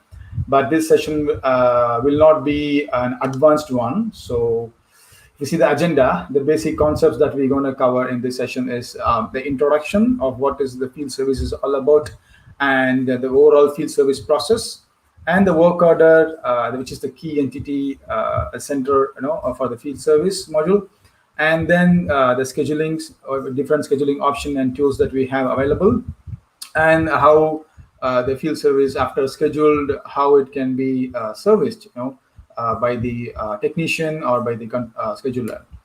So what will not be covered as part of this session is basically the schedule board, the advanced concepts, some of them like schedule board customizations, scheduling via APIs where no usually done by external systems, and also this resource scheduling optimization, which is called as RSO, and self-service concepts, which is done from the customer service portal, customer portals, and then mobile app customization, inventory management, inventory adjustments, integrating with ERP, connected field service, and many more. So please don't think that this looks very small, very small, and But the thing is, it's such a massive concept to cover in 45 minutes. If I take just one of this, schedule board, I can talk about schedule board for like 45 minutes itself. So it's going to be, in fact, a fast-paced session. Please feel free to ask your questions in the comments if there is any. I might, if time permits, I might cover inventory management, but let me see that. I'll just keep it as an optional for now. So with that, first thing, so what is field service? So field service, you can say it's refer to any service that is basically performed in the field rather than a facility or a company within the office. So a primary difference between a customer service and if you're using customer service or case management, it would be like, it can be done.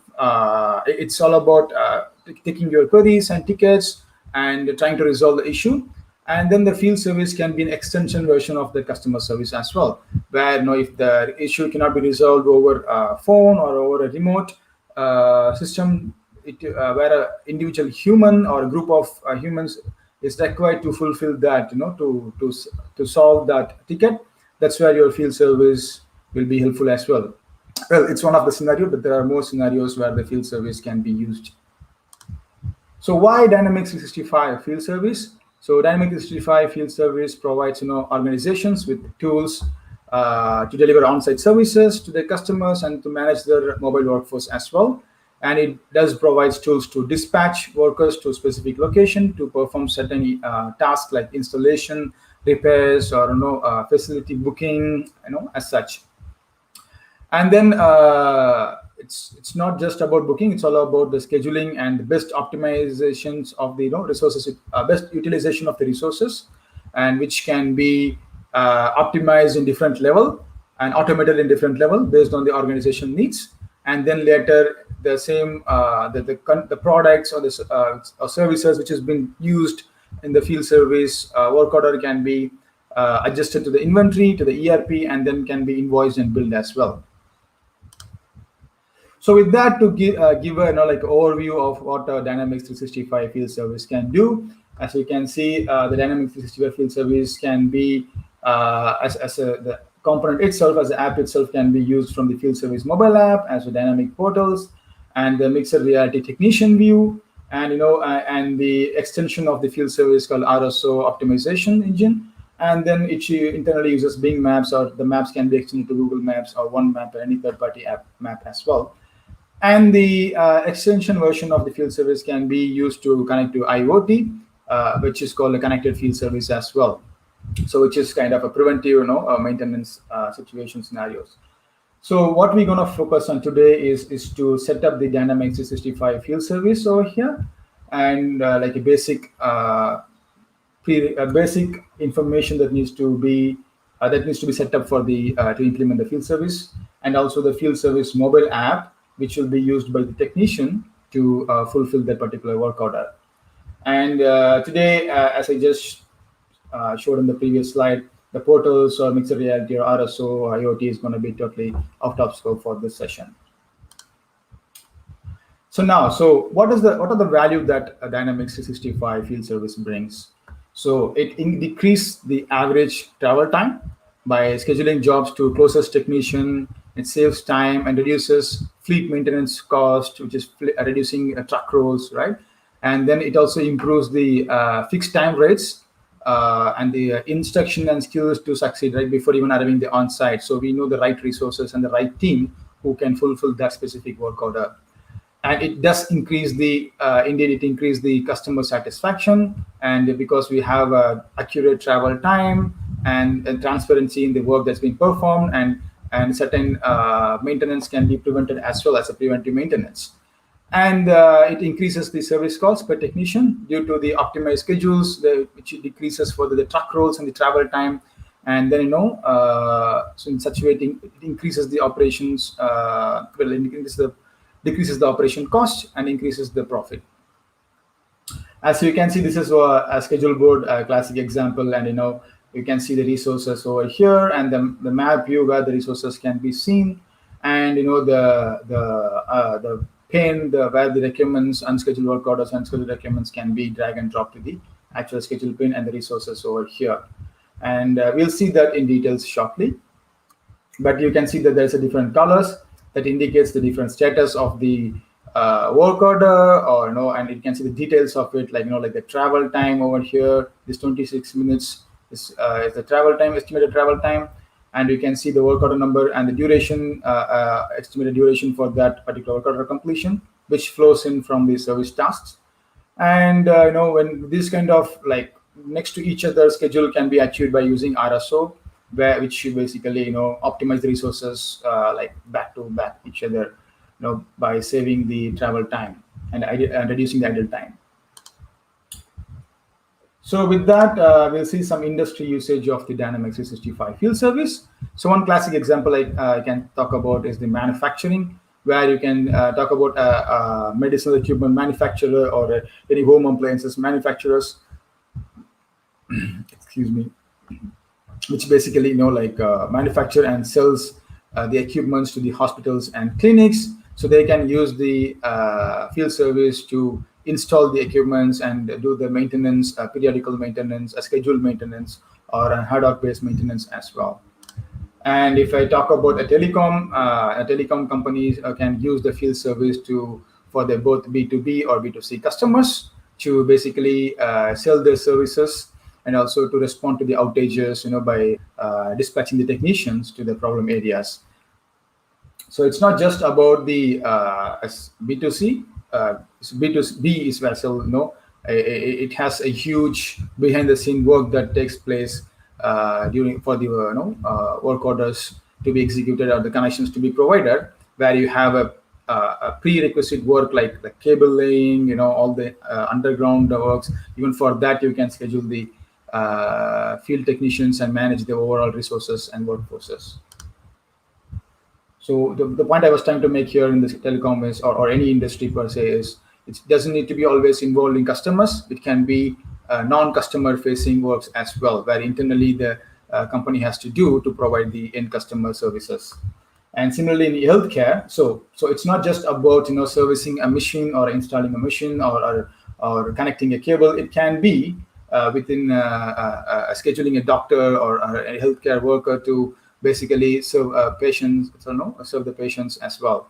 And in this case, you can actually book a room, a consulting room, or an operation theater, and then you can also book the doctors or a group of experts to attend a specific case or a patients based on the history.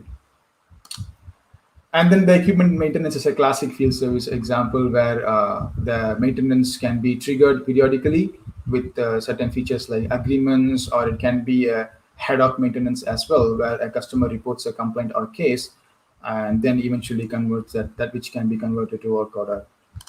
And of course, there are more. It's just a few classic examples of the field service. So before we start studying more about the field service per se, so we need to understand certain basic terminologies of the field services. So like if you just heard a few of my explanation that I gave just before, you could have seen that I use terminologies like field technicians. So what are field technicians? So field technicians are the individuals or the human resource who basically perform the certain task, fulfill the work orders. And the work order is nothing but, as you can say, is the primary record type in field service, which has the information such as who the work is for, the customer, where it should be performed, the service location, and what needs to be done, as a services and a service task, and the skills required to perform the task, and the timelines as well, like what is the time promised, which we have given to customer.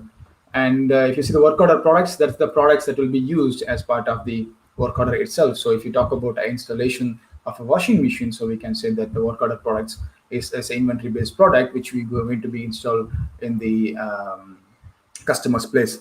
There can be non-inventory based products as well, like minor products like screws, ties, all those things which we don't need to track as part of the inventory, but yeah, it can be added as well. And then the services as well. And then you can have a work order services, which is kind of we can convert this as a manpower, where you can say like a drilling, or if you talk about the aircon installation, you can say a provision to set up the external that unit, something like that. And then service task is kind of a to-do list which instructs or which guides the field engineer or field technician to be done at the end of the every work order, so that he marks it after he performs certain work order.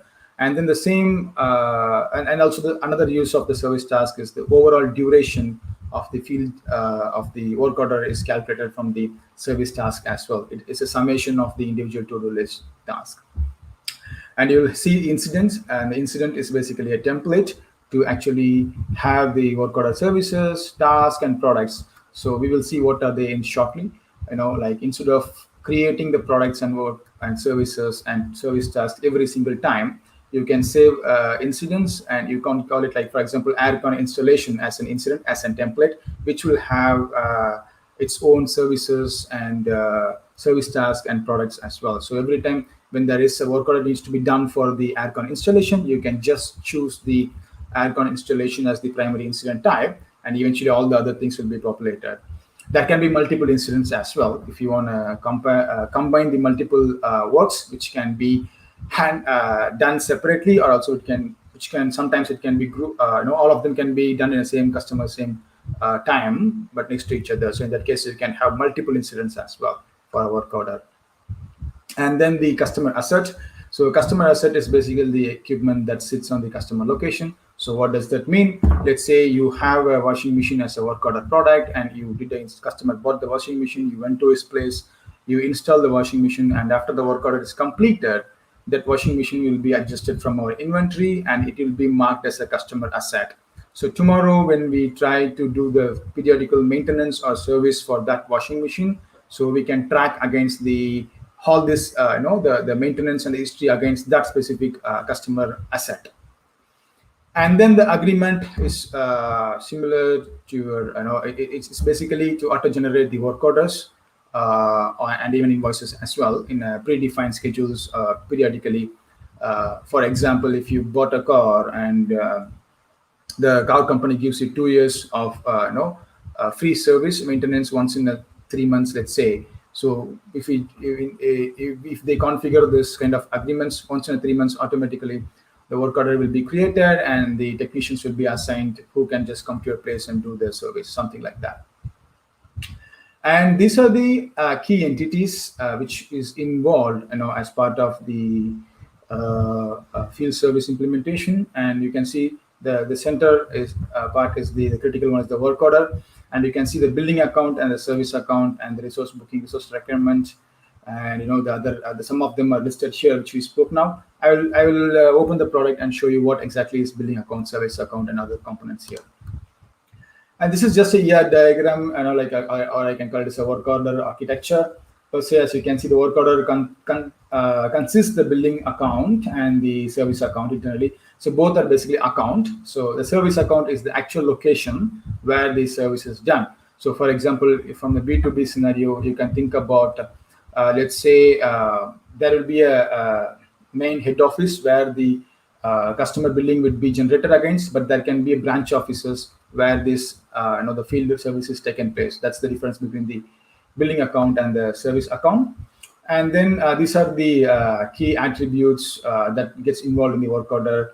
And you can see the account related components here, and the agreements and the customer assets which we just discussed now. And then the work order incident, as I said, the incident itself is a template which can hold the service task, product, services, and the characteristics like skill sets. And then and these two are the key entities when it comes to scheduling. So one is called resource requirement and booking. So resource requirement is something that holds what is required to fulfill that work order. So this resource requirement will tell what is the time that is promised to the customer, what is the skill set that is required to fulfill this work order, what is the the priorities, like preferred resources, such that. And booking is finally when work order is scheduled to a particular technician. That's where the booking gets created. So you can think about booking as an entity that binds the which allocates the particular resource to the work order. It ties the resources to the work order. And eventually booking itself has some of its properties. Like if you talk about resources, of course, it involves components like work hours, because not everyone can work like nobody's going to work like 24 hours a day, right? So they're going to be work hours. They're going to be like their own skill sets, their own preferences, their rating, and then and which warehouses they belongs to, the hourly rate, and so on, so like that. So this is the like high level architecture or an entities and the relations, how it is mapped in the system. There are more in fact behind the scene, but this is the core and base to do to set up an field service. Okay, so a first demo, let's see whatever we saw now. We'll see in the system how the field service is going to look like and what the work order is going to look like. So if I quickly, yeah.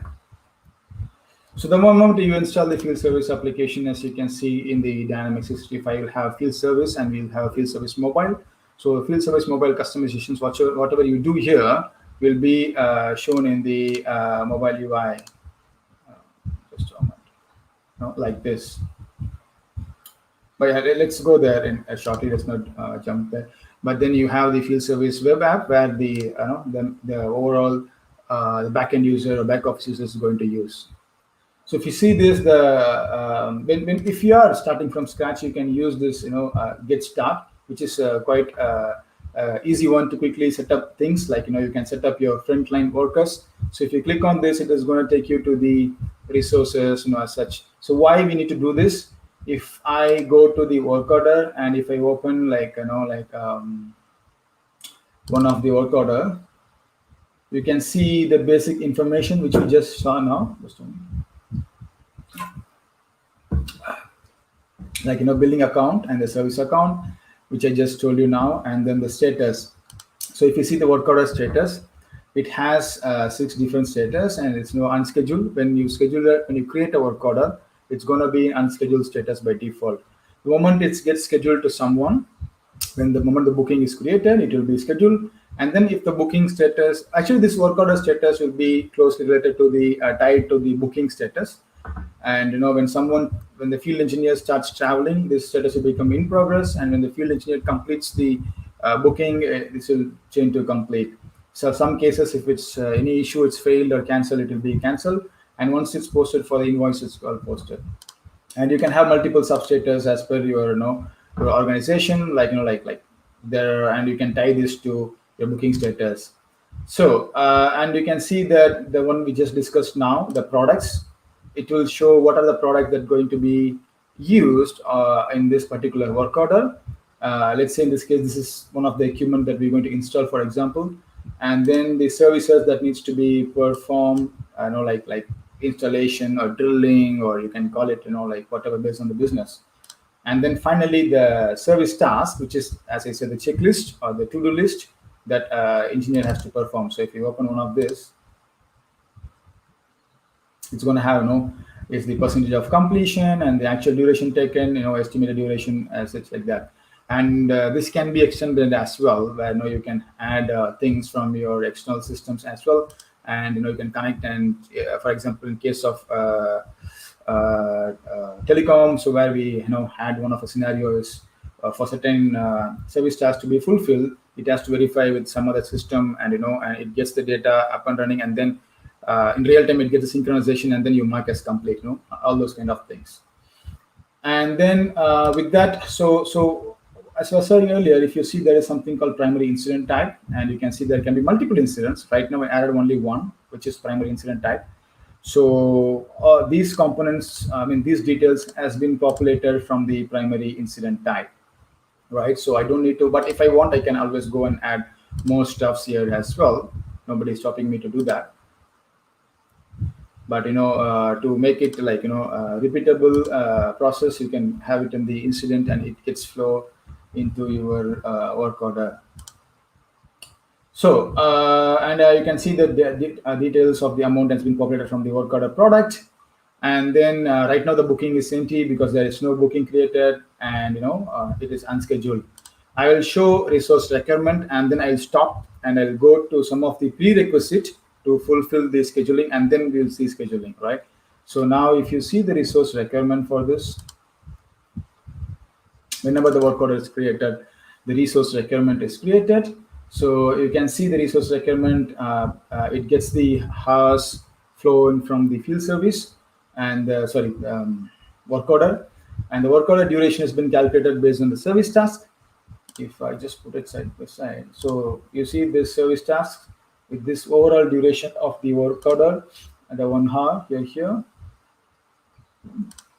is calculated from the sum of the service tasks, and the same has been flowing into the duration resource requirement as well. So, and also the resource requirement has some of these things, as you can see the skill sets. So it needs armband servicing. So what does that mean? To someone to install this armband, they need to have a skill set called armband servicing. So what else they can have apart from the skill set? Well, they can have preferred resources as well. So if you see preferred resources, so what is it for? So I'll show you shortly what does the resources mean, but yeah. So if you see the preferred resources, you can have a different type, like preferred resource or a restricted resource, and must choose from.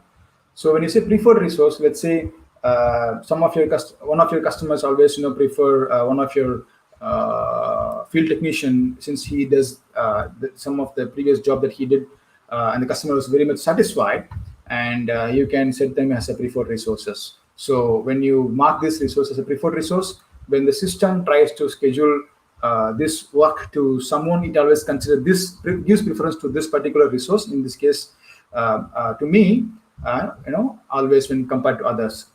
And if you mark it as a restricted resource, when system auto schedules, like in case of RSO, even when you use scheduling assistant, which we will see shortly, it will exclude this resource. So this restricted means this particular customer had a very bad experience with this particular technician. So they told you that no, please do not send this guy anymore. So we mark this resource as a restricted resource. And this can also be automated based on the customer feedback in real-time business scenario. When you have the customers and they fill the feedback from, let's say, the customer voice, and you can actually do some integration to automatically mark this resource as a restricted resource. So in that case, you will not mark against the individual resource requirement. Rather, you can actually mark it against the customer itself. So if I open the customer, it has something called preferred resources. So you can add this. Let's say in this case, the technician Jiva as a someone who the customer doesn't want to be to get it. So there should be some resource preferences. So here you can based on the feedback, you can add this resource as a restricted resource. So going forward, this resource will not be assigned to this customer at all, something like that. And yeah, so coming back to resource requirement, you can also have resource roles. So based on the position that your customer we have in an organization like this. So for this customer, preferred roles are account manager, consulting lead, or whatever it is. And then you can have preferred organization units as well. So what is organization units? So if you think in a real-time scenario, so you'll have your business, and you might have contractors, right, whom you are subcontracted your business to.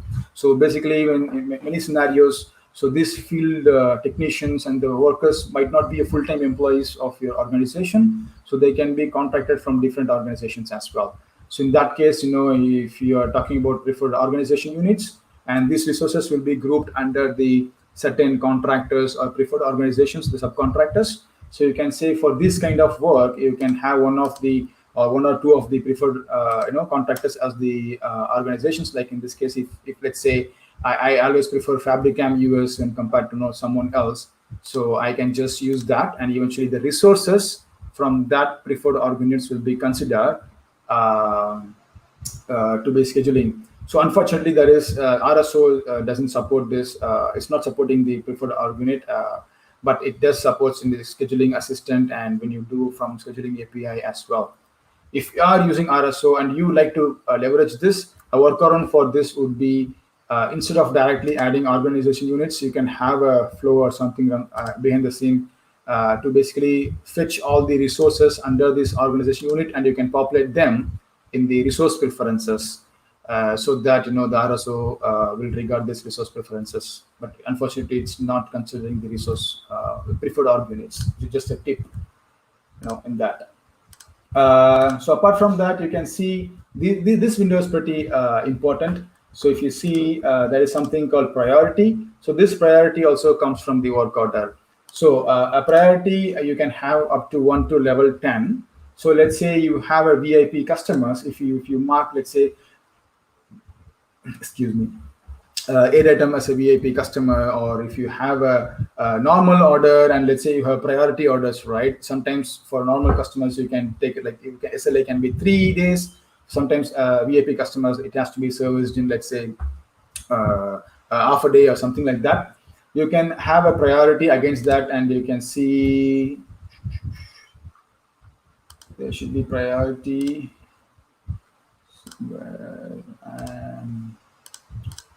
Let me check. Yeah, here. So you can set a priority in the field job, in the work order, and then the work order priority will be flown to the resource requirement. So from 1 to level 10, where the level 10 is considered as the highest priority. So what happens is when the RSO tries to schedule this particular work to the resources, it picks the priority work orders first and schedules them to the available technicians before it goes for the other work orders, right? So that is what it is. And then there is a work location parameter called on-site facility and location agnostic. So what does this mean?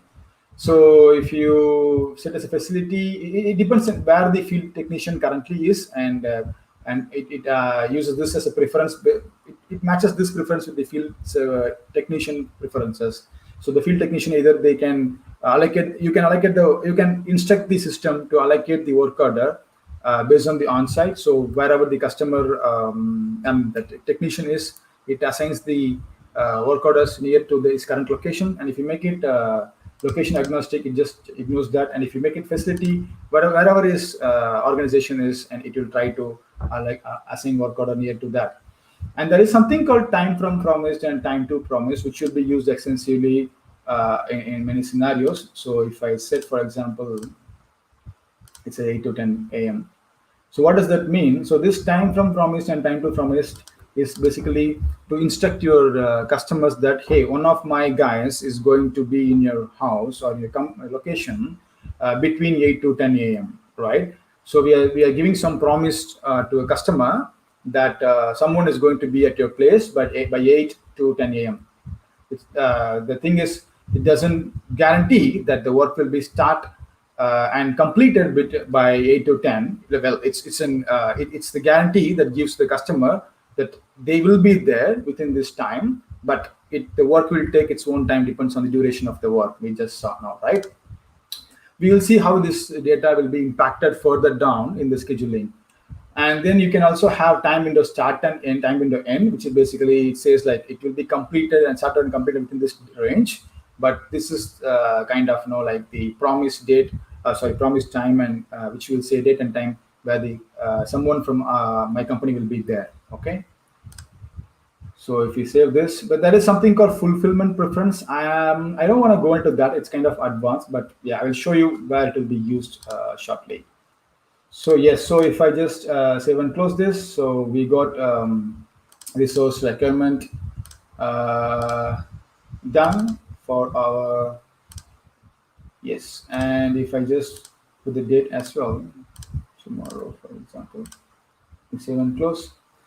So now we have seen what is the base that required to create a work order. There is one more thing when it comes to product, we have to be that setting, where it says it's an inventory based product or not. So when you create a product, you will see inventory, non-inventory, and then servicing. So if I go to product, we can see, like inventory and then service type and non-inventory. So inventory is the products that will be adjusted from the inventory once it is used. Services is basically based on the man hours, not a physical product. And non-inventory product are something like SSL, like screws and ties, which will not track typically in the inventory level, right? And there is okay. So before we jump into scheduling, and we'll see, we'll go back to a slide and shortly, and we'll see what is scheduling, right? So the overall field service process, just to recap, we are running out of time. this work order creation we just saw, right? And it can be, as I said, it can be automatically generated based on certain events, or it can be automatically generated and periodical basis using agreements. And scheduling and dispatching is something which we use schedule board or scheduling assistant or RSO, which is fully automated, to schedule a resource. And then finally, delivery is something the field agents will be actually fulfilling the order. It's called delivering or servicing, who will be doing that. And then finally, you can review, after a field engineer or field technician does the job, you can have a review process where someone will review the work he's done. And then if there is any follow-up, they will create one more work order, and then mark it as a child work order, something like that. And they also do the inventory adjustment, right, accordingly. So you can actually extend this field service to ERP to procure and to integrate with your inventory closely. So with that, finally, and this is my last slide. Well, one more slide. After this, I will see the system again. And the scheduling tools we have is, we can say schedule board as a manual, dragging and drop in the schedule board is called manual. So manual scheduling is something like, it's usually done when it's the less complex scenario, when less complex business, or during exceptional scenarios, right? Mostly from enterprise level implementations, we'll have RSO, or we use mostly scheduling assistant. And where scheduling assistant is something called a semi-automated, where systems adjust the resources, best possible resources, based on the resources configuration and the work order requirement configuration, the one we just saw, right? We saw the skill sets, preferred resources, preferred organization units, and territories. So all this based on that, and the resources will also have the similar configuration, where resources will have skill set, work hours, preferences, ratings. So based on that, the system suggests the best resources to fulfill that order, which is like a semi-automated, where user will go and click the system suggested option. And RSO is completely automated, where it can be scheduled like overnight scheduling or like periodical scheduling, where it based on the scopes and the configurations constraints, it basically scopes and goals basically define it picks the right resource requirement assigned to the resources. So this can be combined. Actually, all this will be used together, in fact, in enterprise level implementations. So why, you can ask, if we are automating everything completely, why would need to have a manual drag and drop, which will not be realistic, right?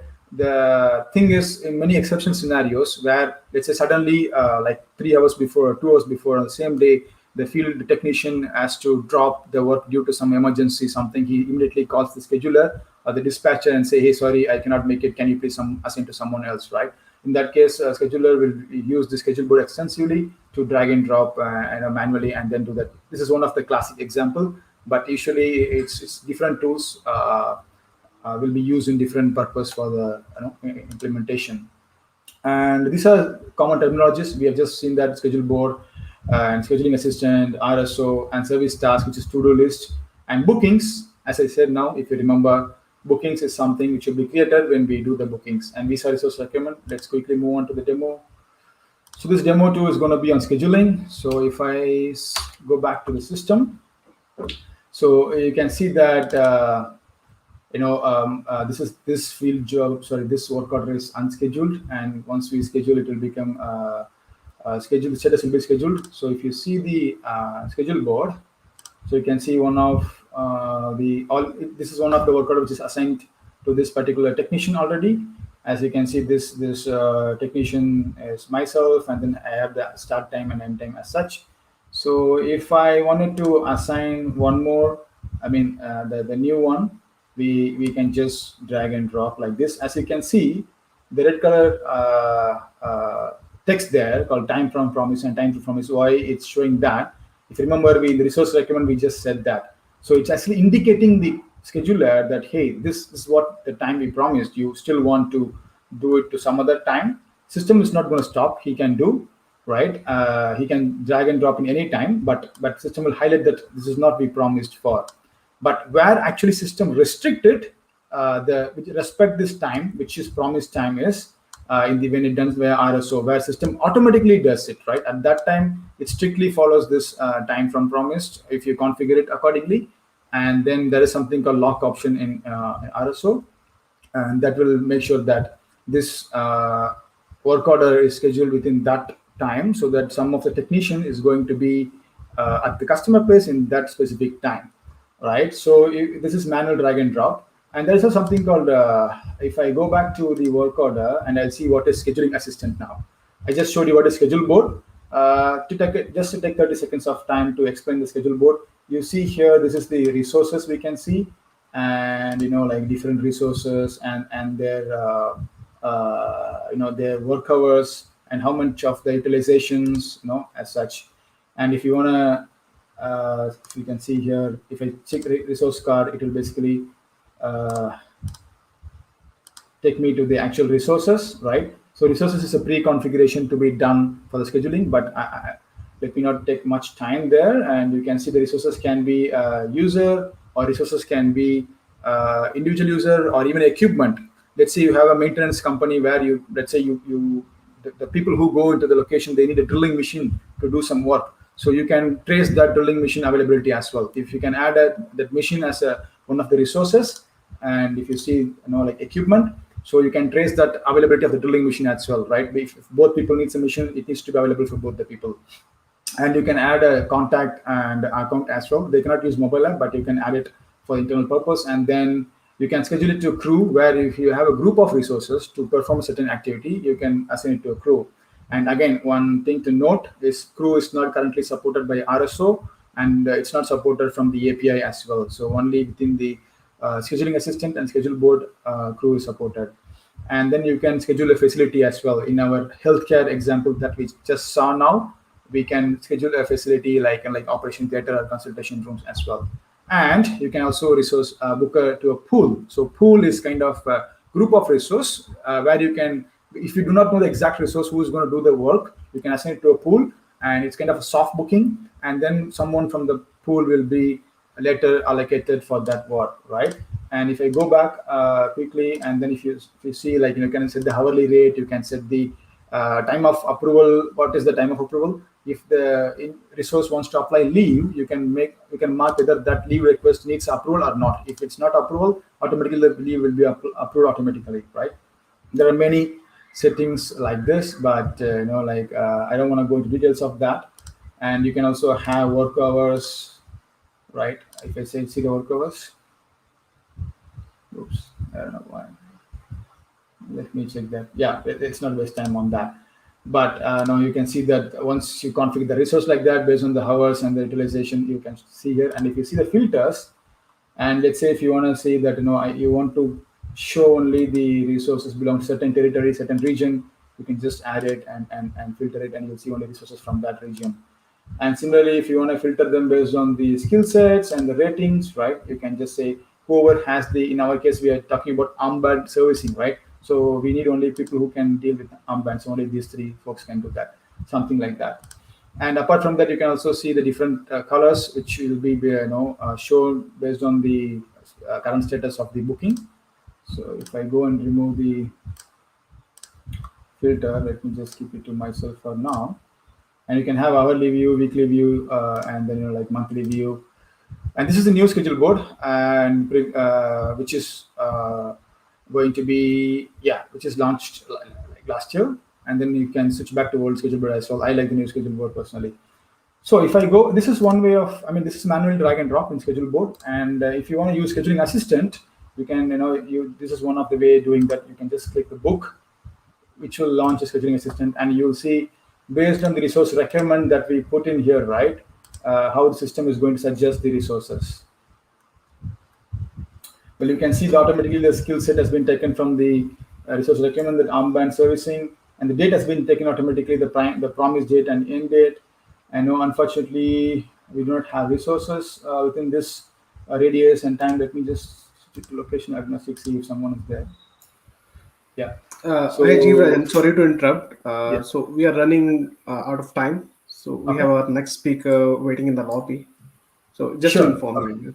Yeah, sure. Thanks. That's all. This is the last one then. Yeah, thank you. Okay, so if I just assign this to someone, like I can just say book an exit, and it will just automatically book for that specific person, right? So it's the last one, and with that is scheduling, and then finally field service mobile app. So there are two apps: field service mobile app and field service mobile app Resco app. This is the older version of the app. This is the new version of the app. And if you're still using the older version of the app, please be cautious that the support will be end by next year, June 30. So make sure you start the migration to field service mobile app, which is pretty easy, and it's aligns with what it's something similar to the model-driven app customization. So now, if I just show my app, which is the last part of the demo,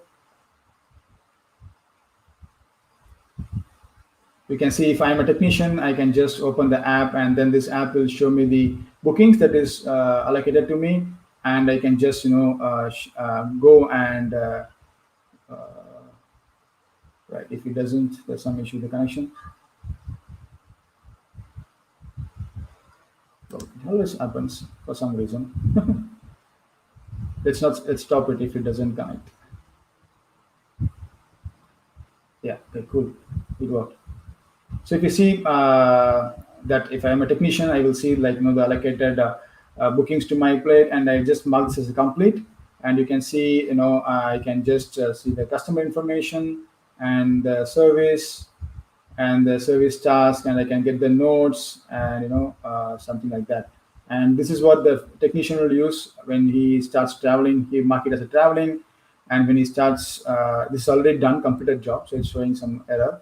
But if it's an unscheduled one, you can mark it as traveling, and then based on this status, the status in the field work order will be automatically changed, right? Something like that. So with that, and considering our time constraints, so yes, we are done. And these are some of the resources that you can check it out to start your field service journey, and to go through more about the field service. If any question, please let know. And yeah, again, thank you so much, the organizers, Mohit and Faisal and everyone. And thank you so much, attendees, for spending some time on the weekend. Thank you so much, Jivarajan. So it was very, very informative session. I'm sure all the viewers and the viewers who are going to watch later in future will love this session. At the moment, we do not have any questions, but some appreciations that it was very informative session. So thanks a lot for your time. Thank you so much, Mohit. Yeah, Thank you. stay safe. Thank you. Thank you. You too. Bye. Take care. Bye. So that was Jivarajan with a great session. So next in line, we have Ren Jones, who's going to speak on D365 CE first party application certifications. So as we know that if you want to upskill yourself or validate your skills, one of the key areas is Microsoft certifications. And we have none other than Ren Jones, who I would say is a certification guru in Microsoft Dynamics ecosystem. So Ren, I'm going to add you in the live stream. Okay. Hey Ren. Hi Mohit, how are you? I'm good, thank you. It's so nice to see you. Nice to see you too. And hi everybody on the stream. So I'm very excited for this session, Ren. Without further ado, I'll hand over to you, and stage is yours. Lovely, thank you. So I believe I'm sharing my screen. Right, I'm just going to make this full screen. Okay, so bit of a segue on this one. What I'm actually going to be speaking about is how to hire a functional consultant. So I am going to tell you a little bit about certifications as well, but just to introduce myself to everybody on the stream. So I'm a solution architect in Sydney, but as some of you might be able to tell via my accent, I'm via London. So I used to be a functional consultant. I did that for about 10 years, and I started out on version 4 of Dynamics. And I've also done quite a bit of work in professional development, so certification, as Mohit mentioned, leading graduates and mentoring. So what I'm going to be talking about is a bit of a hot topic at the moment, which is how to get the right functional consultant for your business. And if you're looking for work, how to make sure that you're at the top of the list for getting hired.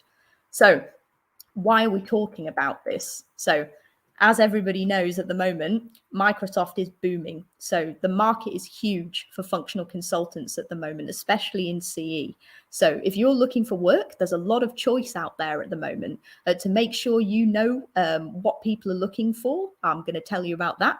And as a company, what you need to know is getting the right person. So functional consultant covers a multitude of things. We've got to determine what that means for you before you can hire the right person. Okie dokie. So, functional consultants. The first thing we have to define is what we mean by a functional consultant. So, lots of different flavors of what this job means. So, if we start out, what are some of the core skills that we're looking for in a functional consultant? So, starting off on the left, then, the main one we want to be thinking about is general consulting. So this applies to us as IT consultants in the Microsoft space. It applies to accountants. It applies to lawyers. This is your general soft skills. So being able to facilitate workshops with clients, being able to manage stakeholders, being able to assist salespeople, estimating work, presenting, documentation. This is a common skill in every functional consultant. Then we've got dynamic CE. So we've got to know all about the first party apps on the CE side. So you've got your standard big four. We've got sales, customer service, marketing, field service, but then we've also got the new ones like customer voice, customer insights, and there's many more if we count in all the add-ins as well. So bearing in mind, it's very rare to get a person that knows everything about everything, but mastery of one or two of those apps, even two or three, is an absolute must for doing this job. Okay, next one, Power Platform. So it's impossible to separate out being a CE consultant from knowing Power Platform now. So again, probably not going to get someone who's a master of all the Power Platform applications. So Power Automate, Power BI, Canvas apps, Power Virtual Agents. But a functional consultant has to know what all these things do, what the functions of them are, and how they fit into a wider CE solution. So where I would use a Canvas app, where I would use a Power Virtual Agent, how these add on to customer service and marketing, and how a customer can make the best use of having everything together. Okay, so last two, standard work ethic. So being a consultant is a difficult job. We've got to wear lots of different hats. And when you're hiring for someone and when you're being hired, what people want to know is that you can have these skills. So you've got to be able to work on your own, but you've also got to be able to work in a team. People have got to know that you're self-motivated and you're going to go and learn by yourself. You're going to work by yourself. You're going to meet your own deadlines. And also they know you've got to be able to work hard. All right, so last one, common, sparkle. So this is what we do as consultants, right? We're able to talk to people. We're able to explain concepts. We bring people along with us. We sell the vision of Microsoft, and we explain solutions to people. So we've also got to be able to lead a team, and hopefully we're fun to work with. All right. So lastly, what are the extra things that we can have on a functional consultant? So last slide, we had all the standard stuff. What are some of the extras that a business might be looking for? So first one, leadership. So that comes with experience as a functional consultant. So if you've been doing this for a few years, you've probably been in a situation where you're leading a team, but that might be a team for design. It might be a team for delivery. Okay, so next one, community recognition. So quite a few of us speak in community events. People know who we are. We go and talk about stuff. We know what's going on. That's really valuable, especially things like MVP. So that can be really valuable to the business that you go and work for. All right, sales. So pretty much every consultant is going to need to know a little bit about pre-sales. So being able to assist a salesperson with estimation or an idea about solutions, but actually being able to sell yourself is sometimes needed in this job. All right, so ERP experience. So I'm talking about CE functional consultants at the moment, but you get the odd person like Mohit who knows both CE and ERP at the same time. So it will be rare that you get a person that spans both of those things because they're very different, but sometimes a business will need you to straddle both. All right, so domain knowledge. Some businesses focus very much on a particular industry. So, for instance, law or healthcare or financial services. And in that instance, if you've done a lot of projects that center around that domain, that can be very useful. It can help you get a job in a specialist area. And last one, coding. So functional consultants, we've got to know how to configure. So we've got to know how to build our model-driven apps and create our Canvas apps and, add our business rules. But sometimes you're going to want people that will straddle a little bit of the functional and the technical consultant. So consider if you do need coding in your functional consultants, how much do you need? So do you need someone that knows everything that there is to know about PowerFX or JavaScript, which is the more lower end of the low code? Or do you need someone that's a real pro coder? So do you need someone that can jump on and write you a plugin in C#? So every one of these kind of 6 little sprinkled extras is going to mean that you're firstly going to hire someone who wants more money because each of these things come with a little bit more of experience. But also, if you're watching this thinking about jobs, look at these and see if any of these are you. This is an extra tick that you've got in your box, and know how much you're worth if you have these. Okay. So next up, how do we screen? Okay, so when we've got to the point that we know we want to hire, the first thing we have to do as a business is define who that is that we want. Okay, so we take those core functional consultant skills and then we add to them. So your business will define what you need out of your functional consultant. So do you need someone that helps with sales? Do you need someone that's going to be configuring all day? Do you need someone that knows something about a specific domain? So when you have that list, it's really important to create this as a checklist and to prioritize every one of those points. So bear in mind that it's going to be pretty rare that you'll get someone that meets everything you want. So make sure that you prioritize and make sure that you rate and stick to that. Okay, so once you've got your checklist, really important that you go out and benchmark your salaries based on that. Okay, so go and talk to recruiters, go and look at other jobs. Make sure you've got a realistic expectation of how much so much with that skills is actually going to cost you. Okay, then think about experience. So you need someone that has all those skills. How much of them? How long do you need them to have been working in the industry? Can you be looking at a junior staff member? And if you can, do you have the resources to grow them and help support them in their development? Okay, last one. Make sure you consider the mix of people that you've already got working for you. So it's really important not only that you get the right skill set to fit in and enhance your existing team, but also the right personality. Okay, so if you're a person looking for a job, first of all, you've got to know what skills you have. So when you're looking through these job descriptions, be ticking off the ones that you have. And when you find one of those skills that you match, make sure you have something to back that up. So when a recruiter calls you to screen you, make sure you say, so I know about the customer service application and I put it in this project, or I've used Power Virtual Agents before. This is one that I built and this is what I know. So make sure you back up your skills with examples. Okay, so on the other hand, though, don't be scared to go for a role that you don't match exactly. So if you have 8 out of the 10 things that they're matching, most companies are still going to want to speak to you, especially in this market because you're so rare. Okay, so when you've got your CV, make sure you've got those top skills at the top because that's what people are going to read first and that's what they're going to be ticking off against. Okay, so nasty, individual, it's really important that you know how much you're worth in the market. So make sure you're talking to your network, make sure you're talking to recruiters. Things change very quickly in this market. Okie dokie, right, certification. So this is the bit I promised.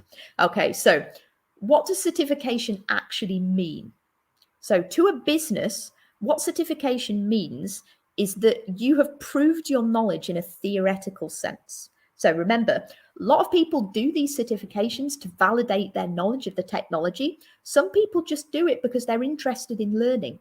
So it doesn't necessarily mean that that person who's certified as a Dynamics 365 sales functional consultant is going to tell you everything there is to know about the sales application, but it means that they're at least motivated and willing to learn.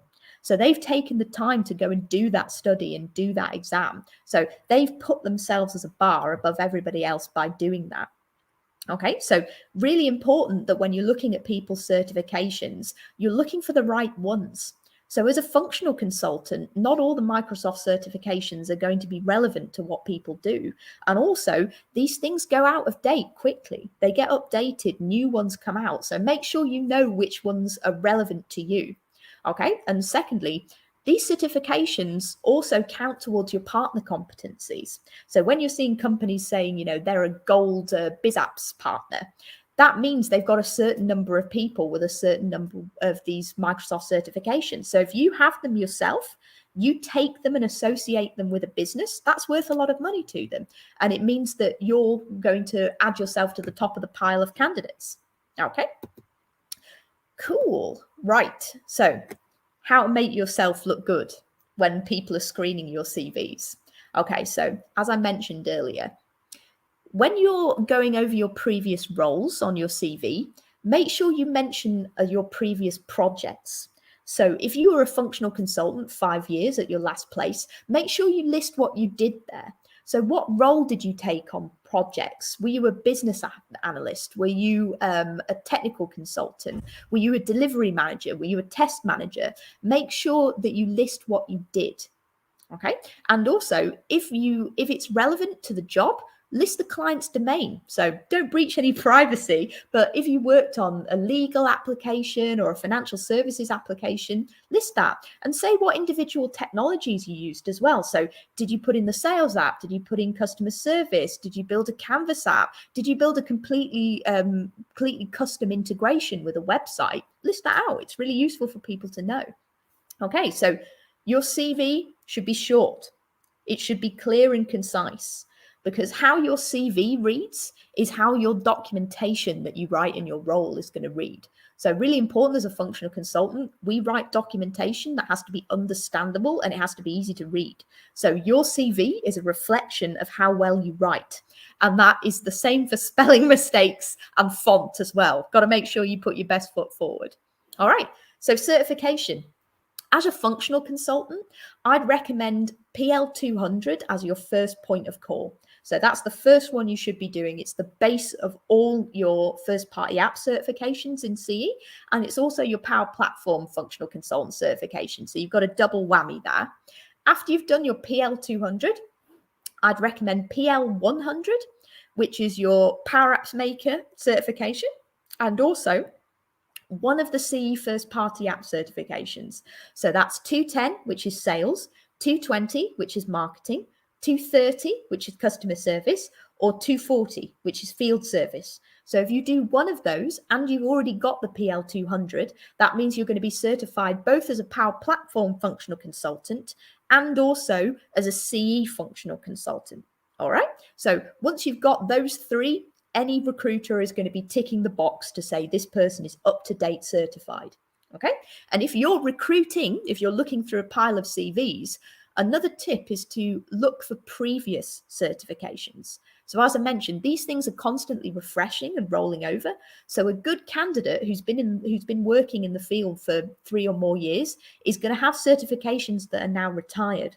So something like the MB200, which is the previous first-party apps configuration certification that got replaced by PL200, or even something a little bit older like MB2 716, which was the old configuration exam. So if people have got a list of certifications, you know that they're really motivated to keep themselves up to date in the market. Okay.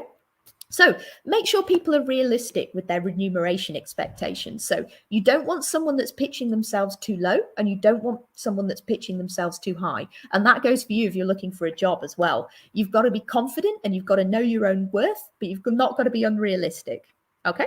So when you're on the phone with a recruiter, calm and friendly. So standard. When you're talking to these people, you're on your best behavior. So how you're talking to the recruiter is how they're expecting you're going to be talking to a client. Okay. So last one, be excited about new features and new technology. So if you've had the option to put in something cool and new in the Power Platform, make sure you mention that prominently on your CV. That's a really good tick in your box saying that you care about keeping your skills up to date. Okay. So next up, the interview. Okay, so the meet. Okie dokie. All right, so what are we doing when we interview a functional consultant. So first objective, we want to validate the candidate's skills. Okay, so what they've said on their CV, we want to make sure that that's actually true. And how we test that is by asking technical questions. Okay, so really important that we've got to have some short, snappy technical questions. So what's the answer to this with a definitive answer, but also some long form technical questions as well. So you can see how people's minds work and you can make sure that they can defend opinions. Okay, so next, we want to get to know them as a person. So having the technical skills is really important, but also how they're going to fit in with the existing team is super important. And how we know that is we want to make sure that we make the person as comfortable as possible. You want to speak to them just like you're down at the pub with them or you're having a meal with them. You want to get to know who they are. Okay, so on top of that, we also want to see how they perform under pressure. So we don't want to be super mean. Because we want people to be able to show who they are and not be too nervous. But at the same time, what we do as functional consultants can get really stressful. So if we apply the pressure just a little bit, you'll be able to see how people react to that. Okay, so last one, we've got to explain the role that the candidate's going to be doing at the business. Okay, so functional consultant means a different thing wherever we go. It's really important that you explain what that means to you to make sure that the client is happy. So you've got to communicate how the business operates, what the role is, and you've got to be honest about what you're going to offer to the client. So remuneration, number one, but also your working policy, what you expect of your team members. You've got to be upfront as early as possible about what you're offering and what you need from the candidate. Okie dokie. All right, so how do we go with these interviews?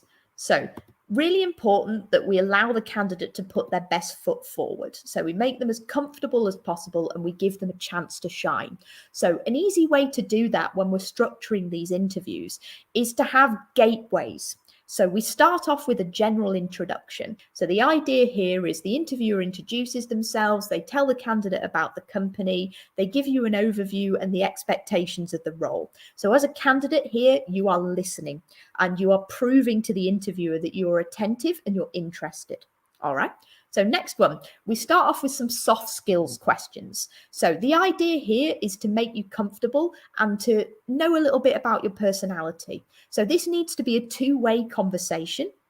And you as the candidate, this is where you start asking your own questions. So get to know the interviewer a little bit and make sure that you're answering their questions. So you're showing here both your speaking and your listening skills. Okay, so once we've got that out of the way, then we go into the technical questions. So this third section of the interview is going to be the longest because this is what we want to prove what our technical skills. All right, so there's going to be a mix of short and long form questions. So we want some that have a yes or no answer, and then we want some kind of essay questions in an exam. So we want to hear candidates' opinions, and we want people to be able to defend them as well. So we don't want pushovers in this business. All right, and then the last stage of the interview, we turn this over to the candidate to ask their own questions. So depending on their personality, they might have some questions written down and be willing to jump in, or the interviewer might need to prompt. But it's really important here to make sure that not only you understand the candidate, but the candidate understands you and the role as well. So if the candidate leaves the interview and you're not sure that they understand what's going to be required of them, we've failed as an interviewer.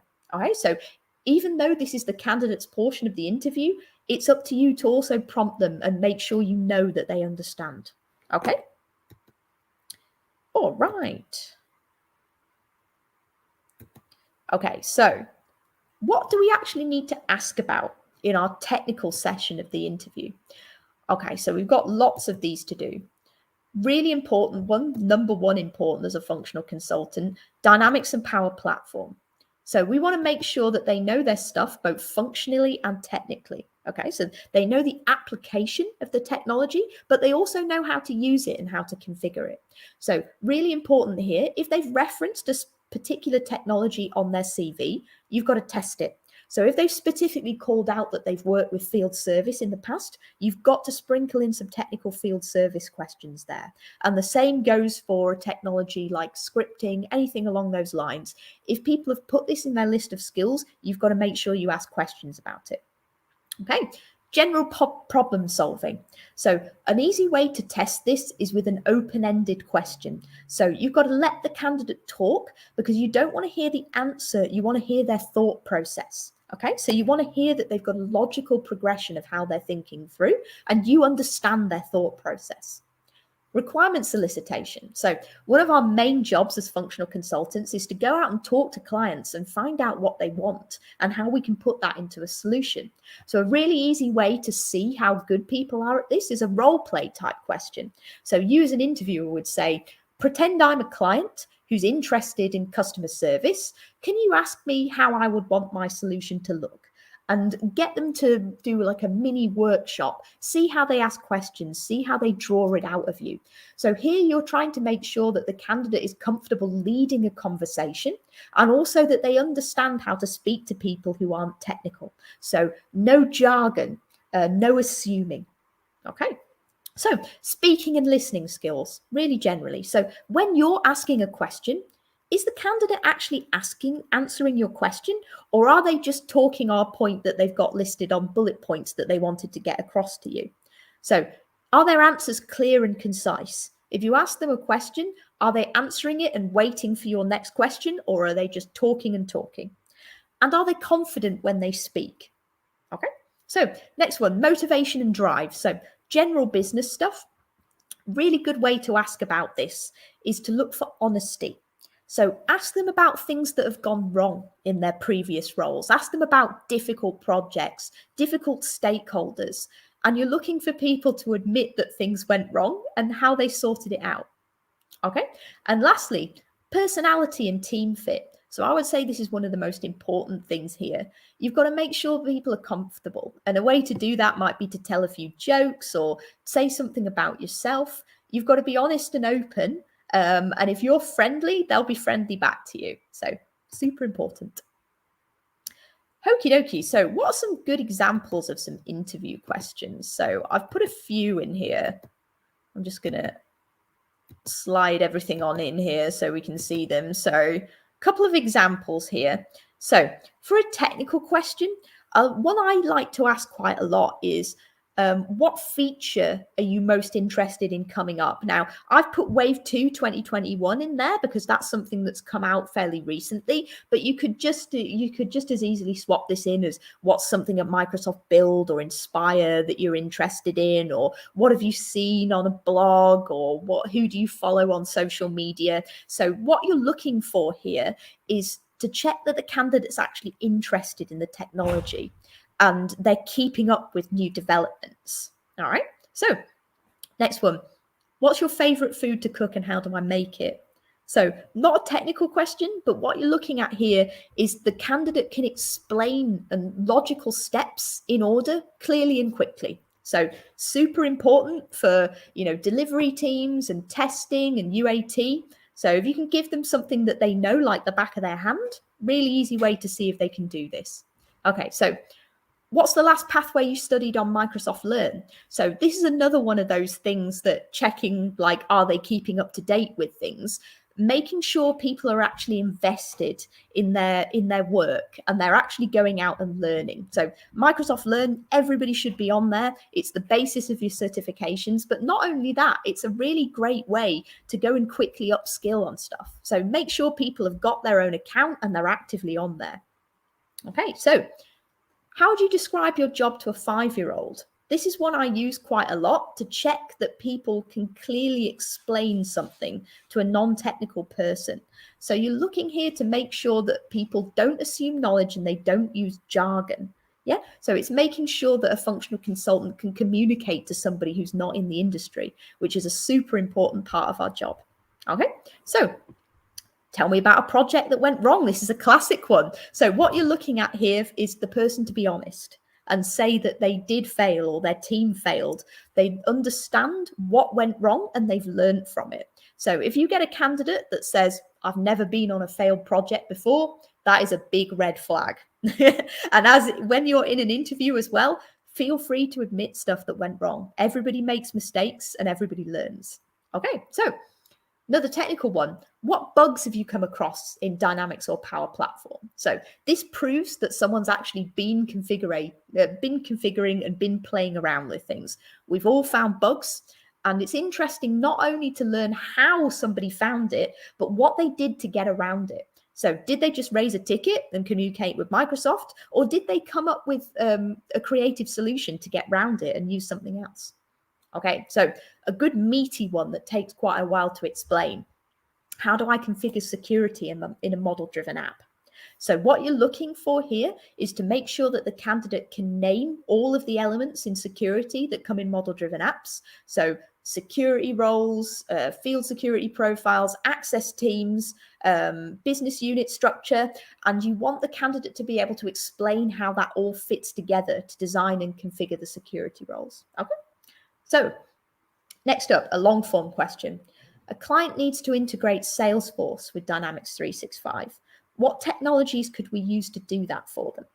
So here, what you're looking for is not so much that they're going to design the solution for you, but they know about the technologies that are available and that they can give you the pros and cons of each one. Okay. So next up, a problem solving one. Without using Google, and I put all Bing in brackets, but or any search engine. So a good way to do this sometimes is to say, if you're stuck on a desert island, how would you estimate the number of cats in your city? So what you're looking at there is for someone that can think on their feet. So it's a bit of an unusual question to be asked, but you want someone that can pivot and talk you through a logical thought process on how they might do that. So a typical answer to this is to use probabilities. So if somebody says something like, well, I've got a cat, my neighbour's got a cat, I think probably 2 other people on my street do, I would estimate the 20 streets in my district, I would estimate the 20 districts in my city, we can multiply it like that. So you want to see that somebody can take a problem that they never heard of before, turn it into pieces, and give you a logical avenue on how they might come to a rough conclusion for you. Okay. All right, next up. Once we've done interviews with clients, it's really important that you go back and rate people. So you've got your original checklist that you designed with what you want out of a client. And now we want to get to the end of the interview and see how people performed against that checklist. So this is super important when you've got different people interviewing for the same role, as we're making sure that we're comparing apples with apples. So everybody is going and checking candidate skills against what the business wants. So we also want to make sure we're doing this because we're keeping a record.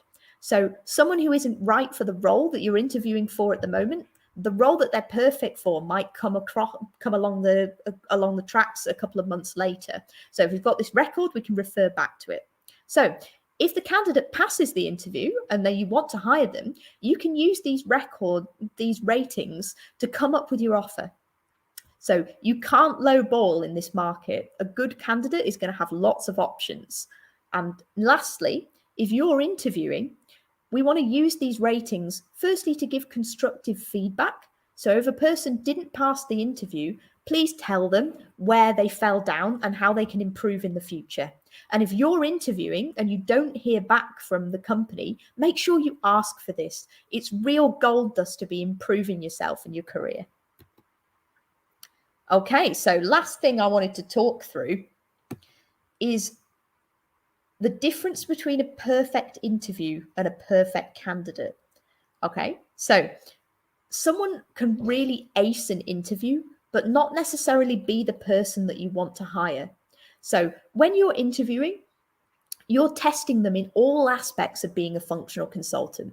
So you're testing their soft skills, you're testing their work ethic, you're testing their knowledge of your C first-party apps, you're testing their knowledge of Power Platform.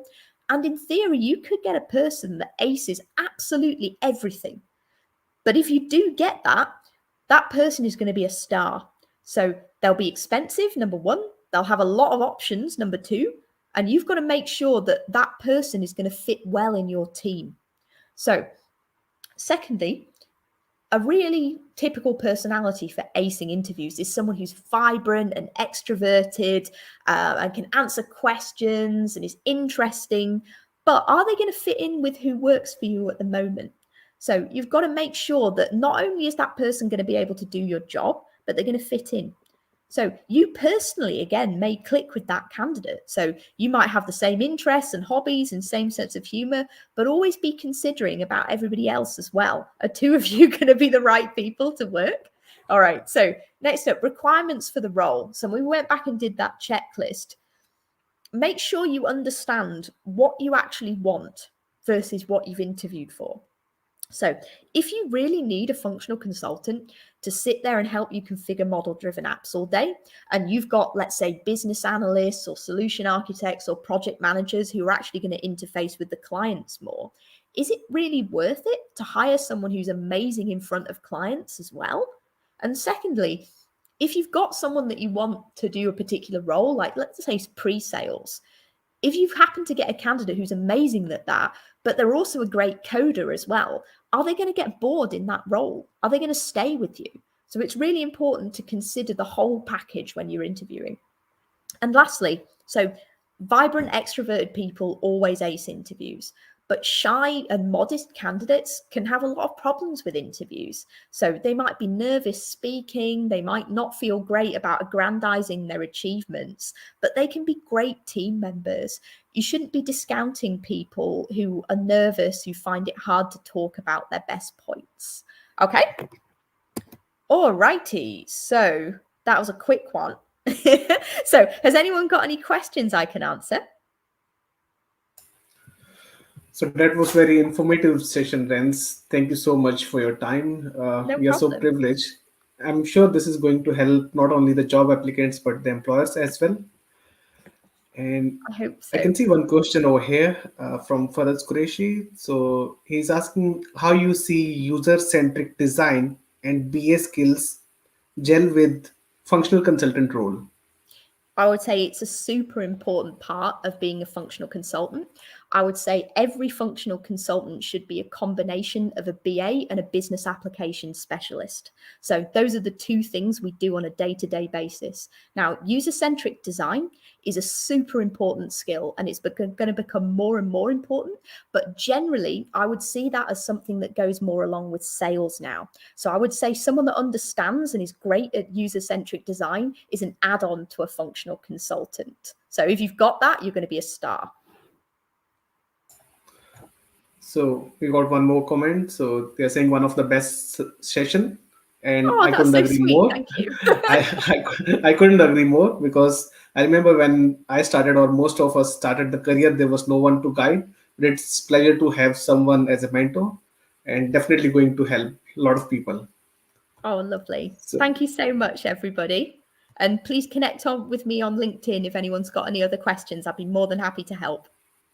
yes, guys. So please connect with Ren Jones if you have questions. Yep, good. So I'll give you your 5 minutes back. Thanks a lot, Fantastic. Ren. Yep. Thank you, everybody. Goodbye. So that was Ren sharing a lot of insights. So we are going to have 10 minutes break, and there are two more sessions in the queue. So stay tuned, please, guys. We'll see you soon. Thank you.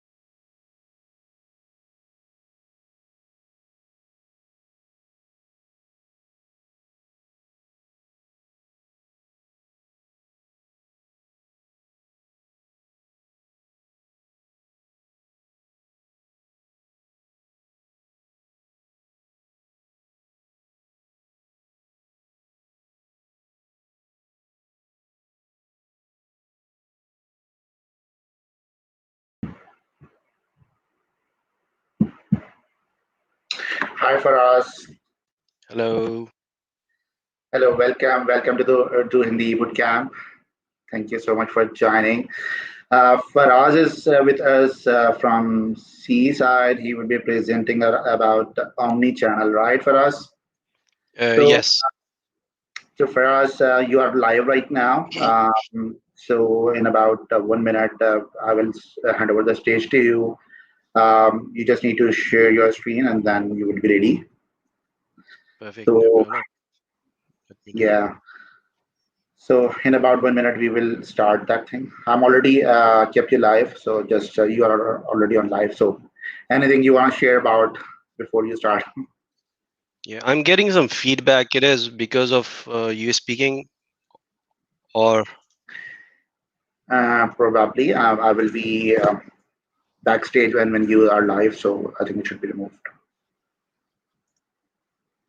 Or maybe you have to. Are you removed from other stream? Yeah, you are. Are you I hearing think it echo is. or something? No, it is fine now. I was I was running YouTube accidentally. Okay, that's okay. So I think you can start right now. Stage is hand over to you. You can share your screen, and I would be backstage. If you need any help, I will be available. Perfect. Thank you, Amir. So you can see my screen. Yep. Beautiful.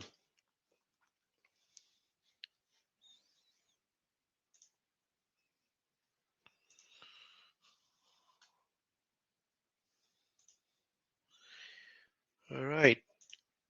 Thank you very much. Welcome, Hushamdeed and Swagat. And thanks to the organizer and all of you who are attending this session. Really appreciate over the weekend you guys are spending your time. And it just shows commitment from the community, this wonderful community that we have. Everyone is keen to learn new things, share with the peers and rest of the team, and that really makes the difference if you compare it with other technologies. Microsoft community is awesome. All right, so I'll start with my introduction. My name is Faraz Qureshi, and from the professional point of view, I work in Dynamics 365 Power Platform in Azure Services. I'm working as a senior support engineer at Microsoft in APAC team, Asia Pacific, and I look after the Dynamics 365 and Power Platform team there. And so I just recently have joined, frankly, just 1 month ago. It is a new role for me. But before that, 17 years plus was in delivery and implementation. So, but so far so good. I'm enjoying this new role at Microsoft, and fingers crossed, maybe one fine day I'll see and might be giving some help to you. Beside that, I'm holding several different certifications in Microsoft business applications area, Dynamics 365, CE, and Power Platform in Azure. I'm holding MCD for last 2 years now. I have trained several people as well in my free time as a freelancer, I would say, and would welcome you if you want to connect with me over the LinkedIn. My LinkedIn profile is here. My email address is here, and will be happy to assist in case if you need me for something. So this is me, and I'm based in Sydney, but I'm originally from Pakistan, and it is like 7 years now in Australia. I'm here, and for the last 3 years, haven't gone back home. So that is one part that I'm missing these days. So I thought maybe to start with, I will share some story back home when I was a little, not a little young boy, and playing on the streets of Karachi and spending my time with the neighbors and my family there. There's several phone memories, and I thought maybe find out some story that I can connect back to the people in Pakistan, and that will help us also understand what is this omni-channel is and how it can help in today's world.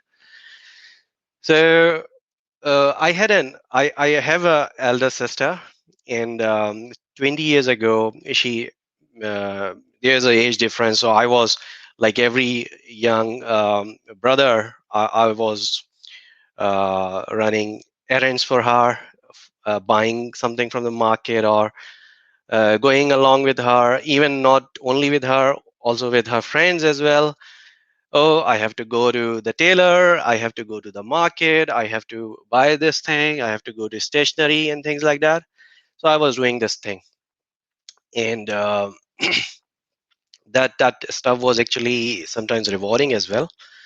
um, I they sometimes I got some beautiful birthday gifts because I was providing help to several people. But anyways, this is not the real story. The real story is when we go to the tailors, and that is, I promise you, that are war stories. So many things happen when we go to the tailor shop. I don't know what is the situation these days, but it used to be like sometimes there were some unrealistic demands.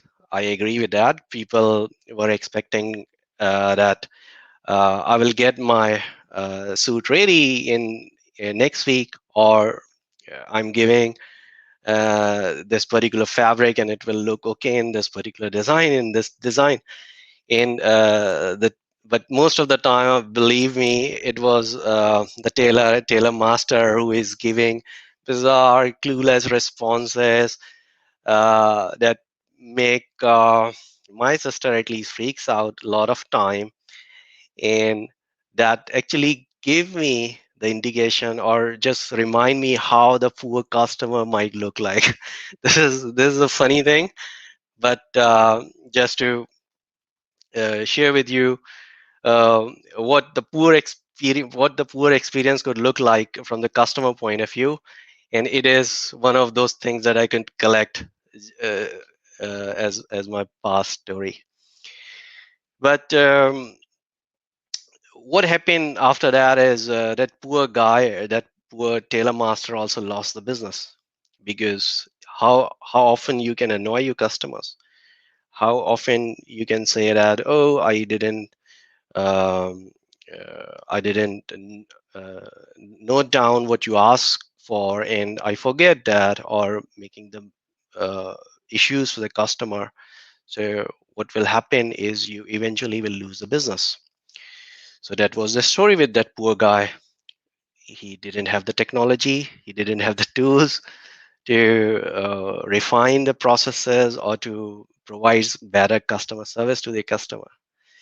But let's come back to 2021 and think about what customers are expecting these days. Today, customers are very empowered. They have choices.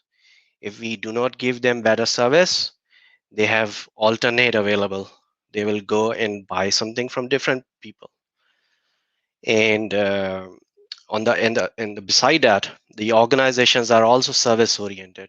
They like to provide better services, want to give different channels to the customers, especially the consumers.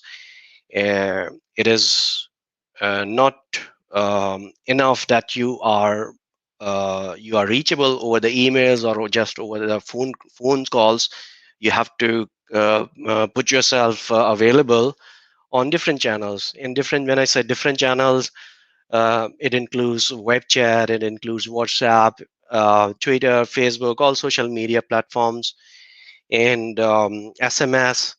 And customer expect that you will provide services in the same way you are providing services on in any particular channel. For example, emails, or for example on the phone. They expect that when I give you a problem, when I ask you something, or the Twitter, or just come onto the website and in the chat I type in some message, they are expecting you will provide the same service to them. And this is a challenge. And this is what omni-channel is all about. Omni-channel is actually giving us different options where you can connect different channels available, exposed, through which your customers can reach out to your organization, and they can receive the services. The features that omnichannel is providing is in fact empowering the agents, service agents, and also in return empowering your customers. They will not have to worry about it when they contact someone on web chat or on SMS. That person who is looking into the SMS does not have the details about the history or does not know about you as a customer. They have all the information that is present in the system at their fingertips, and they can provide you the same level of service that you probably will get when you send them an email. And this is helping in what? It is reducing customer effort. They will not have to repeat themselves that, oh man, I'm facing this issue. I contact you on the email. I call someone yesterday, and now I have to repeat myself on the chat that this is what I'm experiencing, and this is not good. So customers' efforts has to be reduced, and then it actually helps in building the rapport for your organization with the customer. And this is not a brainer. Customer loyalty is associated with it. If you're providing better service to your customer, they will not go to your competitors. They will stick with you for sure. So what is omnichannel? What is omnichannel is bringing, and how you can utilize omnichannel? So omnichannel is actually an add-on service. Again, comes as a subscription in the subscription model. If you are using customer service enterprise, you can purchase additional add-ons that comes under the subscription plan again, and you can use those additional add-ons and provide those licenses to the team in your organization.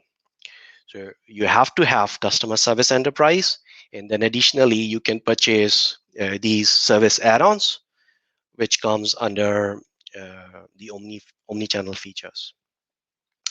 So this is simple as that. I'm going to show you how it looks like, how the interface looks like, and different configurations we can do as part of this omni-channel, and how good it is. So let me show you the quick demo first, and then we'll come back onto the slides. So let me bring the browser. All right. So this is, as I was saying, omni-channel. In omni-channel, if you have the add-ons, then after you deploy those that add-on in your environment, you will start seeing there are 2 new applications present in your environment. So those 2 new applications are like, one is called omni-channel for customer service, and the other one is omni-channel administration. So traditionally, normally you will have customer service hub, which is used for case management and case scheduling and other stuff. This will stay as it is. And in fact, several features that we are using in customer service hub will stay as it is. So these are the additional features that are coming with the omni-channel add-on. So you will see there's an app. There will be 2 apps. One is for omni-channel for customer service, and the other one is omni-channel administrators. So we are seeing the omni-channel for customer service. This is actually the app that customer service agents will use. So what will happen? Let me show you. This is a demo environment, and I have a demo chat scenario here. So I will show you if a customer comes on your website and they want to chat with your with someone in your customer service team, how it will look like. So in the customer service app, you are seeing there will be dashboards available, and this is a uh, very simple app. Not many options in the sitemap. It is just simple one home page, and the dashboard is available. But there are some other features like available. This is one thing um, that you might have noticed is status indicator is there, and some other features are there that I'm going to show you shortly. So let this be up and running. So I've got my demo ready, and what I'm going to do is, as a customer, I'm going to initiate a chat, and this chat will go and connect to the customer service, which is here. So you can see the message that is appearing in the chat widget is an agent will be with you in a moment. And if I go back to the agent application, I see there is a notification here that chat request from Jacob Hancock. And I can accept that, I can reject that. I'm going to accept it because this is part of my job. I have to communicate with the customer as a service agent. And once I do that, it opens up the session window for me. So what I can do is I can message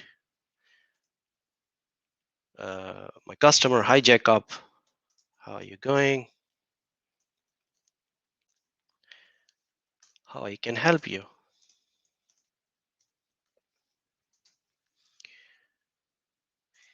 And this chat will be available to the customer, and the customer can start giving the details about their issues. I am having problem with your service or XYZ. So in this message will start appearing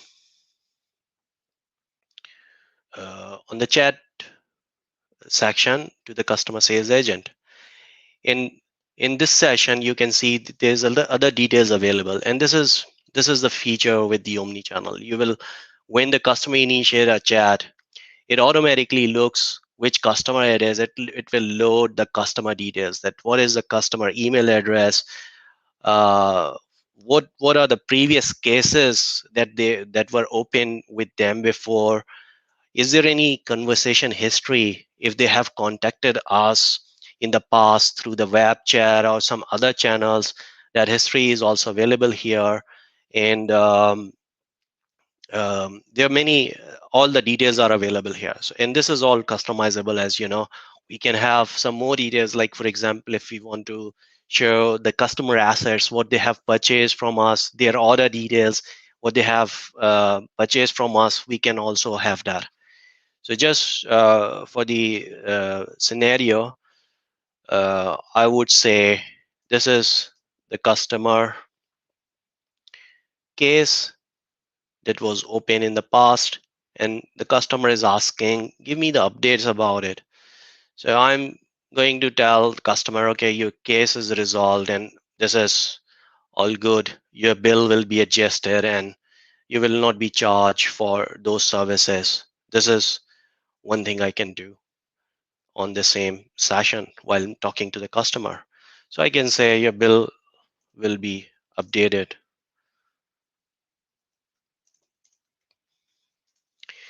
And beside that, there might be some other cases, some other issues from the customer that customer is facing. And for that, I can initiate a new case for that. I can start, okay, there's a new case, there's a new issue. Product is broken. And I can fill out the details and all that, and that I have to fill in, and that will start appearing in the conversation as well. So this is how I can how I can interact with the customer details and customer information remaining onto the chat on my side, and I can interact with the customer details, customer records. Then some other details are also available, like what are the visitor details and additional details. This information is also available.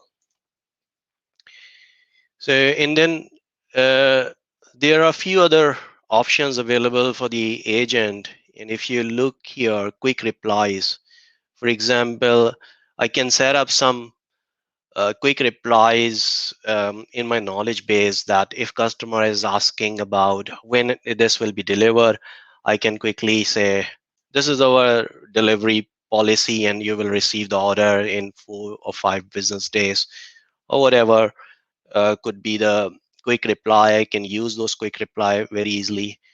Then there might be some other options as well. I want to transfer to someone. I want to first consult it with someone in the team. Maybe I don't know much about this product, so I want to take some help from other colleagues, and I can do that chatting internally as well. And or I can transfer the case. Again, this is not my expertise, let me connect to another agent who is looking after that.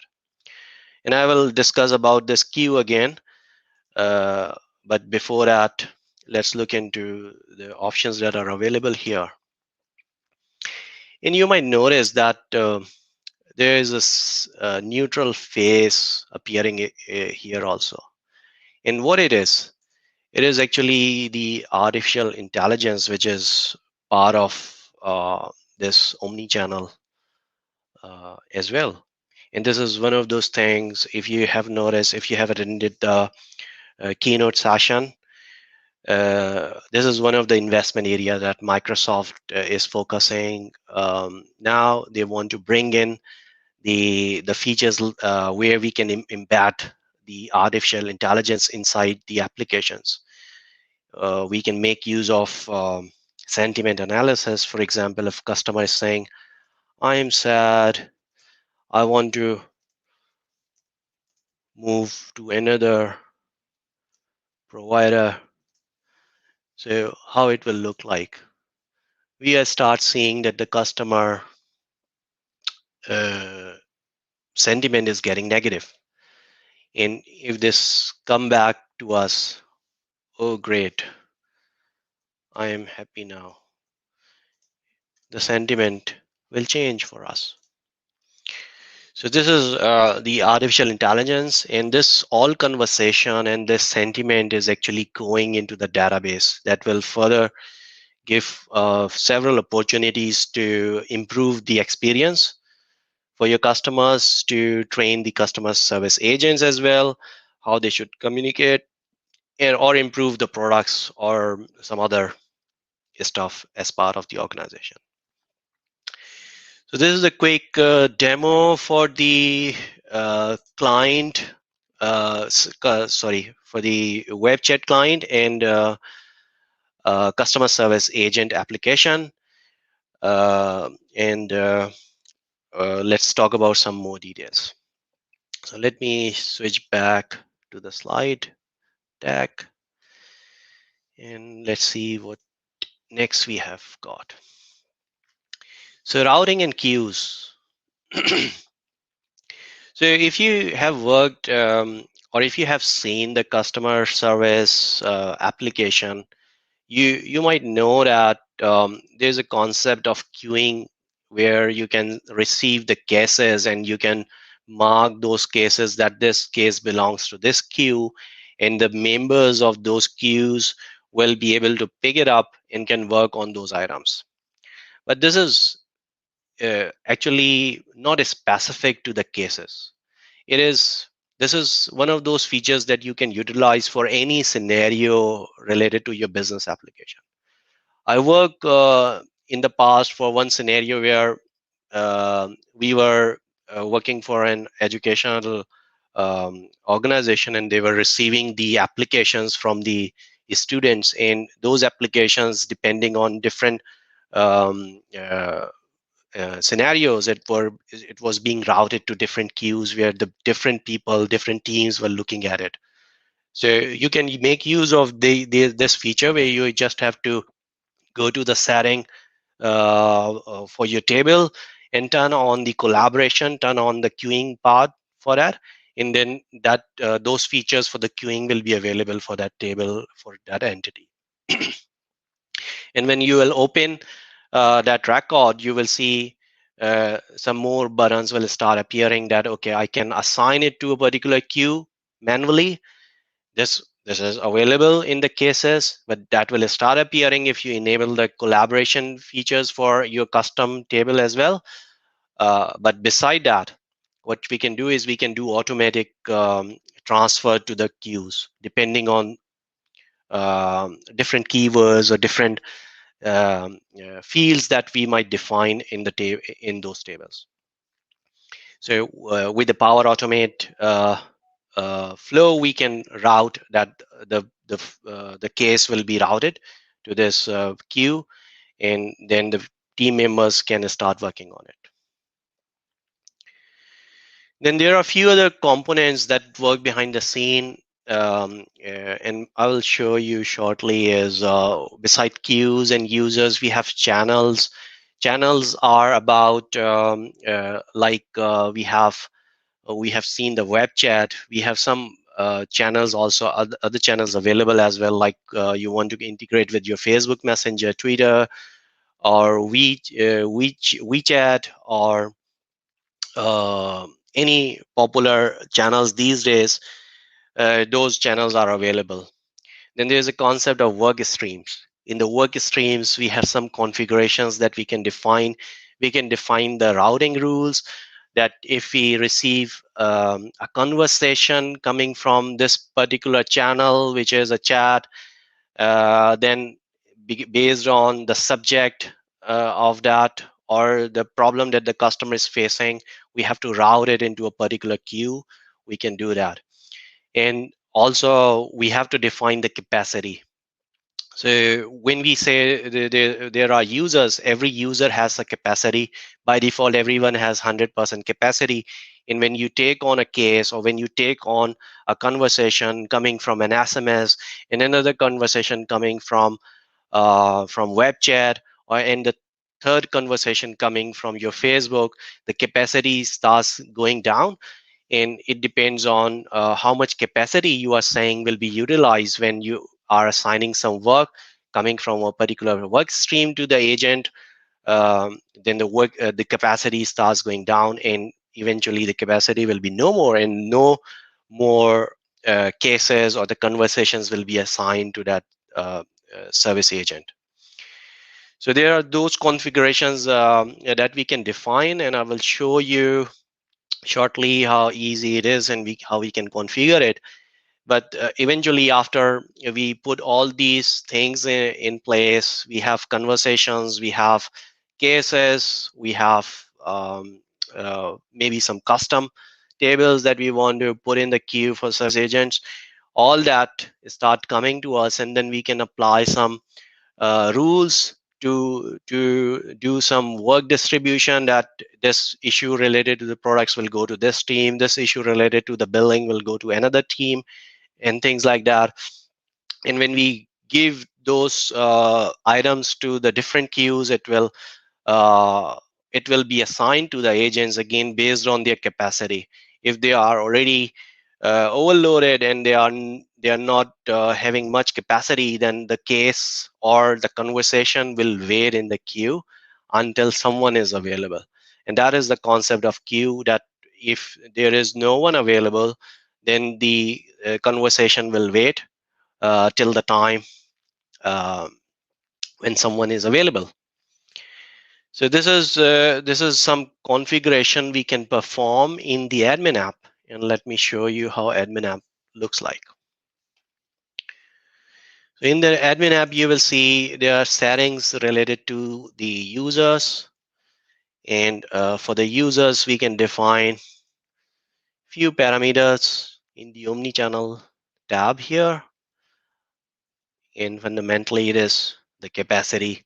Then there are queues present also here. We can define the queues from here, or we can put the people inside queues from another way that is possible. Then the skills configuration. This is again the same bookable resource concept where we are defining that this user is good at products, or this user is good at billing, so that based on the sales service agents skills, you can assign the work to them.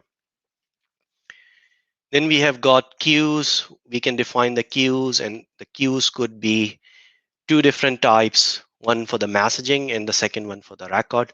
Record, as you can understand, it might be a case incident, or if we say that it is a messaging, it means that we are saying it is some conversation that will happen through different channels. So we can define different queues like that. And then the work streams. So work streams, very simple. First of all, we are saying, okay, what is the name?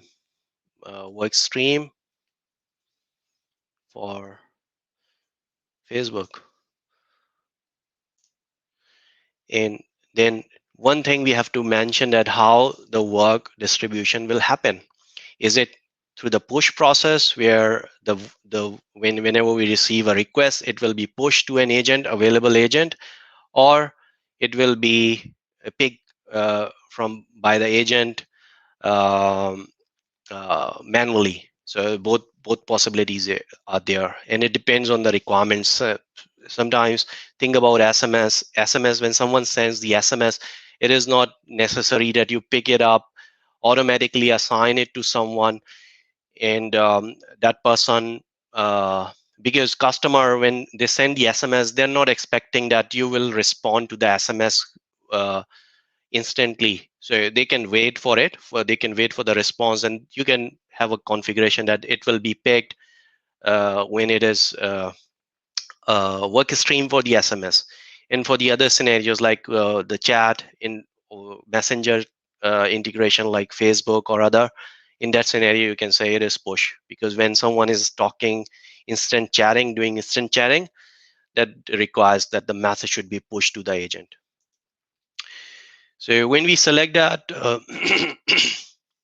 the next configuration it is asking is select which channel, and you can see how many different channels are supported: WhatsApp, WeChat, Twitter, SMS, Microsoft Teams, Line, it is another messenger available these days, Facebook. Then you might have your custom channel also, and chat, which is your web chat. So different channels are available. Let's try Facebook and see what different configurations it will ask for. And look into the other configurations then. So this is how I'm defining the work stream. I have mentioned the different channels that I can integrate in based on the conversation that we will receive from the customers. We can assign it to the sales agent. But another important thing which we still have to do is to define the routing rules. And routing rules are like based on, you can leave it by default. For example, anything that will come from Facebook, we have our team. This team is looking after Facebook, and it will always be assigned to the Facebook queue. Or you can have some distribution, like on the Facebook, there is possibility that someone is expert in billing, someone is expert in products. So you can distribute the work like that as well. You can define those routing rules, and this is where we will define those routing rules. You will mention, you can put your conditions, different conditions, how it will work when it meets a particular condition. Then it is going to be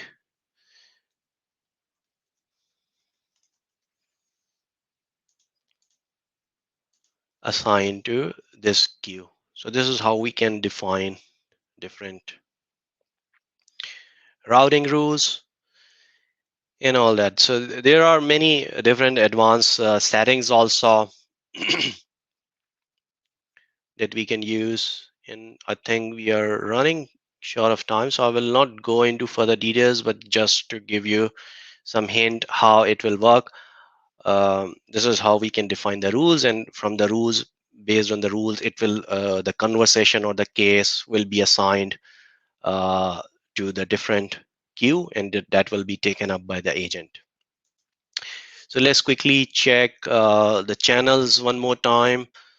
We already have seen, but depending on the different channel, we have different configurations required. For example, if we select SMS, it will ask to provide some more details about which service we are using for the SMS. So for example, if I select SMS, it is saying which provider, Twilio or TeleSign. These two providers are currently supported, but I heard someone yesterday, and they were saying Microsoft is bringing native SMS provider. So I'm looking forward for it. So we'll not have to purchase these additional services from third parties, but this integration is currently available. So depending on which channel you are selecting, it will ask some details about that. For example, it might ask Facebook, what is your Facebook account? For Twitter, it will ask Twitter account and things like that. One more thing quickly I want to show you is, let's say we have a work stream that we have set up for the web chat, in what different configurations we can do. So this is the chat widget that we just experiment. We did some test chatting, and this is how we can configure. This is the name, which is fine, but we can change the title, how it will look like onto the website where we will put that web chat widget.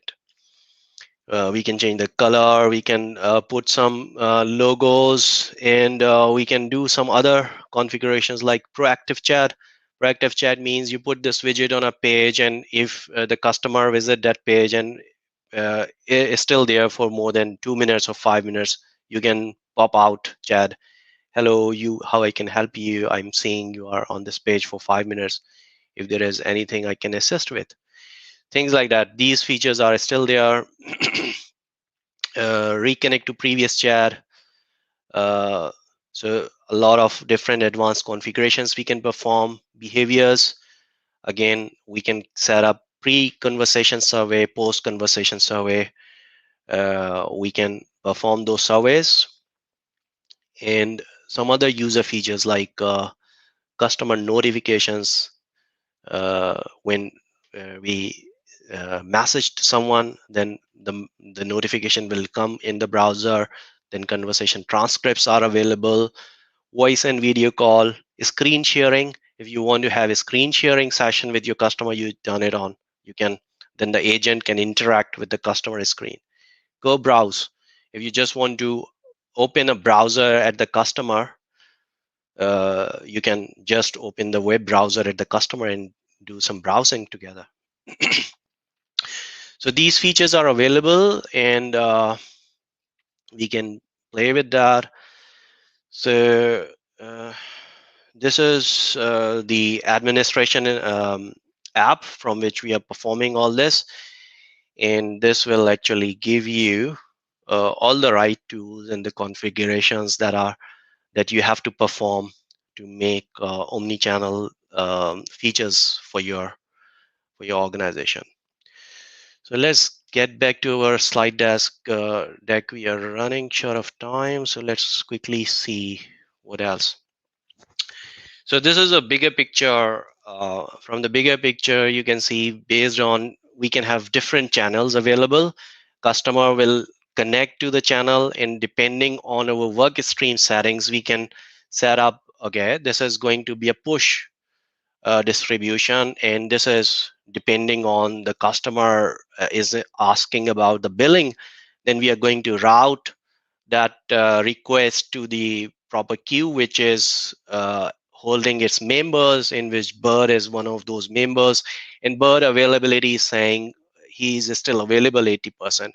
And in the routing, we set up this parameter that because such kind of cases take so much amount of time, so it should be greater than 50% capacity available when we assign some conversation to an agent.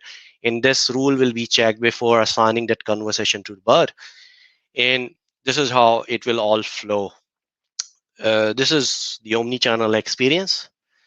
And just to quickly recap before I finish, I'm almost on time. So omni-channel is bringing what?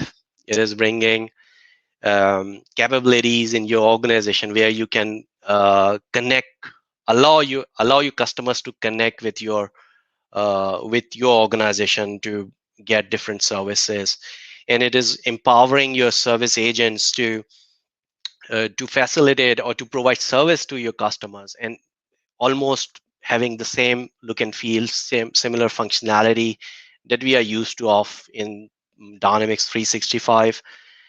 In the last, we have capability to show detailed insight to the customers, starting from the AI, embedded AI, and then the data that we are collecting for detailed analysis, detailed insights. That conversation history that we are collecting is actually helping to improve the customer service. So these are the different things we saw today as part of this omni-channel feature, which is part of customer service. And with that, I'm done. And if we have any question. Wow, Faraz, thank you so very much. It was an amazing session. Great knowledge share. I mean, even myself learned a lot from this thing.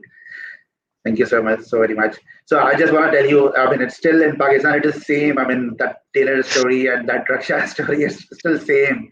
It's nothing changed there. So we have that same challenges, same problem right away, right now as well.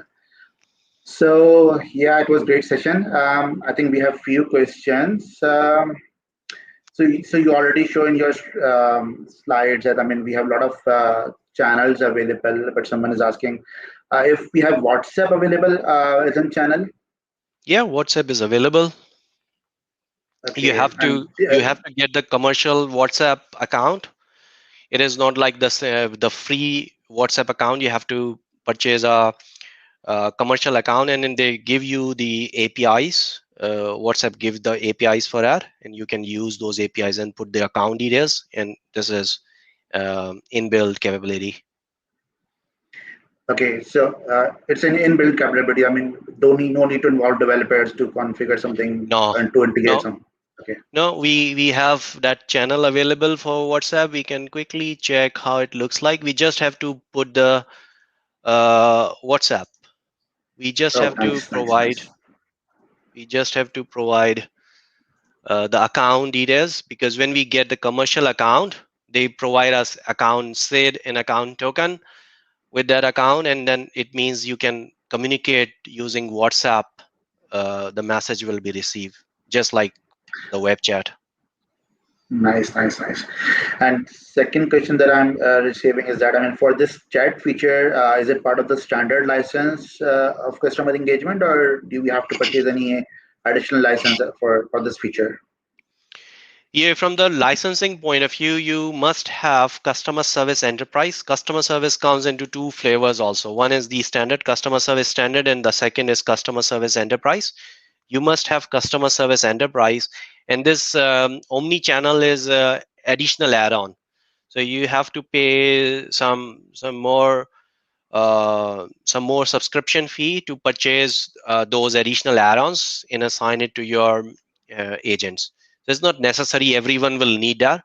Depending on how many agents will be available for omni-channel for different channels, you can purchase those additional add-ons only specific for those number of agents. Right. Yeah, that's great. That's great explanation. I think I'm seeing one more question. Can we integrate chatbot as well? You talk about the AI feature in that, and and customer feelings already showing onto the your chat screen. So can we integrate chatbot as well to Yeah, absolutely. So this automate is the very experience? common. Yeah, this is very common. Usually, when you start a chat on your website, there is most of the time a bot or power virtual agent is running behind the scene, and it will start taking up the initial conversation and start collecting your details. Okay, what is your problem? What is your name? What is your customer number? Things like that. And then when the customer say, no, I want to talk to real person, then it will transfer the chat to the service agent. But otherwise, you can have a power virtual agent behind the scene, as you can see here.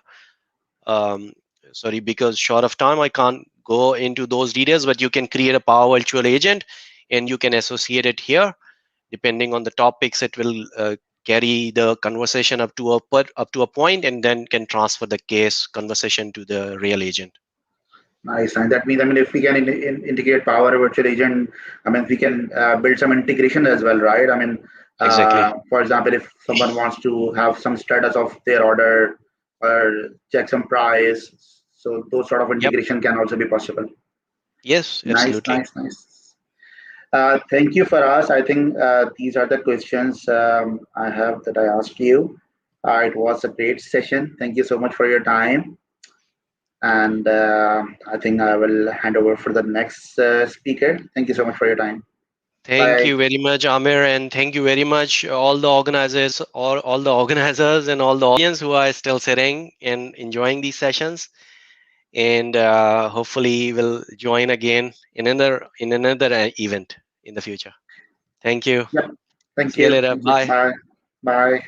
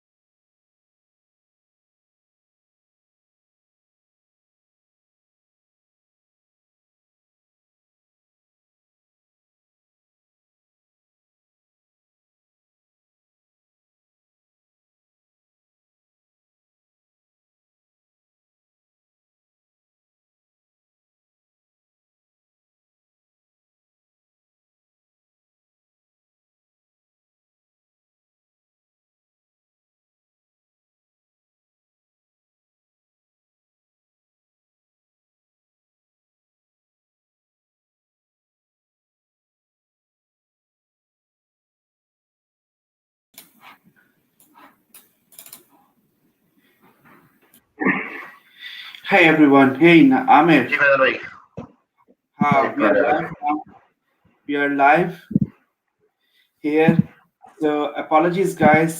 Our next speaker is not आवाज आ feeling रही है well. आवाज आ रही है मेरी Yeah, I can hear you. Amir, I can hear you. We are live. So our next speaker, Gaurav, is not feeling well, guys. So what we are planning to upload his video onto our YouTube channel. So apologies on behalf of speaker and from the community, but things can happen, you know. So we are going to upload his video on a YouTube channel early next week or maybe late next week. So that's the end of the customer engagement track for today. So if you are interested to hear more about Power Platform and finance and operations, and also we are going to have a very powerful and knowledgeable session about certifications, how we can be more successful by achieving the certification paths, and that will be run by Muhammad Atif and one more speaker along with him. So do join that one. So are all other YouTube channels, Facebook and LinkedIn, everything is on live, so you can tune to those other channels. With this one, we would like to thanks to all who have joined us today on to the customer engagement track. Stay safe and be careful for everything. And if you need any help, any sort of learnings, please get in touch with any of us. And do follow us on Pakistan User Group. Thank you. Good night. Bye bye. thank you bye